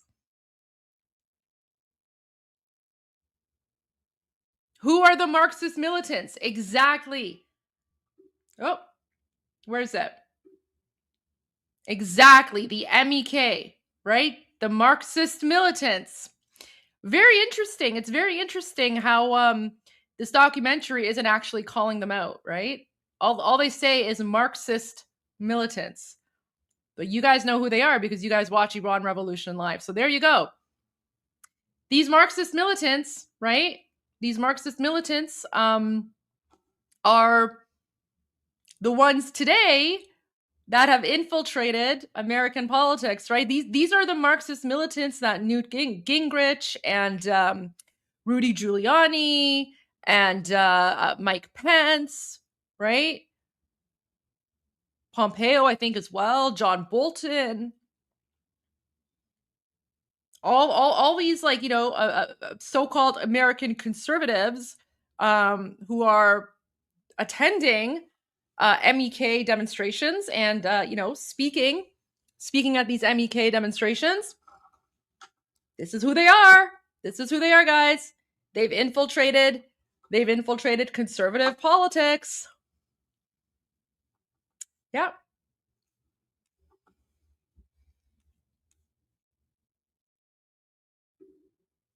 Marxist militants. There you go, guys.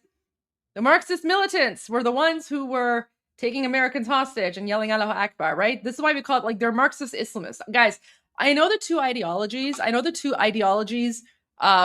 don't go together because they're, necessarily, like, communism and religion, the ideologies are not the same.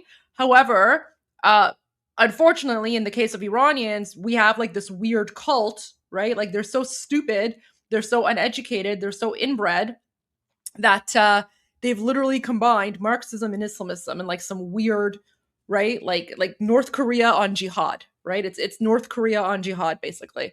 And these people are just as savage and just, like, they're even more dangerous. I don't know, just as dangerous. But yeah. So here you go, guys. Here's the MEK. The MEK were the ones who are taking Americans hostage. The same ones that, some of your influential American conservative, former politicians or whatever are now getting paid to promote. What is this? What in the Allahu Akbar jihad is this? This guy's literally raising his like amputated leg. I mean, I would hope this is his own leg. Because it would be very weird if, like, there was, like, some guy beside him who had no leg, and then this guy just goes all, like, Allahu Akbar, and is like, ah! And he just, like, grabs, like, the prosthetic leg of the guy next to him and starts waving that, right? I mean, I would hope this is his own prosthetic leg.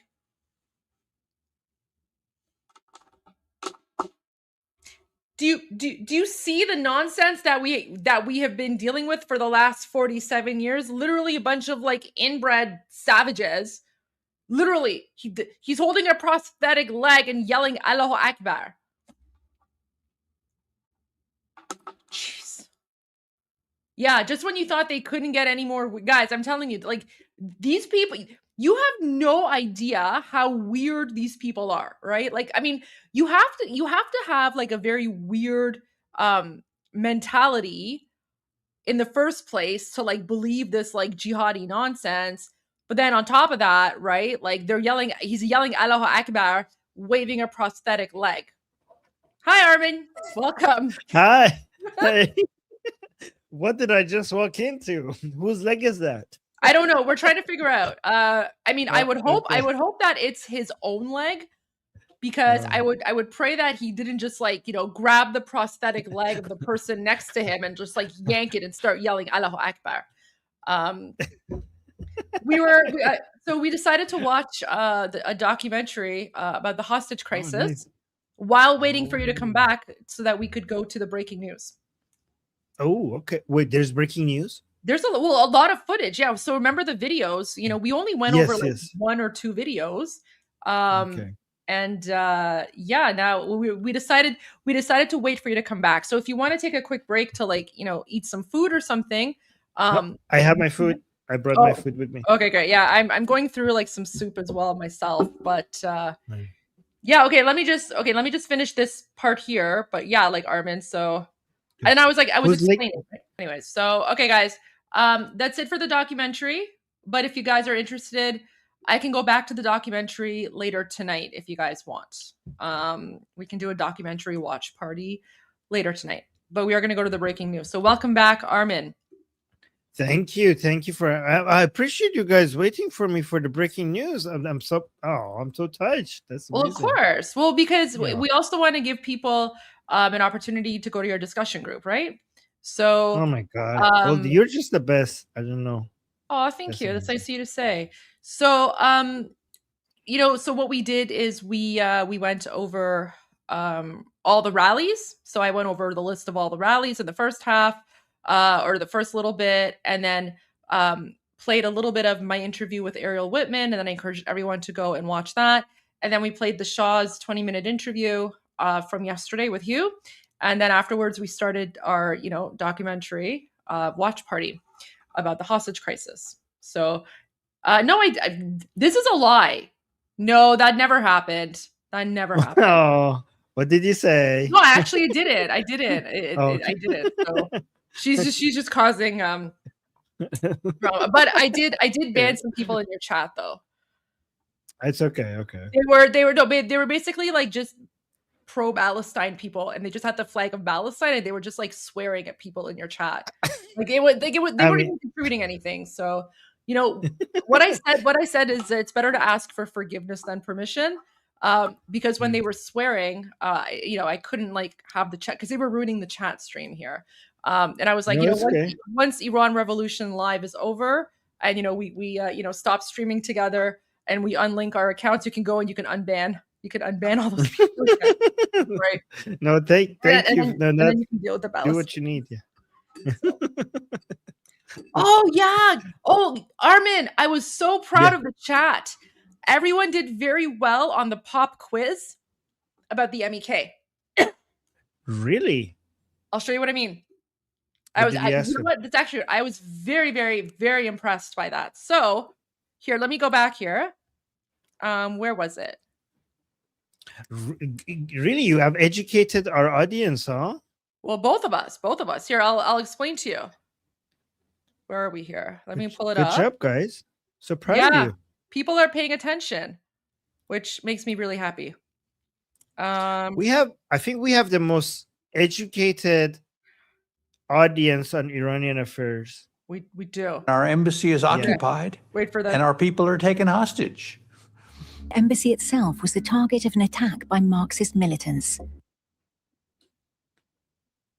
So at this point, when the person said Marxist militants, I asked the chat, I was like, okay, guys, who are the Marxist militants?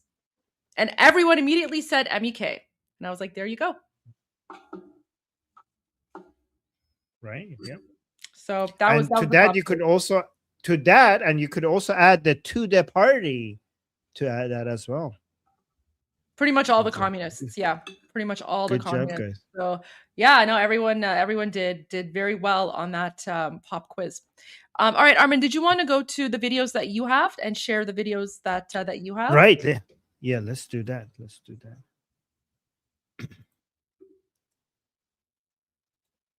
I wonder if some of them here. Share screen. But guys, by the way, guys, you are all now Durka experts. Is that what we call them? You could put that on your resume, because you say we have been watching Iran Revolution Live, and now we're all Durka experts.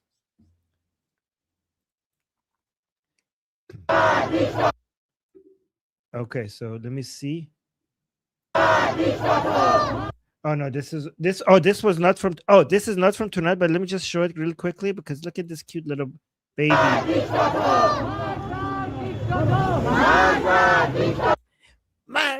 That's adorable. Anyway, so let's go to these. All right, so this is, guys, these are from tonight. Is this the one that we showed? Yeah, we already showed this one. So let's go to this one.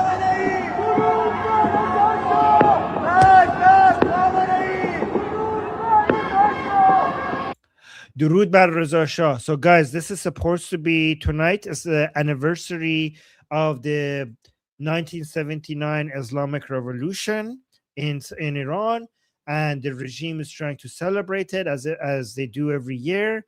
So, just in the past hour or so, we basically got to the day that is the anniversary. But as we're speaking right now, Iranian people are opening their windows and they're chanting against the regime, ruining their party, ruining the celebration. So this chant that you're hearing right now from Iran, they're saying Marg bar Khamenei, Durud bar Reza Shah. So death to Khamenei and salutations to King Reza. By the way, guys, which King Reza you think they're talking about? Reza Shah refers to two Shahs. Reza Shah the first and Reza Shah the second, basically Prince Reza Pahlavi. I think they're referring to Prince Reza Pahlavi here.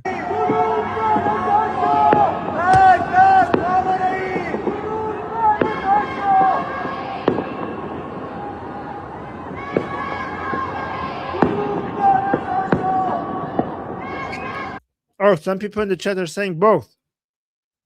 Yeah, maybe both. You're right. By the way, this is a new chant. New chant just dropped. Marg bar Khamenei, Durud bar Reza Shah. That's a new chant. We didn't have that one. So that was one video from tonight. Let's go to the next video.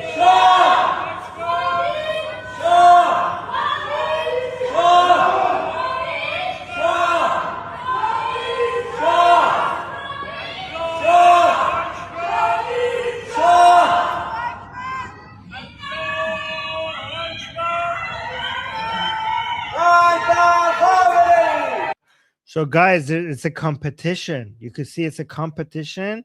The people are saying Allahu Akbar, right? They are like pro-regime, and then the people respond to him, Javeed Shah, death to Khamenei, right? So you see one guy. So, by the way, I'm hearing from Iranians inside Iran that everywhere they are, they're hearing like for every one person that they're hearing coming out and saying Allahu Akbar in favor of the regime. Right now, everybody is chanting, like people are opening their windows and they're chanting, but there's like 20 people chanting against the regime for like every one person that is chanting for the regime. So basically, the chants show that the regime is failing when it comes to the level of support it has.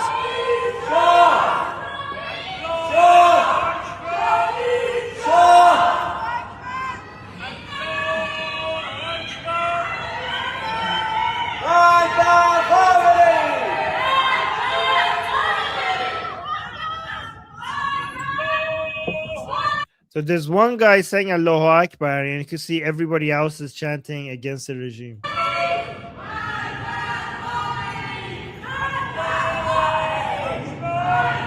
This is, by the way, this is what they're supposed to do. The regime wants you to, as soon as it gets close to 12 o'clock, for you to come and say Allahu Akbar. The reason why they're saying Allahu Akbar at the window is because the narrative, the story is that during the Shah time, people will come out and say Allahu Akbar on their rooftops to basically as a chant against the Shah.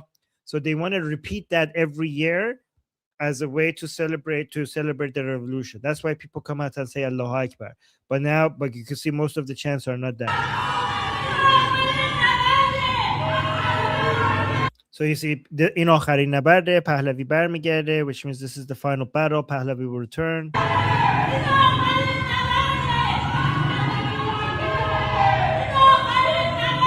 Guys, if I'm not mistaken, the Allahu Akbar person is just one person, right? Like I'm hearing only one person. It's not like two.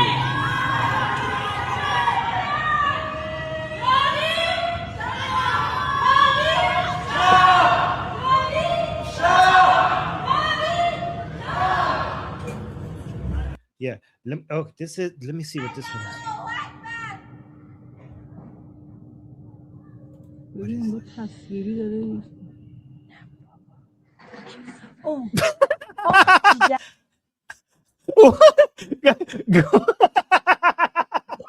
Goldie, watch this one. Go watch this one. So look at this lady saying Allahu Akbar in support of the regime, and she's hiding, not to be identified. and they're recording her from behind. So watch this.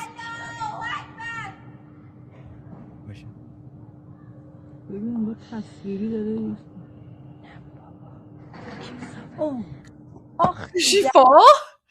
Yeah, she fell, and she's like, "Oh, did you get him?" So the Oh my so god. she's trying.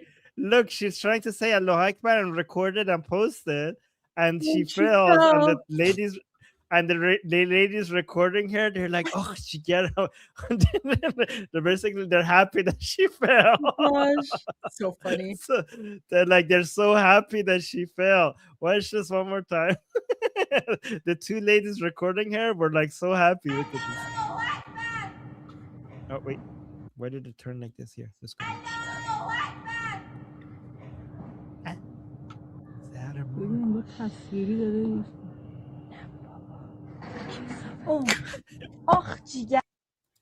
Oh, jigera. Oh my god. That was a good one. Okay, But guys, let's do go do to you, the- do you notice how empty the alleyway is? So like, back when the Islamic Revolution first happened 47 years ago, the alleyways, the roads, the streets would have been packed with people. Packed with people. And now it's just like this one old lady, right? Who's, has like one foot in the grave. So if you're wondering how much support the Islamic regime has, there you go. This is like the jihadi version of the 4th of July, right? So this is the jihadi Islamic version of the 4th of July, and no one's out, right? Except for like a few old people that are yelling Allahu Akbar. So Goldie, I have a question. I think that the regime, unfortunately, like when the day comes and they have the rally, it is possible, not 100%, that they, because of all the evil tactics that they're going to use, it is possible that they're going to be able to show a big rally. Oh, Like, yeah. Absolutely. Well, I mean, there's already like AI footage that's coming out. I think Neo Berg showed like some AI footage or something. But I absolutely, they're going to use AI. They're going to use computer generated images. They're also going to force people to come out. So they might force the families of people who've been arrested to come out, because they're going to say, like, if you don't come out and join the demonstration, we're going to execute your loved ones. So right, yeah. So yeah, just be mindful of that, guys, in case you see large crowds. All right, so let's go to this one. Look, guys, you see the fireworks? Those are the fireworks of the Islamic Republic trying to celebrate the anniversary of their Islamic Revolution victory in 1979 and the fall of Pahlavi. But so this is the celebration of the fall of Pahlavi. Oh, while people are saying Javid Shah, this is actually what's poetic about it, and ironic actually, that they're celebrating the fall of Pahlavi. But Iranian people have never been more pro Pahlavi than now. Actually, this is actually a very interesting point now that I think about it. The Islamic Republic is celebrating the fall of Pahlavi, but let me know, Iranians in the chat, let me know if you think what I'm saying is true or not. I think Iranians are now even more pro Pahlavi today than they were when Pahlavi was in Iran. Because I think they appreciate Pahlavi even more than then. So not only Pahlavi hasn't fallen, Pahlavi is now more popular than it has ever been in Iran. Yeah, people in Iranians are saying 100%. They're saying daqiqan درسته, absolutely. Okay, so yes. So yeah, Pahlavi hasn't fallen. People are shouting Javid Shah while you're celebrating the fall of Pahlavi. Javid Shah! Javid Shah! Javid Shah! Oh, actually, somebody in my chat is saying اون وقت مثل ماهی تو آب بودن. Oh, and somebody in my chat is saying at that time they were like fish in the water. So just like fish in water doesn't appreciate water, only a fish outside of water appreciates water. So they're saying Iranians love Pahlavi because now they're like a fish out of water. Back then, we didn't appreciate it because we didn't even see it because we were surrounded by it. That's actually very good description. Yeah. All right, so let's go to the next one. By the way, guys, these are all dark, but we're going to get more tomorrow when we have the show, Iran Revolution Live. We're probably going to see some interesting videos tomorrow coming because tomorrow, I mean, basically later today is going to be the day of the rally. So everybody is waiting to see what the Islamic Republic is going to do. What are the kind of people that are going to show up? I'm almost sure that some Iranians are going to secretly try to like record their low numbers or maybe whatever is happening. So we're going to probably be seeing some interesting videos coming tomorrow. I'm here in the chat saying, oh, not against YouTube eat comments is a bug. Yeah, not so a bug. Armin, I was going to mention to everyone who's joined us back since the group discussion, there's a weird bug in the YouTube live chat. So people's messages are either not coming through or being deleted or something. So yeah, it's just like a weird like bug that's happening. So you guys might have to refresh your YouTube feeds like a few times or something to make it work. So okay. All right, let's watch this one.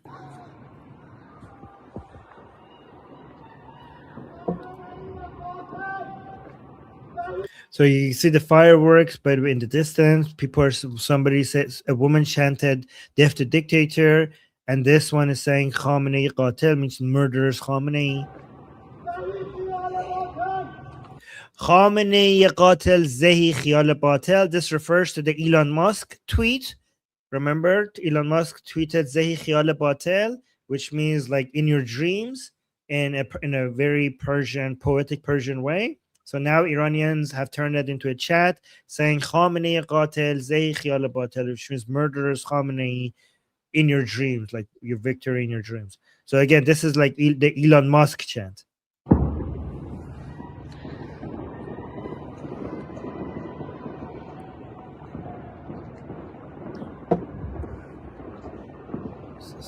This looks upside down, by the way. Yeah, this is upside down. You see, I think that's the street. This is the building. This is the sky. That's the fireworks. So this is upside down.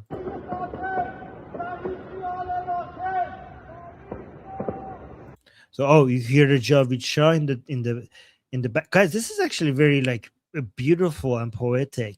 You see the fireworks supposed to be celebrating the fall of Pahlavi, but somewhere in the distance, you hear like a Javid Shah. By the way, this is happening all over Iran right now, guys. Like in the darkness of the night, you could hear people saying Javid Shah, Pahlavi will return. This is another one. So this one, they're chanting Death to Khamenei.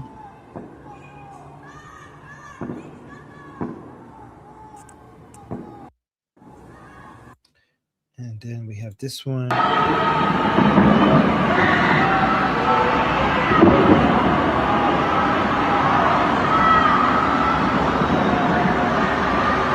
So these are mostly Death to Khamenei.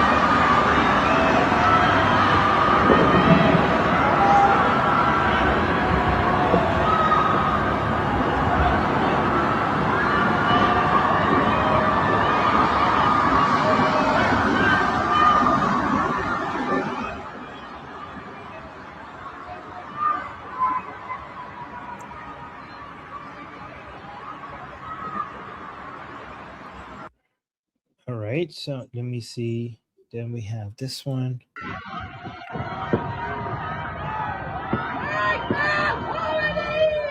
Death to Khamenei. By the way, guys, I hope you appreciate how brave this is, because this is after a 50,000 massacre of people who are against the regime, and they're not like, and you're coming out and chanting, like you're doing this from your home, right? Like if they find you, they know where you live, and you're chanting against the regime after like the greatest act of mass killing of a regime, anti-regime Iranians in the history of our country.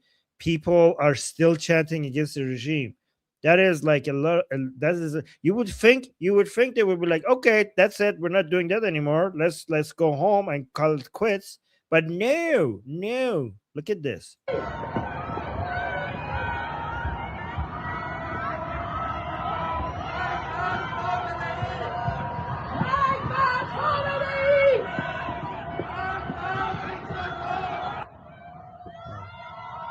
So they're saying Magbar Khamenei, death to Khamenei, and death to the dictator.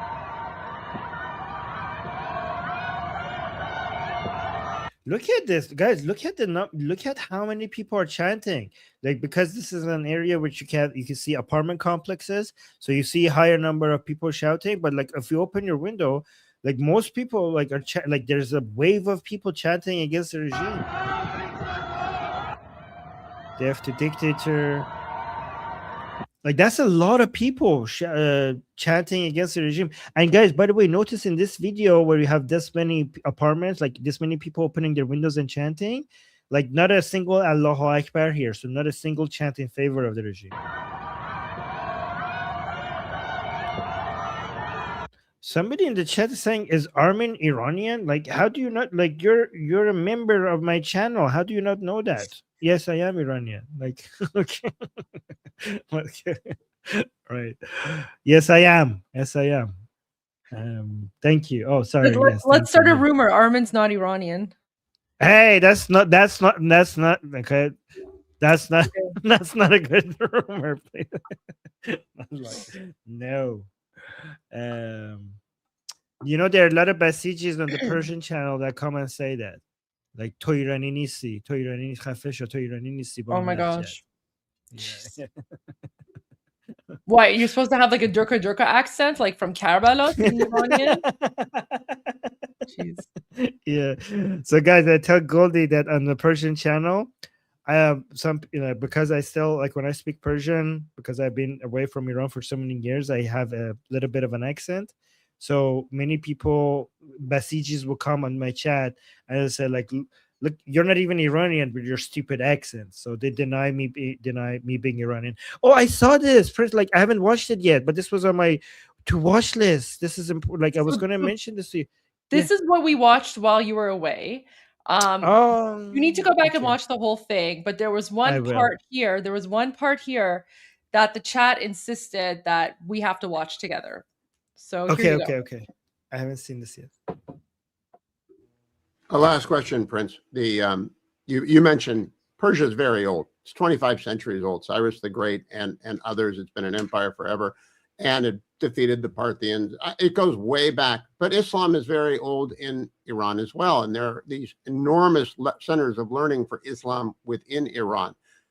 After a iteration to democracy, what will be the position of those traditional Muslim studies and Islamic scholars and mullahs? Will they have their freedoms recognized and protected as well? Well, freedom of religion should be one of the guarantees of a constitution that is based on the Universal Declaration of Human Rights. And therefore, when we say we want to have a secular alternative, that doesn't mean that we have anti-religious thoughts. But as much as religions have to have their right place in society, what about the right of atheists? What about the right of the LGBT?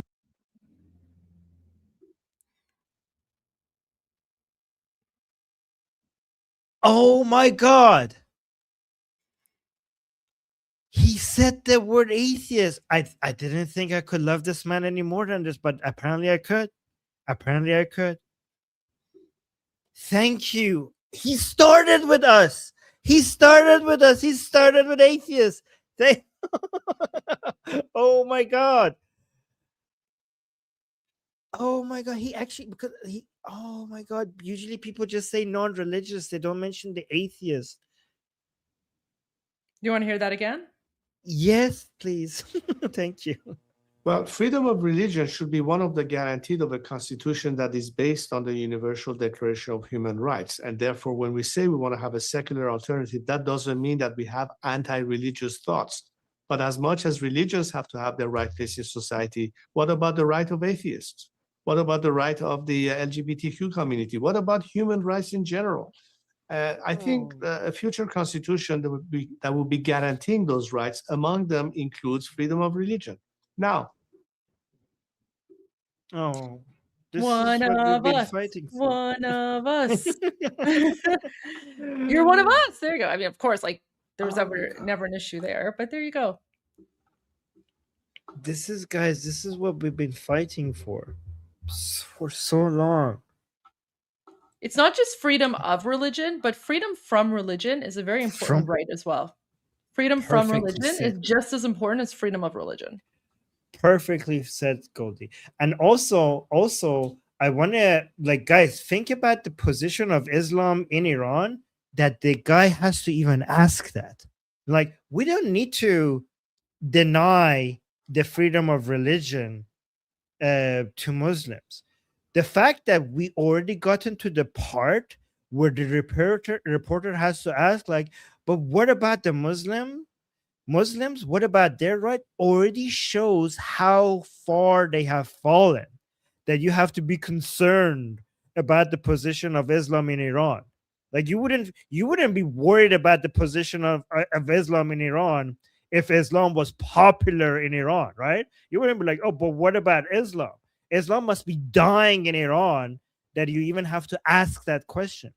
You don't need to, guys. This is why Goldie and I support freedom of religion and from religion, because you don't need to force Islam out. You need to expose Islam. They have the right, they have the freedom to say whatever they believe, and we have the freedom to expose them. And that, as long as we're free to do that, it will just die out naturally without us forcing it out, as it is right now. I mean, in Iran, if anything, the force was on their side, and still they're dying. So this shows that we don't need to force. We don't need force to destroy like Islam. All we need to do is shine a light on it. Yeah.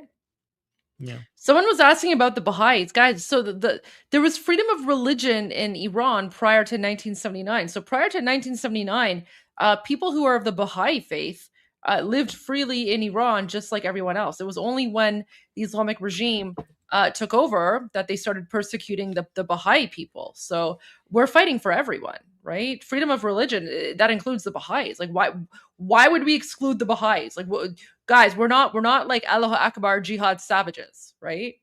We believe in freedom of religion. Yeah. So Atheists are kind of like Jews. If you see their they're rights being protected, treated even worse than Jews by the Islamic regime. They have zero rights. Yeah. But if you see atheists being protected in a society, you kind of feel like, okay, everybody else is also okay, right? Yeah. There you go. All right, I thought you'd like that. That was a little clip. We did it. Yeah, we finally, guys, this is like decades of atheist activism. Atheist activism for the sake of atheists being seen and recognized and accepted as part of the society. And now we're mentioned by the most popular Iranian in the world. So this is a major achievement for us. Thank you. Goldie, thank you so much. Thank you. And thank you guys. Thank you, Goldie, and everybody in the chat that wanted this to be like, you guys wanted to show. You guys are so sweet. I'm so touched. I love you guys. Thank you. We love you too. Thank The you. crowd loves you too. Oh. You're the best. So thank you. All right. So 2C TV is starting at 6 o'clock. Is there any more footage that you would like to share, Armin? I know there's a lot of footage coming out, so we'll go to what you have first, and then we can just go through some of the other things, and then 2C comes on at 6 p.m. I mean, the rest of them are pretty similar. They're videos from inside the dark, from the city, people chanting. So it's a bit like similar to what I've shown you already. Okay. But I will keep on, like, what I would do. How about this? How about I'll show them if I see anything that is different. I'll show it tomorrow. So I think we're good for now. I'll just and also I just want to thank Sohail. The ones that I showed you was sent to me by Sohail, and also Neil Bunny was also mentioned and sent me some stuff that I haven't gotten to share, but I have to go through them to see which ones to share. But yeah, I think we're good for now. So Senator Lindsey Graham put out a post. To the brave people of Iran, President Trump has always heard your cries and demands for justice. The regime has proven yet again it's incapable of real change.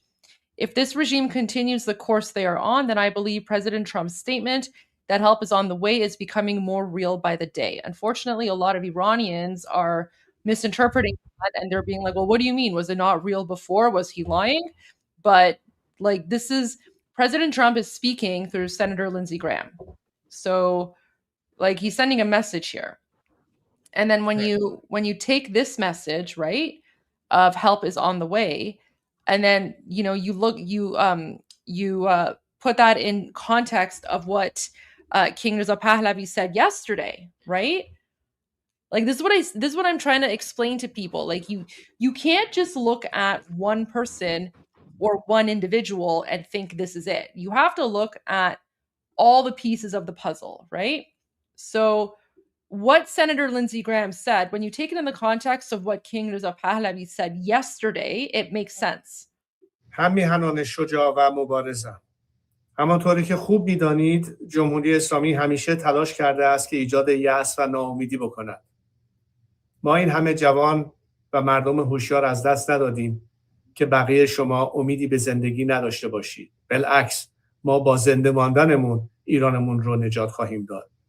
درگیر این مسائل حاشیه‌ای و بحث‌های فرعی نشید که فلان جا این حرف زده شده یا مذاکره انجام شده. ایمان داشته باشید به پیروزی خودتون، ایمان داشته باشید به قدرت خودمون و باور داشته باشید که این بار جهانیان پشت سر شما خواهند ایستاد و از آزادی شما حمایت خواهند کرد. دست در دست هم پیش خواهیم رفت و دشمن را شکست خواهیم داد. پیروزی از آن شماست، آینده ایران. Right. So when he says the world will stand with you and support your freedom, and then you take that in context of what Senator Lindsey Graham is saying today, right? And Goldie, you're so right, because also in addition to that, this is something that maybe non-Iranians who haven't been following Princess Pahlavi don't know, which makes this is why this gives me a lot of hope. What he's saying is that Princess Pahlavi usually in the past couple of decades when he speaks, he's very careful not to promise something. He doesn't use his political capital lightly. He's very conservative when it comes to using his political capital, so that he doesn't say something will happen and it doesn't happen. Or he's always trying to wait until he has full data and full information and guarantee before he makes a move or makes a statement. Like that's how he has always been. This is why this is for us who know that that has been his method. When he speaks with this much confidence and tells us that something is happening, for us is very encouraging, because we know that we know his record, how conservative he is. Yeah. So that's why it's so important, guys. That's why it's so important to look at the entire picture, right? Like you have to, like people are just kind of looking at individual trees, but what's that saying? Like you have to see the forest for the trees or something, right? Like you have to like take a step back and you have to look at the entire picture to understand what's going on, right? Right. So there you go. Yeah, that's what I wanted to share. And then Armin, what are your thoughts on that Palestinian terrorist coming out as an MEK supporter? That was some fun drama. I know, right? And he's supporting the Kurdish separatists too. I don't like disgusting. So weird. So yeah, guys. So for those of you who are not following me on X, so Mossab, right? Mossab, the Palestinian jihadi terrorist, for the last few weeks, he's gone like very weird. And he's like putting out all these like very disgusting posts. Like at one point he referred to Iranian women as like, Botox women or something. He's like, insulting the Shah. He's like talking down to Iranians. He's just like putting out a lot of weird posts. And then he started going very like MEK narrative, MEK propaganda. So we were like, okay, like this. So we were like, this guy's being paid. This guy is definitely being paid, right? Because it doesn't make sense, right? Like, Like, for example, he puts a post like, no kings, no mullahs, free people. Like this, guys, this is literally an MEK slogan. No Shah, no mullah, right? That's what the MEK have. That's what the MEK say. So, and guys, literally, no one supports the MEK unless they're paid by the MEK, right? Literally, no Iranian supports them. You guys have already seen they're militants who took Americans hostage during the American hostage crisis, and ever since then they've been using the money given to them by Saddam Hussein to pay people to push their agenda. So again, no random. By the way, like Mossab's not even Iranian. The guy's like some jihadi Palestinian terrorist, right? So it's very strange for like some random Palestinian to just wake up one day and be like, no kings, no mullahs, right? As if like, first of all, your opinion as like a garbage Palestinian is irrelevant, like no one cares. Second of all, like who are you to tell Iranians what we want and what we don't want? Yeah, this is the guy who's supposedly pro-Israel, but he's getting paid by the anti-Semitic MEK, right? He's getting paid.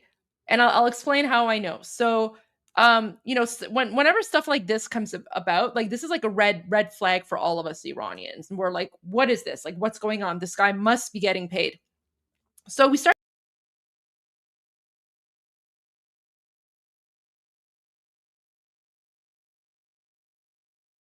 My bad.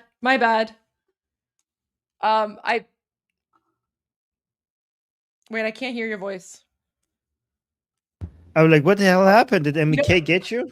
Yeah, the MEK. No, you know what? I pushed back on the wrong screen. So I pushed back on the studio screen instead of on the screen that I was sharing. So my bad. I've done that before as well. Okay, so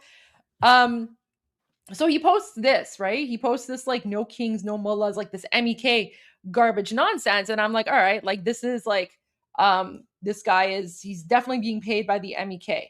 Definitely being paid by the MEK because there's no reason why that wouldn't happen. Like there's no reason why he would say something like that. And then there's one option. I could tell you one other theory. Do you want to hear it?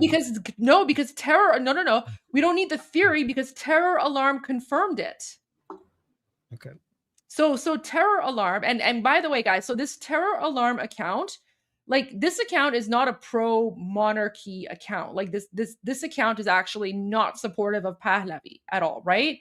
I don't know where they are, but this account comes out and says he like reposts one of Mossab's MEK jihadi nonsense posts, and then he says, "I doubt it is your genuine opinion, Mossab. The MEK terrorists offered us bitcoins to post exactly the same things against monarchists you are posting these days, and we refused, even though we never supported Pahlavi." So we pretty much have confirmation that the MEK is using Bitcoin to pay influencers to promote their jihadi propaganda and narrative. And then Niak wrote this best. So he writes, the attacks against the Pahlavi family are orchestrated by Mujahideen Khalq terrorists and the Islamic Republic of Iran. There is no difference between them, none. Then there are those who have a price. They sell themselves without shame and unsurprisingly return to their old terrorist Palestinian allies. And then there are those who do not have a price, those who still have honor. Terror Alarm stands firmly in that category on this issue. There are those who have a price and they sell themselves, and there are those who have no price, they have dignity and principles. Terror Alarm stands on the right side of this issue, not for money, not for fear, but for truth. History will remember who stood firm and who chose to be bought. And guys, remember, this account, okay? Yeah, I've blocked Mossab, so whatever, there you go. So Terror Alarm, right? Like this account makes it very clear that they're not Pahlavi supporters. So they don't even support King Reza Pahlavi, right? But they have integrity. So they basically exposed Mossab. So there you go, guys. For once a terrorist, always a terrorist. And keep in mind the MEK, right? The MEK are the ones who work with Yasser Arafat and the Palestinians. The MEK are the ones who murdered Americans, right? The MEK are literally Islamic terrorists. And Mossab sold his soul to these Islamic terrorists who want to destroy America and destroy the United States. So there you go. Just thought you guys might want to know. So again, like, just back to my point, when people start putting out this propaganda and attacking King Reza Pahlavi, there's always a reason behind it. Follow the money. All right, Armin, I'm done my little rant. That was that was good. That was a good rant. And I think, like, one thing can I mention to the Israelis, that because Mossab is now supporting Kurdish separatist groups, I think it's very important that we tell Israelis why supporting Kurdish separatists is really bad for Israel. Should I mention that? Do you want me to touch on that? Yeah, go for it. All right. So, guys, unlike what people tell you about Israel being a warmongering country, Israel is very, very much more obsessed with peace than most countries. Because other countries, when they participate in wars, they are basically defending their borders, and they're maybe defending their safety and security of their citizens. But when Israel is participating in war, they're defending their entire existence, because other people, when they get attacked, their borders are being attacked. Israel, when it gets attacked, its entire existence is being attacked. So Israelis are more interested in peace than most people in the world, because war is basically an existential crisis for Israel. So every time Israel participates in the war, it doesn't start war. Other people bring war to Israel, and Israel is trying to end the wars. This is why Israel is more interested in stability in the Middle East than any other country in the Middle East, because for them it's a matter of survival. This is why a stable Middle East is very important for Israel. And nothing brings more instability than the border integrity of 4 different countries being challenged, for example, with Kurdish separatists. The Kurdish area, the Free Kurdistan movement, wants a piece of Iran, a piece of Iraq, a piece of Syria, and a piece of Turkey. That is instability in the region on a scale that you can't even imagine, which is a perfect environment for the growth of more Islamic militia groups like Hamas, Jihad Islami, Hezbollah, Kataeb, and many other groups. Failed states and close to failed states are exactly how terrorist groups grow. It's basically a best place for them to grow. So supporting separatist groups means more instability in the region, means more terrorist groups that will challenge Israel, means more October 7th, more events like October 7th. For Israel, stability in the region comes when you have other countries, strong countries, that are allies of Israel. And no country has more of a potential to be a strong country that is an ally of Israel more than Iran. So losing that opportunity to support groups that are going to cause chaos in the region and create more tension and more terrorist groups to attack Israel doesn't make sense for Israel. Supporting the border integrity of Iran and a strong, independent Iran that is an ally of Israel, that is what brings Israel peace and stability. And we know that because before, when Iran was under the Pahlavi dynasty, Iran was a source of stability, not just in Iran, but in the entire Middle East. So going back to a strong Iran will bring stability in the Middle East, just like it did before. And that is the best thing for Israel. I agree. I mean, the other thing as well is a lot of these like Kurdish militia groups, unfortunately, they have been brainwashed by the Soviets. That's why a lot of their flags and imagery and symbols it ties into communism, because all of these like Kurdish separatist movements, they're all funded originally by the Soviets. So it's very communist in nature as well, very similar to the MEK. That's exactly, and that's why Kurdish separatists hate Pahlavi more than they hate the mullahs, because Pahlavi represents to them imperialism, capitalism, and they're more against that. They want a communist utopia like Rojava or whatever they have. Yeah, which is messed up. Which is messed up because when Pahlavi was in power, he was actually keeping the Kurds outside of Iran safe just by his strength. So, for example, the Kurds in northern Iraq were safe because Saddam would never attack the Kurds in northern Iraq when Pahlavi was there, because Saddam was afraid of Pahlavi retaliating and protecting the Kurds. So. Yeah, and three more small points regarding Kurdish separatist groups. First of all, please understand that the vast majority of Iranian Kurds are patriotic people who support Pahlavi, and they are Iranian first and Kurdish second, and they want to protect the border integrity of Iran. And the Kurdish people are the first people that would volunteer to the Kurdish Iranians will fight the Kurdish separatists themselves. The point, how much time do you have? Okay. Oh, we have like points. 4 minutes. No, you have 4 minutes. You're good. You're good. I just put it up here so people stop freaking out about Tutsi going live. Yeah. Okay. So that's point one. Point two is that the Kurdish separatists in Iran, which are a minority of Kurds in Iran, because most Iranian Kurds are patriotic, but those minority Kurdish separatist groups, the number one people that they have killed, the most people that they have killed are other Kurds. So this is another reason why you shouldn't be supporting Kurdish separatist groups, because they're not even united. They kill each other more than they kill other people. Right. So even like if the idea of an independent Kurdistan is insane, because they are not a united group. They're constantly killing each other. They kill each other more than they kill everyone else. That's point number two. Point number three is that we actually have so we have Turkish separatist groups, which again, the vast majority of Iranian Azeris are not separatists, but we actually have a slightly higher number of Turkish separatist groups than Kurdish separatist groups. And if you want to support separatist groups, you also have to realize that the territory that they want overlaps.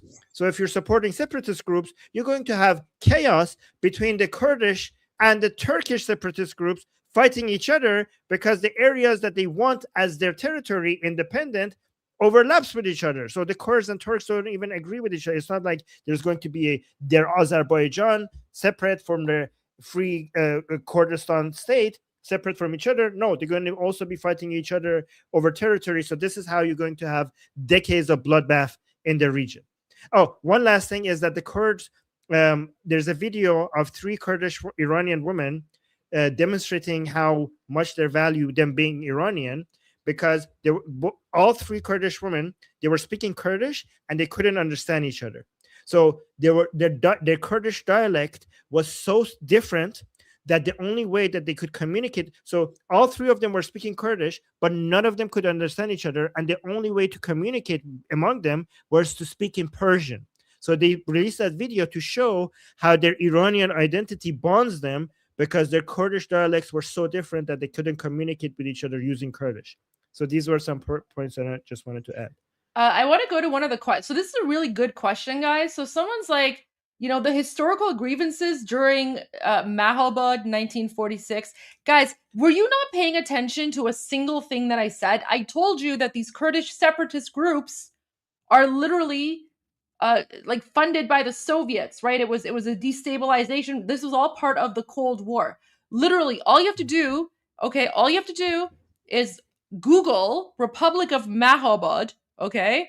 It was a short-lived Kurdish self-governing unrecognized state from January 22 to December 15, and the Republic of Mahalbad was a puppet state of the Soviet Union. Okay? Do you see that? So they were communist traitors who were basically trying to take our land, because they were funded by the Soviets. So again, all of these like Kurdish separatist groups, right? Literally, just Google it, just look it up. They were all traitors, and they got what was coming to them. They got what they deserved. They got what they deserved because no one messes with our territorial integrity, right? Right. There you go. And yeah, exactly, Goldie. Exactly, they got what they deserve. And a lot of people say Reza Shah, the first Pahlavi, was anti-Kurdish. He was not anti-Kurdish. He was pro-Kurdish. He was anti-Kurdish separatist, and rightfully so, because he was protecting the borders of Iran from the Soviets. He was protecting the Iran's territorial integrity from Soviet Russia and the USSR. Exactly. There you go. He saved Iran. Yeah. All right. Bye, Armin. Bye, guys. Bye. I'm Israel Chai, Javi Shah.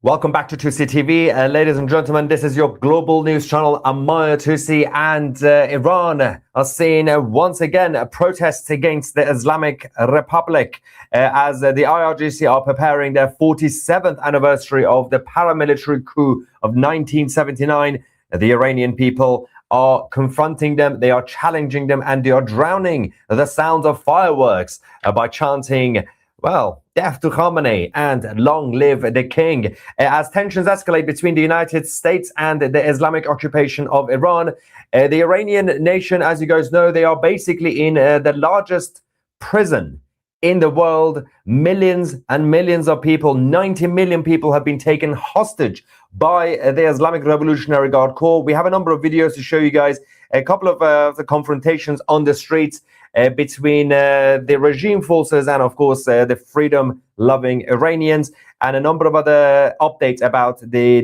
US talks with the Islamic Republic. First things first, let's talk about what's going on the ground. The Iranians tonight are fighting back against the celebrations of the 47th anniversary.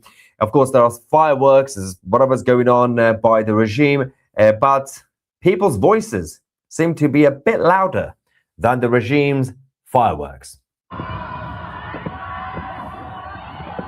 They're saying death to the Islamic Republic, death to the dictator. You can see the fireworks.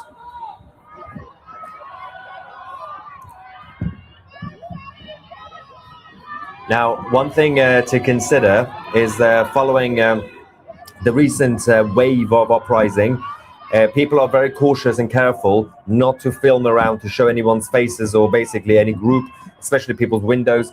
So we are getting a lot of videos, angles, fixed angles like this, but you can hear the sound.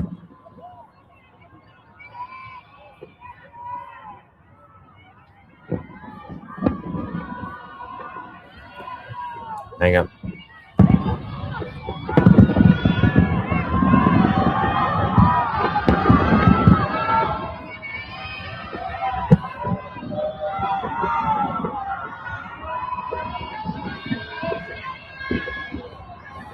Very harrowing. Yeah, death to Khamenei, death to the dictator, and death to the Islamic Republic. A mother on the ground, on the streets, we are seeing confrontation as well. A mother who lost her daughter in the recent uprising on the streets decided to confront the regime forces and supporters on the streets. And while they were celebrating, of course, but of course, at the same time, the Islamic side decided to gang up on her and assaulted her and her youngest daughter, the sister of the girl who was murdered. Let's go and see what happened there.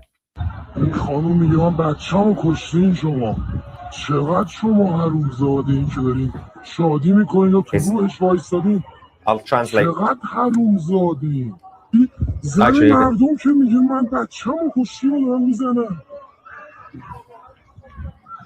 They're going to attack her. وای وای.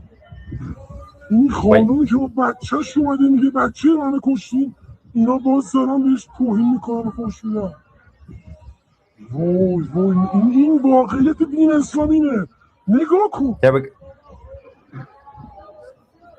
They're attacking her. and her daughter.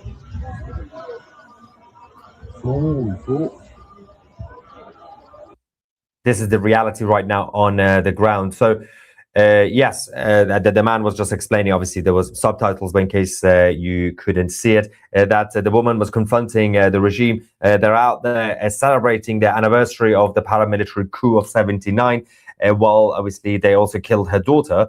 And their response is to basically start assaulting her and her other daughter on the street. So we unfortunately, we don't know right now about the well-being of this woman, what has happened to her and her younger daughter, whether they've been taken. That tends to happen, obviously. But these guys, they're fighting back.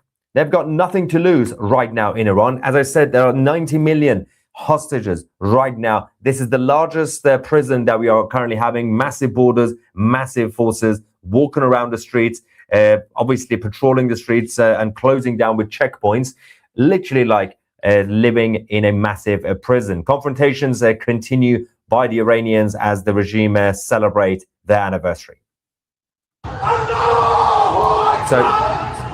So this guy is walking around, is a regime member, saying Allah, rah, rah, rah, rah, right? The usual nonsense about their Allah, and people respond, death to Khamenei, and then they started hitting back, insulting back.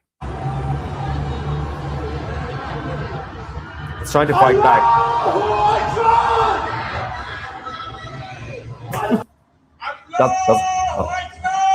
زهر ما رو الله اکبر گوساله روانی خفه شو بابا 30,000 نفر رو کشتن. That is officially my favorite insult, by the way. ریدن به الله تو اون رهبر چلاقت خارکسته روانی. Yes, I completely forgot that the Iranians love one specific word when it comes to insulting people. Retarded. And the guy was walking around on his own chanting Allah, and obviously people are gonna I'm just gonna go back to the translation, the subtitles, because this is my favorite bit. So he says Allah, and then shut the hell up with your Allah Akbar, and then shut the F up, you retarded lamb. That's the best way to translate what that actually means, by the way. It's the direct translation. You retarded lamb. گوساله روانی خفه شو بابا 30,000 نفر رو کشتن. And also, ریدن به yeah, I mean, this is not really PG-13.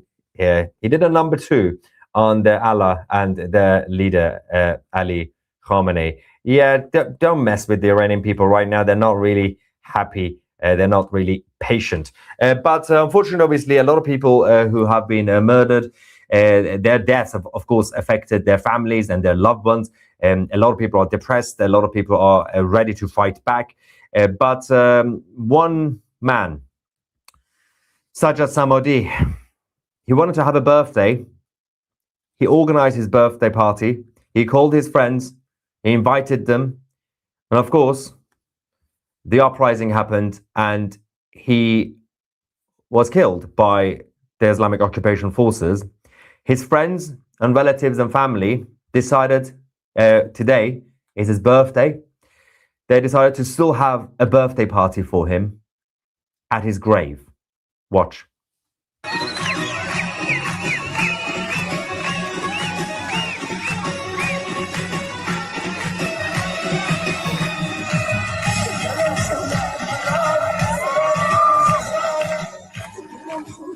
This is the resilience of the Iranian people.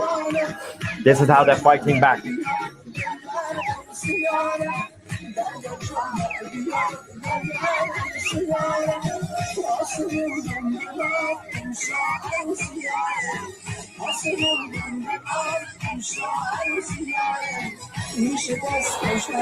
Yeah. They are not just mourning and crying.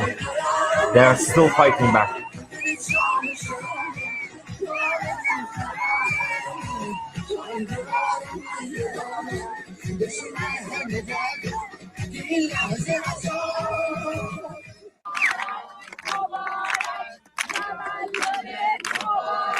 Happy birthday. You're singing happy birthday.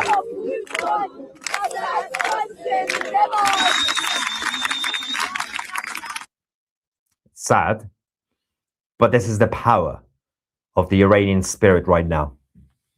They are refusing to bow down. They are refusing to show any sign of defeatism.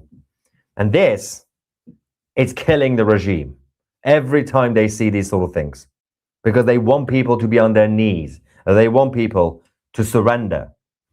But the Iranian people have decided to not surrender and not give up. Now, fireworks continue by the Islamic occupation, but people somehow are louder than the fireworks.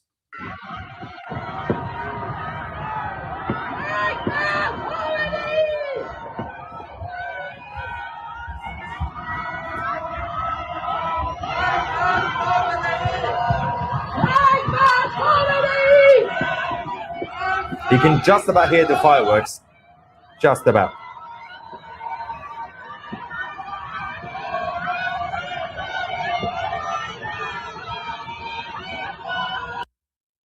It's crazy stuff. And of course, President Trump and the United States are still preparing. They are mobilizing more troops towards the Middle East, despite a lot of speculations that the United States will abandon the Iranian people. That has not happened. And we're going to go to that because Lindsey Graham has a new statement as well. The US military are adding more defensive capabilities to be able to protect themselves, their troops, and the regional countries to tell the Arabs to shut the F up. The operation is happening whether you like it or not. And of course, we gave you a full update on the military mobilization earlier on, especially when it comes to Azerbaijan and Armenia being a key location to penetrate Iran from the northern parts. The US military, there's also an update in terms of their aircraft carriers, but we'll get to that in a second.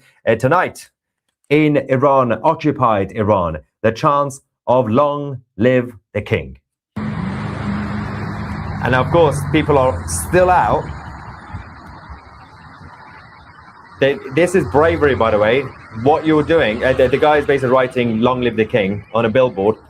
Considering that we are literally at this point living in the middle of martial law, checkpoints, military everywhere, across the streets, but there are still people brave enough to go out there and, of course, do their graffitis and obviously spray paint, long live the king. But in the middle of all this, this is obviously, these are dark times for a lot of people.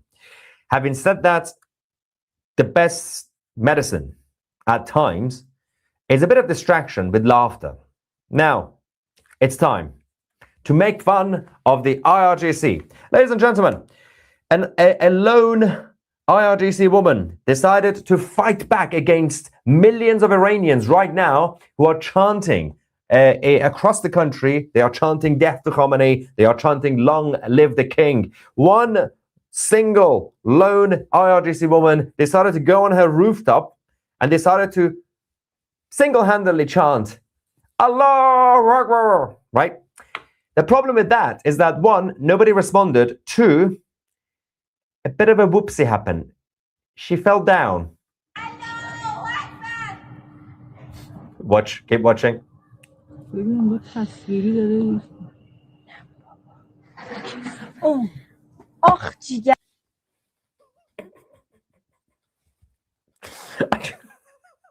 What happened? Hang on. Let's go back to her. How did she slide down? Watch this. She's holding a phone. Don't hold the phone.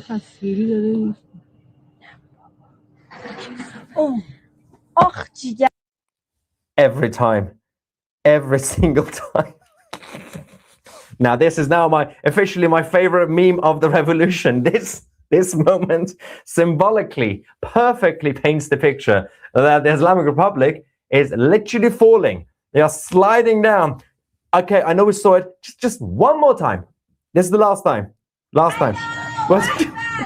have to. I can't. Hang on. Wait for it.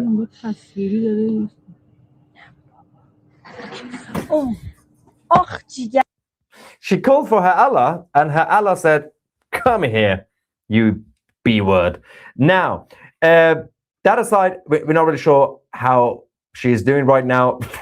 whether she's injured or not. But people are continuing to completely drown the sound of the celebrations and fireworks. Let's go back to Iran.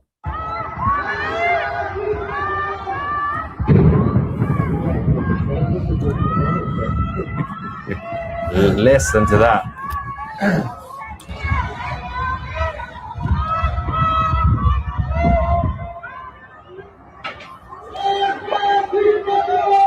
Death to the dictator.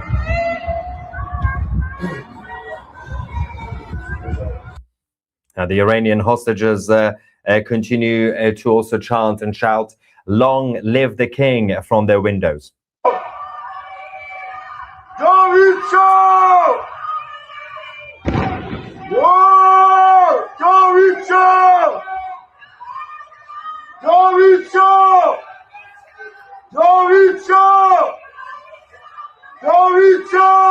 بهمن 1404 ساعت 9 شب پاینده ایران جاوید شاه.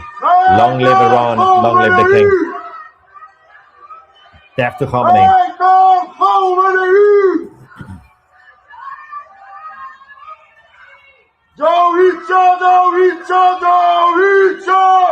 That's how you do it.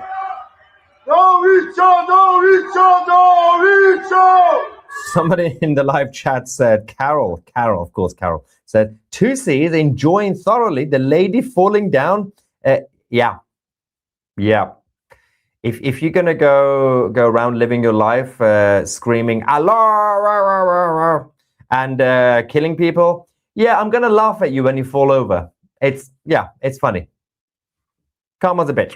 Anyway, on the issue of the United States, before we give you guys a statement by Lindsey Graham again, another post, let's go back to, I think this is the final clip, one of the clips from, again, the prisoners that are Iranians. This is harrowing.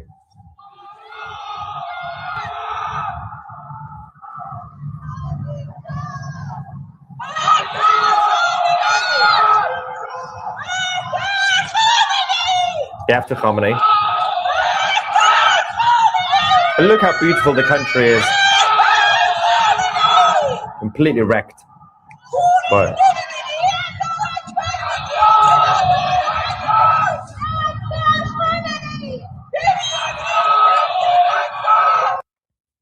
yes.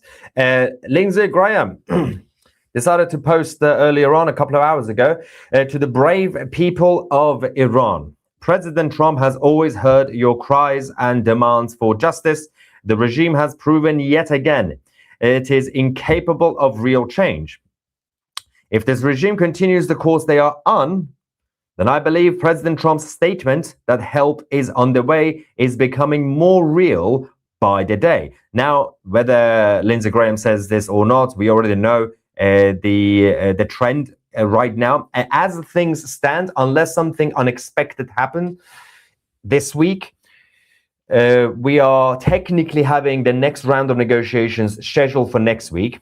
And by that time, you are also getting more troops joining the Middle East, including another aircraft carrier, which we'll get to in a second, which means that by next Friday, next weekend, as of that moment, the war with the Islamic Republic would be imminent. Unless, as I said, something unexpected happens between now and next Friday or next Saturday or whatever. I don't think anything will happen now, but the IRGC might freak out because they have said that the moment we get intel that the Israelis or the Islamic or the United States are planning to attack, we will do a preemptive attack on Israel and the US bases. So if that happens, which I still believe is unlikely, at least this week, at least before the negotiations, we now have heard that the next round might be the last round, the last attempt, because both sides are very hard on the red lines. It's not really nuclear, it's the ballistic missiles. And the Islamic Republic can't really move away from that red line. The ballistic missile program is the final thing that they have. And it's the most dangerous thing that they have. It's not really the nuclear thing. The nuclear thing is just an excuse. It's the ballistic missiles. And unless they come up with some sort of clever plan to be able to basically trick everybody and get some sort of temporary deal, limited deal, which is still unlikely, then that meeting will be the last meeting. But we'll get to that when that happens. President Trump has now said that he will be sending an additional aircraft carrier to the Middle East, as well as USS Abraham Lincoln. Now, we have talked about the USS George H.W. Bush. Now, that one, there was, technically, officially speaking, it's been on training, right? But the Department of War indicated earlier that what you hear might not be true. I mean, we do know they've been doing training anyway, because they've been posting pictures from USS George H.W. Bush. They have been doing some drills, but it has slightly moved locations. Plans could change, but there's also the other that could be sent, but that's not really the main priority. It's not really about any additional aircraft carrier. It's about also the existing equipment that have been sent at this point from the United States to Europe to the Middle East, which continues every single day. Now, back to the protests. Let's go to the next video we've received.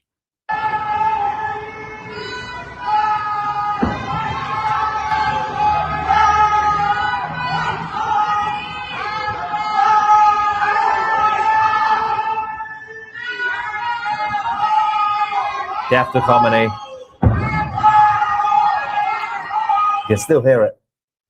Now, crazy stuff still happening.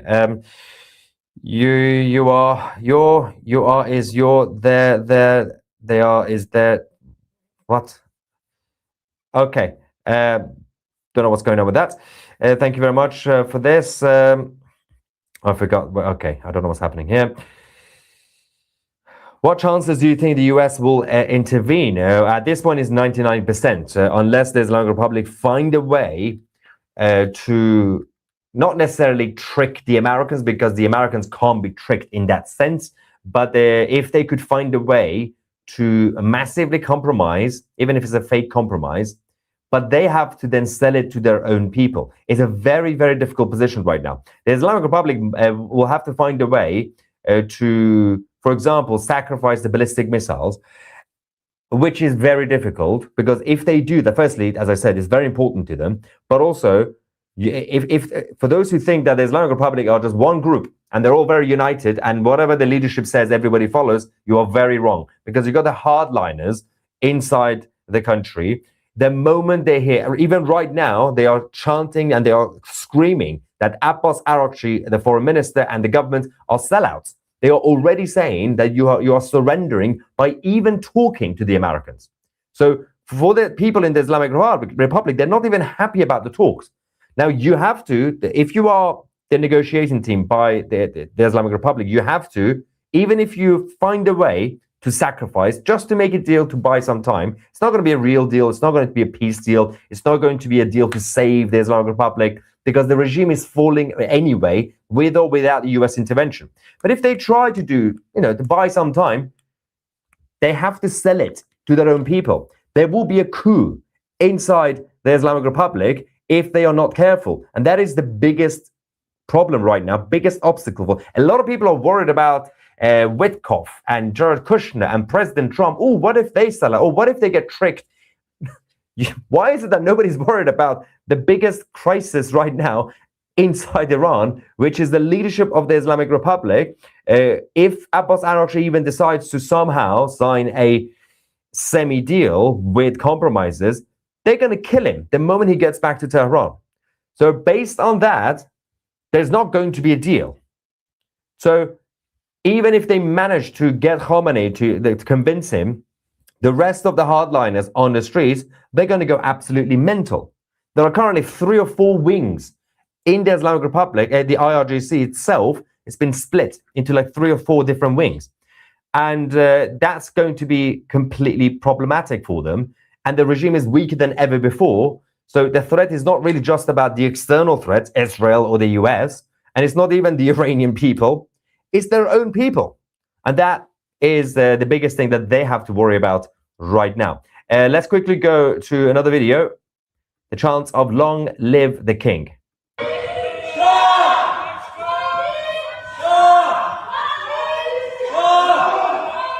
Despite the massacre, they're still fighting.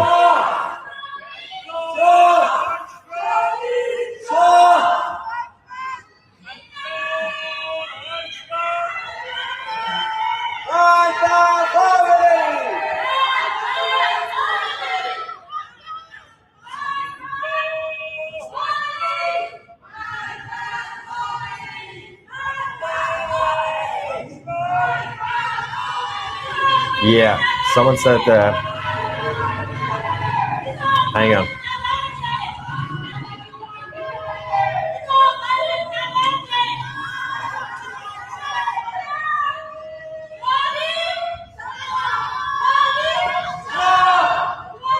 One of the most important things that has now happened earlier today is actually about what President Trump said. So a lot of focus has been on nuclear. And as I said, nuclear is just an excuse. It's not really the main issue. Everybody knows that.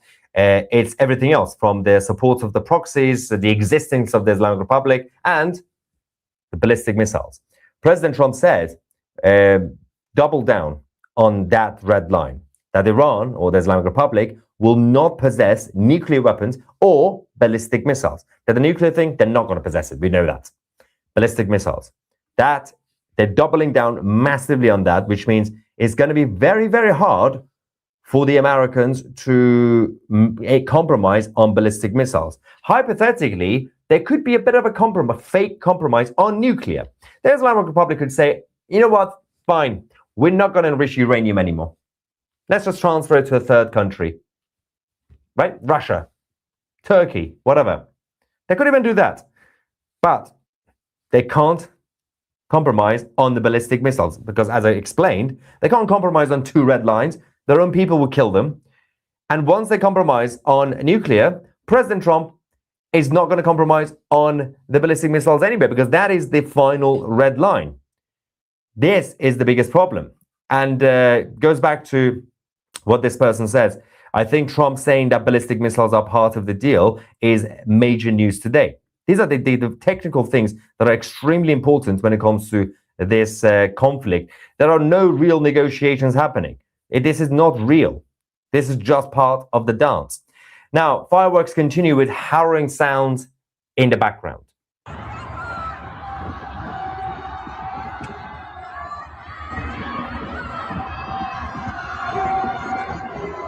Crazy stuff. And more from Iran.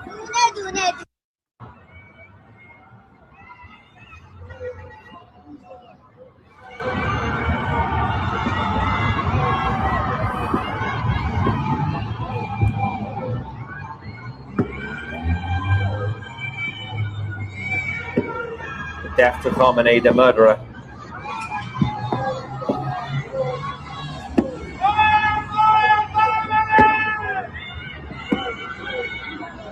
Yeah, someone says, we are moving assets, that's it. Talks are shown. Yeah.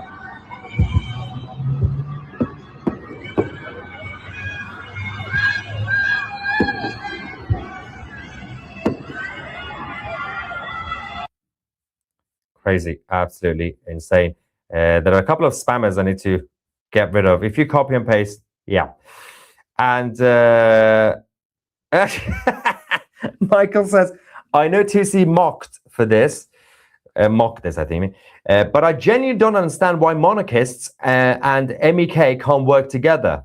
I'm going to explain this very slowly one last time for people to understand. Number one, it's very important to understand. MEK, they are the Marxist, Islamist Marxists, communist Islamists. Number one, MEK are not important anyway. There are 7 members. Nobody cares about them. The moment they put foot on the ground in Iran, if they decide to go back, they're going to be in trouble by ordinary people in Iran. So that's number one. But let's just say they are big players. They're very important. They have support, which they don't. Monarchists, well, there's no such thing as monarchists. It's called Iranians. Iranians and MEK. How come they can't work together? Do you know why? Do you know who MEK are? They're a splinter group from the Islamic Republic. In the 1970s, Khomeini, who was basically, Khomeini himself, right now the current leader, was a KGB asset anyway. Khomeini got help from the Soviet Union at first, worked with communists, and people in the 1970s with guns started shooting at people and took control of the country. A few days later, people inside the Islamic Republic fell apart. They fell out primarily over the issue of the US embassy, and the group that left is now called the MEK, Mujahideen. Literally, the word jihad is in it. Jihad. They are jihadis, right? They were part of Khomeini's team. They fell out. Now, you are asking, Michael, why can't monarchists or Iranians work with the Islamic Republic? What? You're saying, why can't Iranians work with a bunch of jihadis that were part of Khomeini's team, and then at some point they fell out, and then they started to help Saddam Hussein to kill Iranian people? And then they started doing bombings in Iran to kill civilians. Why can't Iranians and monarchists work with terrorists?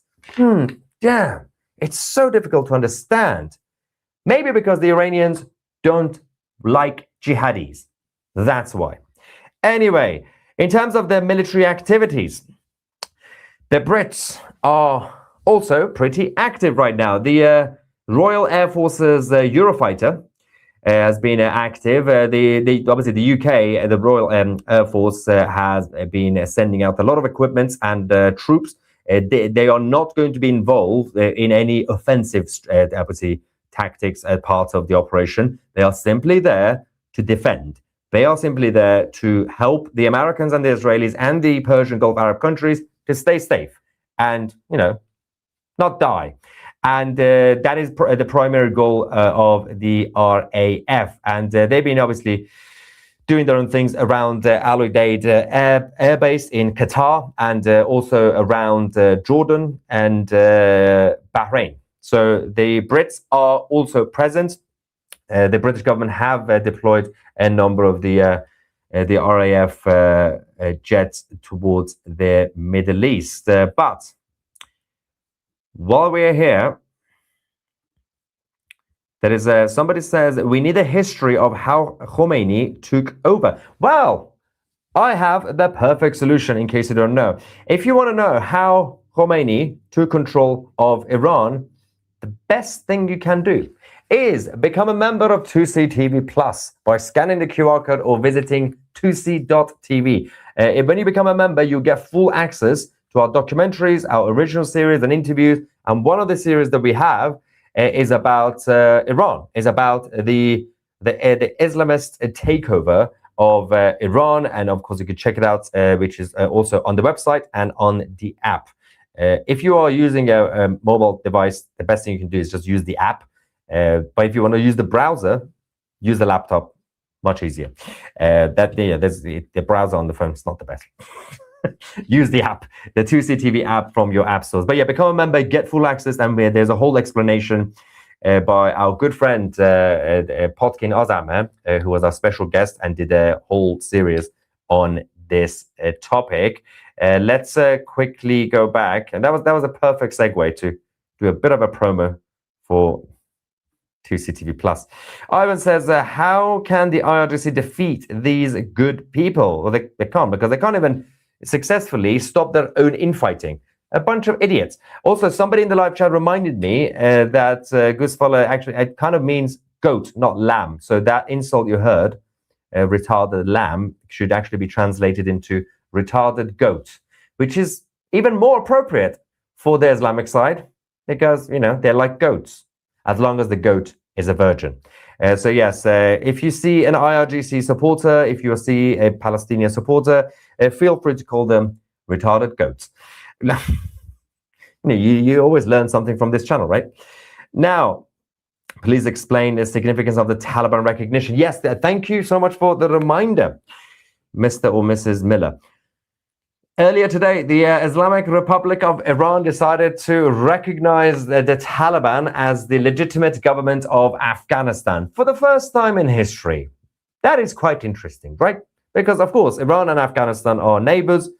Taliban and the IRGC don't get along for obvious reasons, but things are changing. I said this weeks ago, actually technically months ago, but over the last few weeks I've been repeating this. Afghanistan is going to be the final backup location for the IRGC to flee to, because at some point Moscow is going to be difficult, and they can't go to Venezuela anymore. They can't really move to Qatar because Qatar, President Trump is dragging them towards his side. Afghanistan. And the only way you could do that, first, you have to recognize the Taliban and then start sending your assets right next door to Afghanistan. And it will be the most embarrassing end to the Islamic Republic in Iran, that they will have to seek refuge in Afghanistan under the leadership of the Taliban. So I am very much looking forward to that scenario and that ending. Can you tell us the actual words that they are chanting? I've been saying it during the actual videos. So death to Khamenei, death to the Islamic Republic, death to the dictator, long live the king. These were the major chants that we were hearing. And John says, Taliban and the IRGC, it's like the two trenchcoat mafia psycho losers sitting at the same school lunch table with massive differences, but common enemy. Margareta says, Dear Maya, greetings from Malta. Are the Giractics bunker busted and the invisible president taking part in celebrations? So the main celebration will be in about 12 days' time. So today is the anniversary of the return of Khomeini from Paris in 1979. And then there was that 12-day transition when obviously the king of Iran left. And 12 days later, officially, the Islamic Republic started. It didn't actually start. It was the time when they declared, we won. So, although, no, hang on. 12 days from now, it was the period between now and 12 days from now when Khomeini returned. Got the dates wrong. So when Khomeini then returned, then that was the time when they said, well, he's here now, we won. So that was a slight correction in terms of the timing and when he actually, doesn't really matter. 12-day transition, and then Khomeini arrives in Tehran. And so that day, which is 12 days from now, which coincidentally, by the way, in case you haven't noticed, not that there is a conspiracy theory, just coincidentally, 12 days from now will be next weekend. The same next weekend that I said is highly likely that you're going to have, from that moment, imminent war between the US and the IRGC. It's unlikely it will happen between now and then, unless an unexpected event happens. But next weekend will be the official anniversary, which that's when you're going to see, technically, you're going to be seeing the president. And I don't think you're going to see the supreme leader unless they feel confident that they can keep him safe. But you will be able to see the president, who is just a puppet, and a few other smelly, weirdy beardies. At this point, any successful negotiations with this regime will have no positive outcome. Yeah, negotiations don't matter. Let them talk. Let them even sign a deal. Doesn't do anything. It's not 2015 anymore. Hey there, Chuck, war journalist, stated earlier.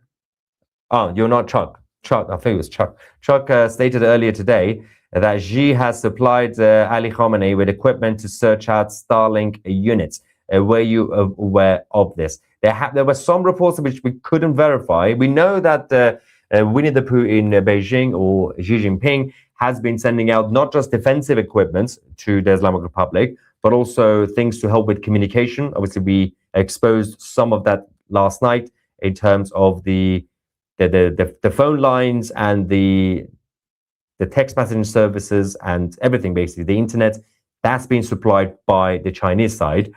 And also in terms of the support with satellites. So I wouldn't be surprised if this thing about the Starlink units would be true, but I can't confirm them myself. But obviously, if Chuck has, then great. Please read my message. It's been censored. I can see your message. And also, I saw your messages briefly earlier. Your messages were coming up and you were shouting you were censored, but we can see you. See, that's another one. I doubted too many EU members. We can see your message. See, I told you guys, it's a YouTube glitch. It's not me. It's not Armin. YouTube is glitching in the chat. It's even happening to Tusi. messages. If you can't see your messages, we still can. That's just a glitch that happens sometimes. You post a message in the live chat, it doesn't appear. You're like, where's my message? But other people can see it, don't worry. That's been going on for ages on YouTube. We are so proud of you, Maya, pushing for the people's freedom against the tyrants and sticking it to the likes of Tony Blair. Yeah, Tony Blair and the Blair family are currently not happy with me and 2CTV, which doesn't matter. Most people say, Tony who? Yeah, if you want to find out more about that, watch Andre Walker's channel, Andre J. Walker, about the Blairs. I don't know why. I'm a nice, innocent boy. What did I ever do? Tony doesn't like me. Where's my tiny violin? Perspective, Iran 90 million, Vancouver 2.5 million. Massive difference in size and geography. Why are we talking about Vancouver? History shows that rogue regimes are not eternal. Yeah, that is very, very true. And love your work, but the US is not an empire. You literally have an American empire. Before to be freed from an empire, you freed yourself from the British Empire, and you built the most successful and best, mostly soft power, at times hard power empire, or as the nice liberals would call it, the world police. It's just a weird way of saying it. We are a very powerful republic, yeah, global republic, which means empire. I think people think the word empire is a negative word, rather than the literal meaning of the empire. Empire doesn't have to be tyrannical. Empire doesn't have to be officially conquering places. You can unofficially conquer places with allies, have bases, and use the dollar empire to basically control the finances and the economies around the world, which is brilliant. Much better than BRICS, let's just say. God bless America and the dollar. And this is coming from me, the gold standard supporter. Yeah. Hi, 2C, thank you. I think we backed off the first strikes because the expected defections didn't happen. Do you think larger strikes will get desired defections, or will we need to do full regime pest control? Yeah, you're going to have to do full pest control, because I don't think the issue around the defections were really even considered. I think they probably did have indirect effect, not necessarily the defections, but the overall thing of, are the Iranian people right now and the so-called defectors ready to finish the job? They weren't, because the time that week when the United States was about to basically hit, and there was just going to be a few airstrikes, that wasn't a good idea. I'm glad they canceled it. Or at least they made it seem that there was a plan and they canceled it. It could have just been a false flag to make you think, oh, they were about to hit, but they pulled it off, but they canceled it last minute. That might have already been part of the plan, if we're going to get into the rabbit hole. But at that point, the Iranian people had gone home because about 30, 40,000 of them were killed. If the so-called airstrikes were planned the week before, then obviously everything would have been different. But the airstrikes alone were never going to be enough to bring down the regime. So you're going to have to do what we say, pest control, as you said. Brilliant. I wouldn't trust Starmer even if he paid me $1 billion. I don't know, I'll consider. I'll sell out. I don't care. It's $1 billion. Long live Starmer for $1 billion. Just trying to help with the English in the chat. Oh yeah, when you were trying to teach them yeah, that's not a bad idea. Next time do it and I'll pin your comments at the top of the live chat. Do you think Arakchi is secretly working for the US? I mean, he's not the best negotiator, so no, I think he's just in it for himself. Let's not forget that people like Arakchi technically are from the reformists wing of the Islamic Republic. Now, as I explained recently, there's no such thing as reformists. They're still part of the Islamic Republic. But these guys want to portray themselves as the alternative. You know, the president, Pezeshkian, he's from the reformist side. Like, they're slightly nicer, apparently. They're the ones, if you allow them to stay in charge after Khamenei, they would probably, basically, they will come and say, okay, we're gonna call ourselves the Republic of Iran. You can right now you don't have to cover your hair anymore. The hijab laws cancelled. They could do that. They would do that just to stay in power. But at the end of the day, they are still the mafia, and they will still basically drain the resources of Iran, and they will still basically control everything, including the economy. Yeah, I mean, the guy is not the wisest man. Massive super chat saying, I am Armenian, and my mother and father were raised in Iran. God bless you. They would tell me of the old days with your own, just as beautiful as in any European country, and the people, their culture is old and beautiful and, of course, resilient. Yes, but those days will come back very soon in Iran. 47 years of oppression. Trump is the 47th president. He is meant to stop the genocide. I mean, yeah, a lot of people have been talking about the interesting coincidence. It's just a coincidence, by the way. Don't take it too seriously. Donald J. Trump has to get Iran to sorted so we can go into Thailand and do some. Well, firstly, he's got to do it before the midterms, so very important. And stuff around Venezuela is actually going surprisingly well. And the Venezuelan's interim government are currently working. Well, it's not really interim government, interim president working well, because she doesn't want to lose power, because she doesn't want Maria Machado to get back to Caracas. But President Trump is basically using that as leverage. He just gets whatever he wants right now from Venezuela, because Maduro is not there anymore. And that will help.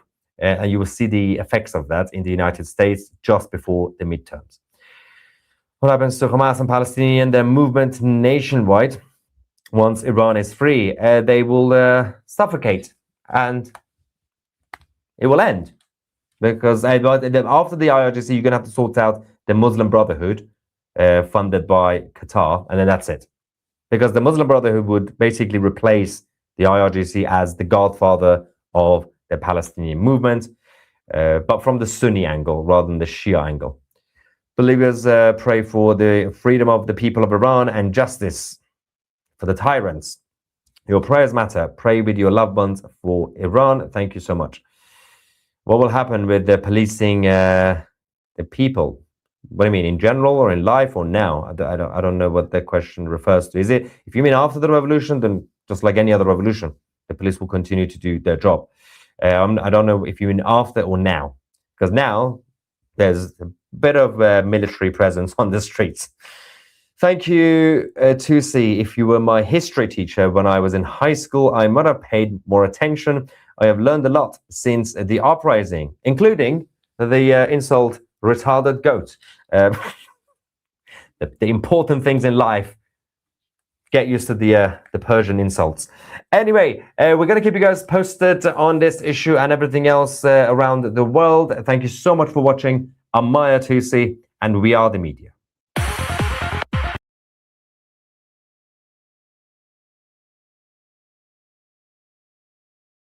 Okay, guys, so we're almost getting to the end of today's live stream. Before we end, and guys, let me know in the comments if you want me to revisit that documentary. It seemed like you guys were enjoying that documentary with the 444 hostages. So if you want, like I've already done a documentary watch party with that particular documentary.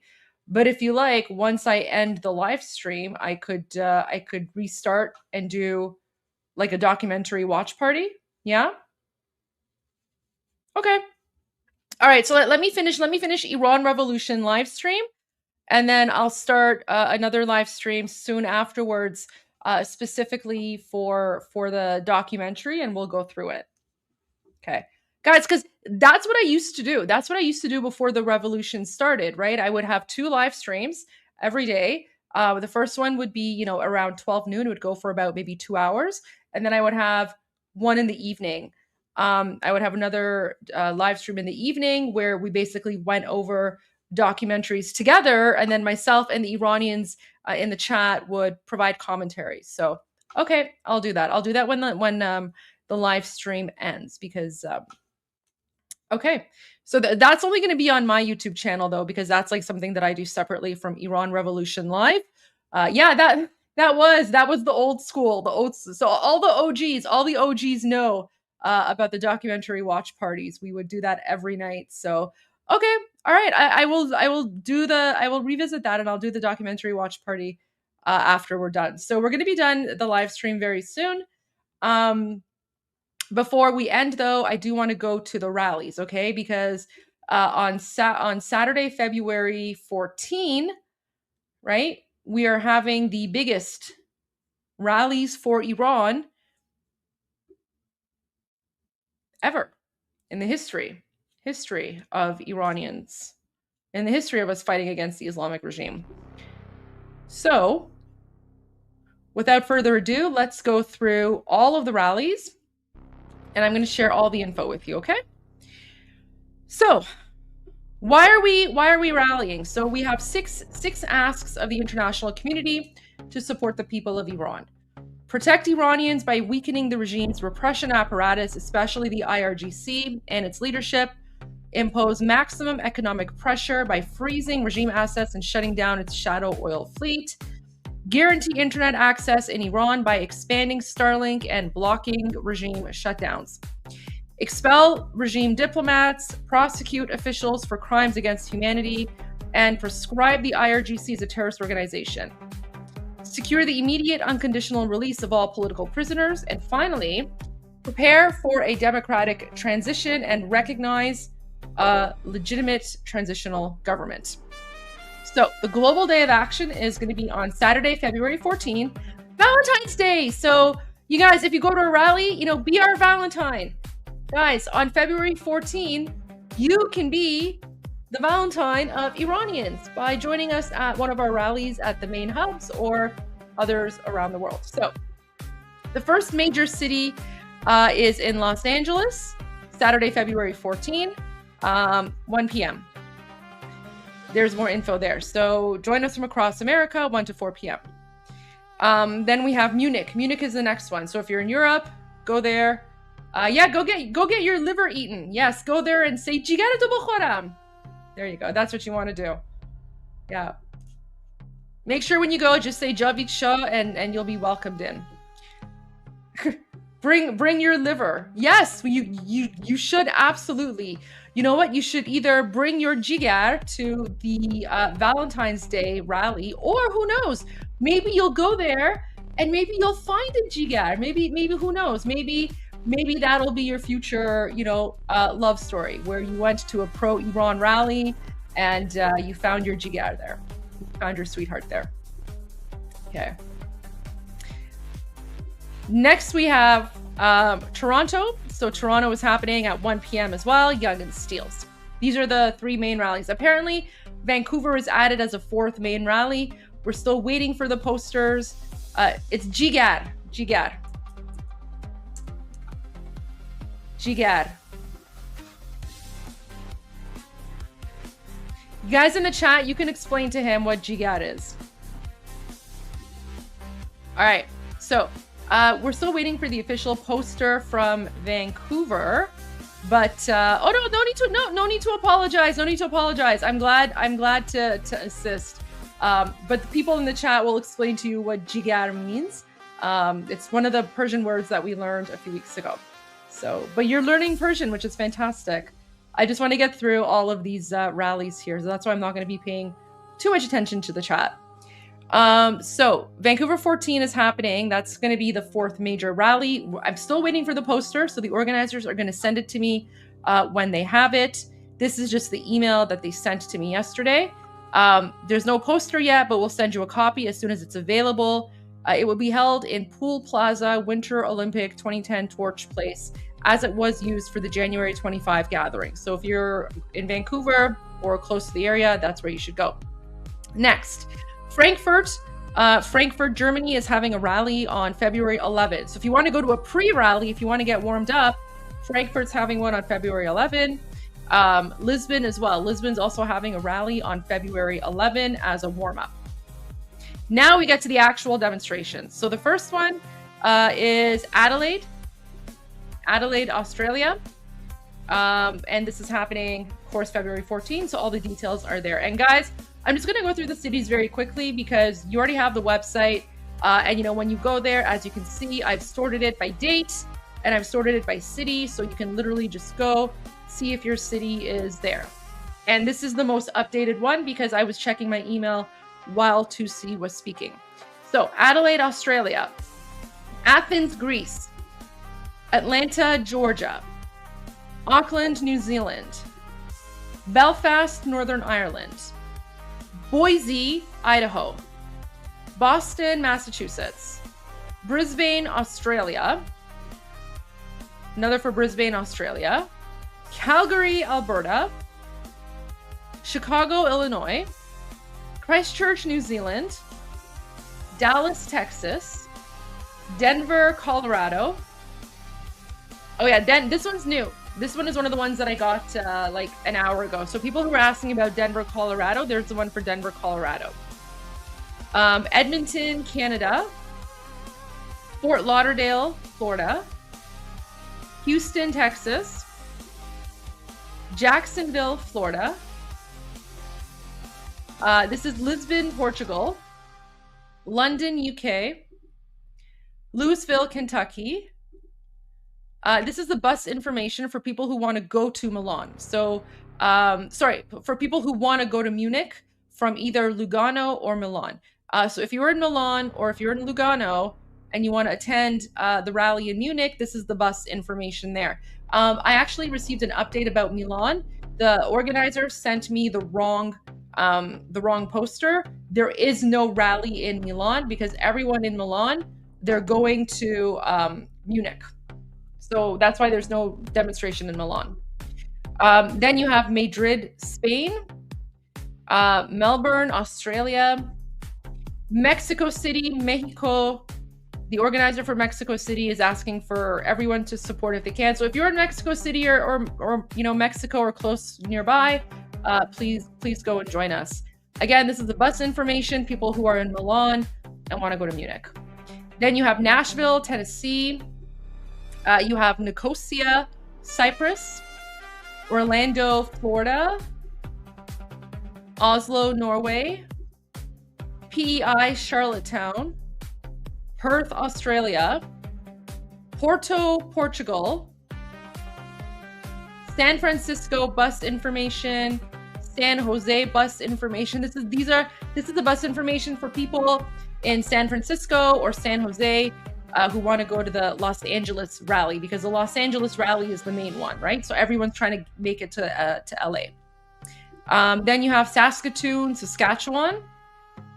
You have Seattle, Washington State. So there's two in Seattle. They're happening back to back. So there's one that's from 12 to 2 p.m. And then there's another one from 2 to 4 p.m. So they're back to back. Then you have Sydney, Australia.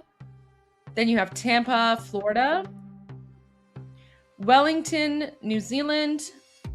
And then this is the bus information for people who are in Windsor, Ontario, going to Toronto for the main Toronto one. Bulgaria, so Sofia, Bulgaria, that one's happening on the 15th. Although all of them are happening on the 14th. The reason that in Bulgaria it's happening on the 15th is because on the 14th there is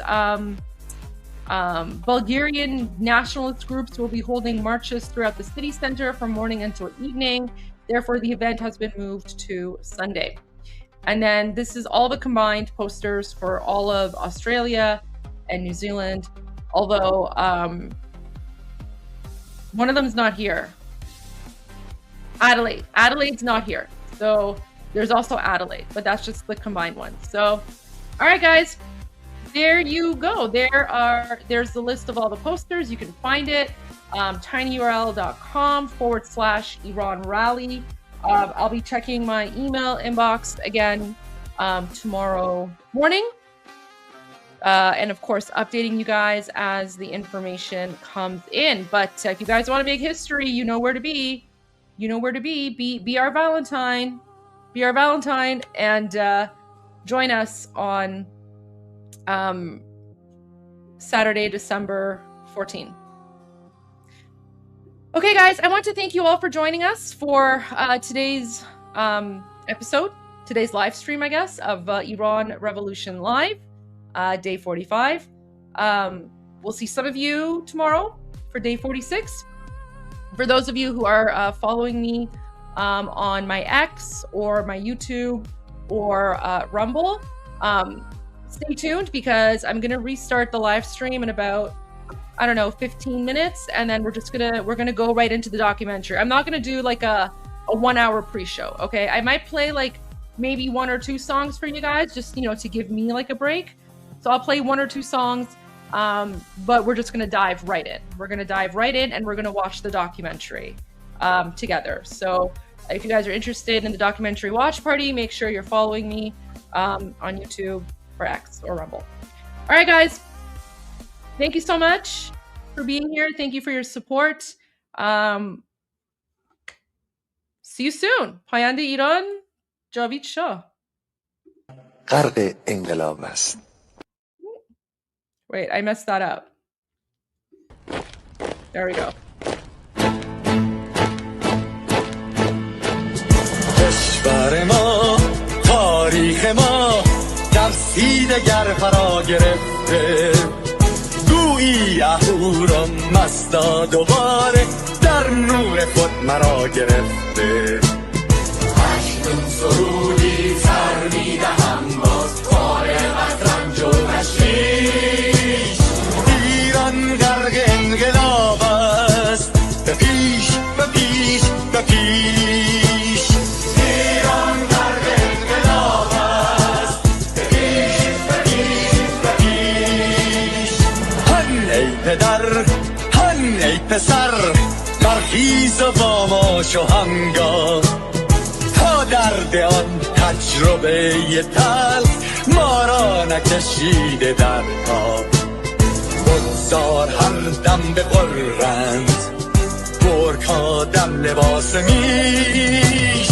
ایران غرق انقلاب است به پیش به پیش به پیش ایران غرق انقلاب است به پیش به پیش به پیش ای کارگر ای برزگر راحت کنون ادامه دارد در این زمان که پرتو یزدان از هر سو بر تو میبارد پس پیش به سوی آزادی از بحر خزر تا کیش ایران غرق انقلاب است به پیش به پیش به پیش ایران غرق انقلاب است به پیش به پیش به پیش خلقا به پا بهر دفاع از استقلال و آزادی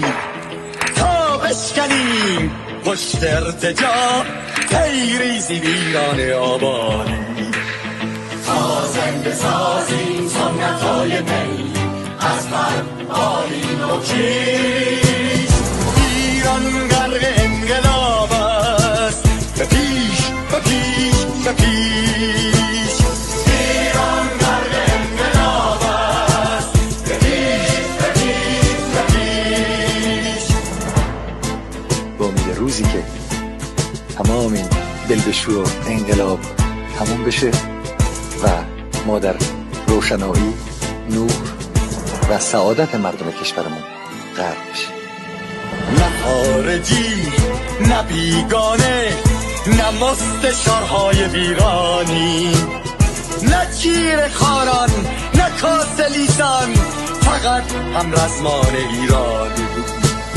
تا با شرافت میهنی بسازی بهر فرزندان خویش ایران غرق انقلاب است به پیش به پیش به پیش ایران غرق انقلاب است به پیش به پیش به پیش مردان بیایید داخل صف ما اکنون که آغاز رویاست دشمنان بدانید ما زنده هستیم بعد از ما هم ایران پابرجاست آن روح شیطان ما را فریب داد با صد شعار مردمیش ایران غرق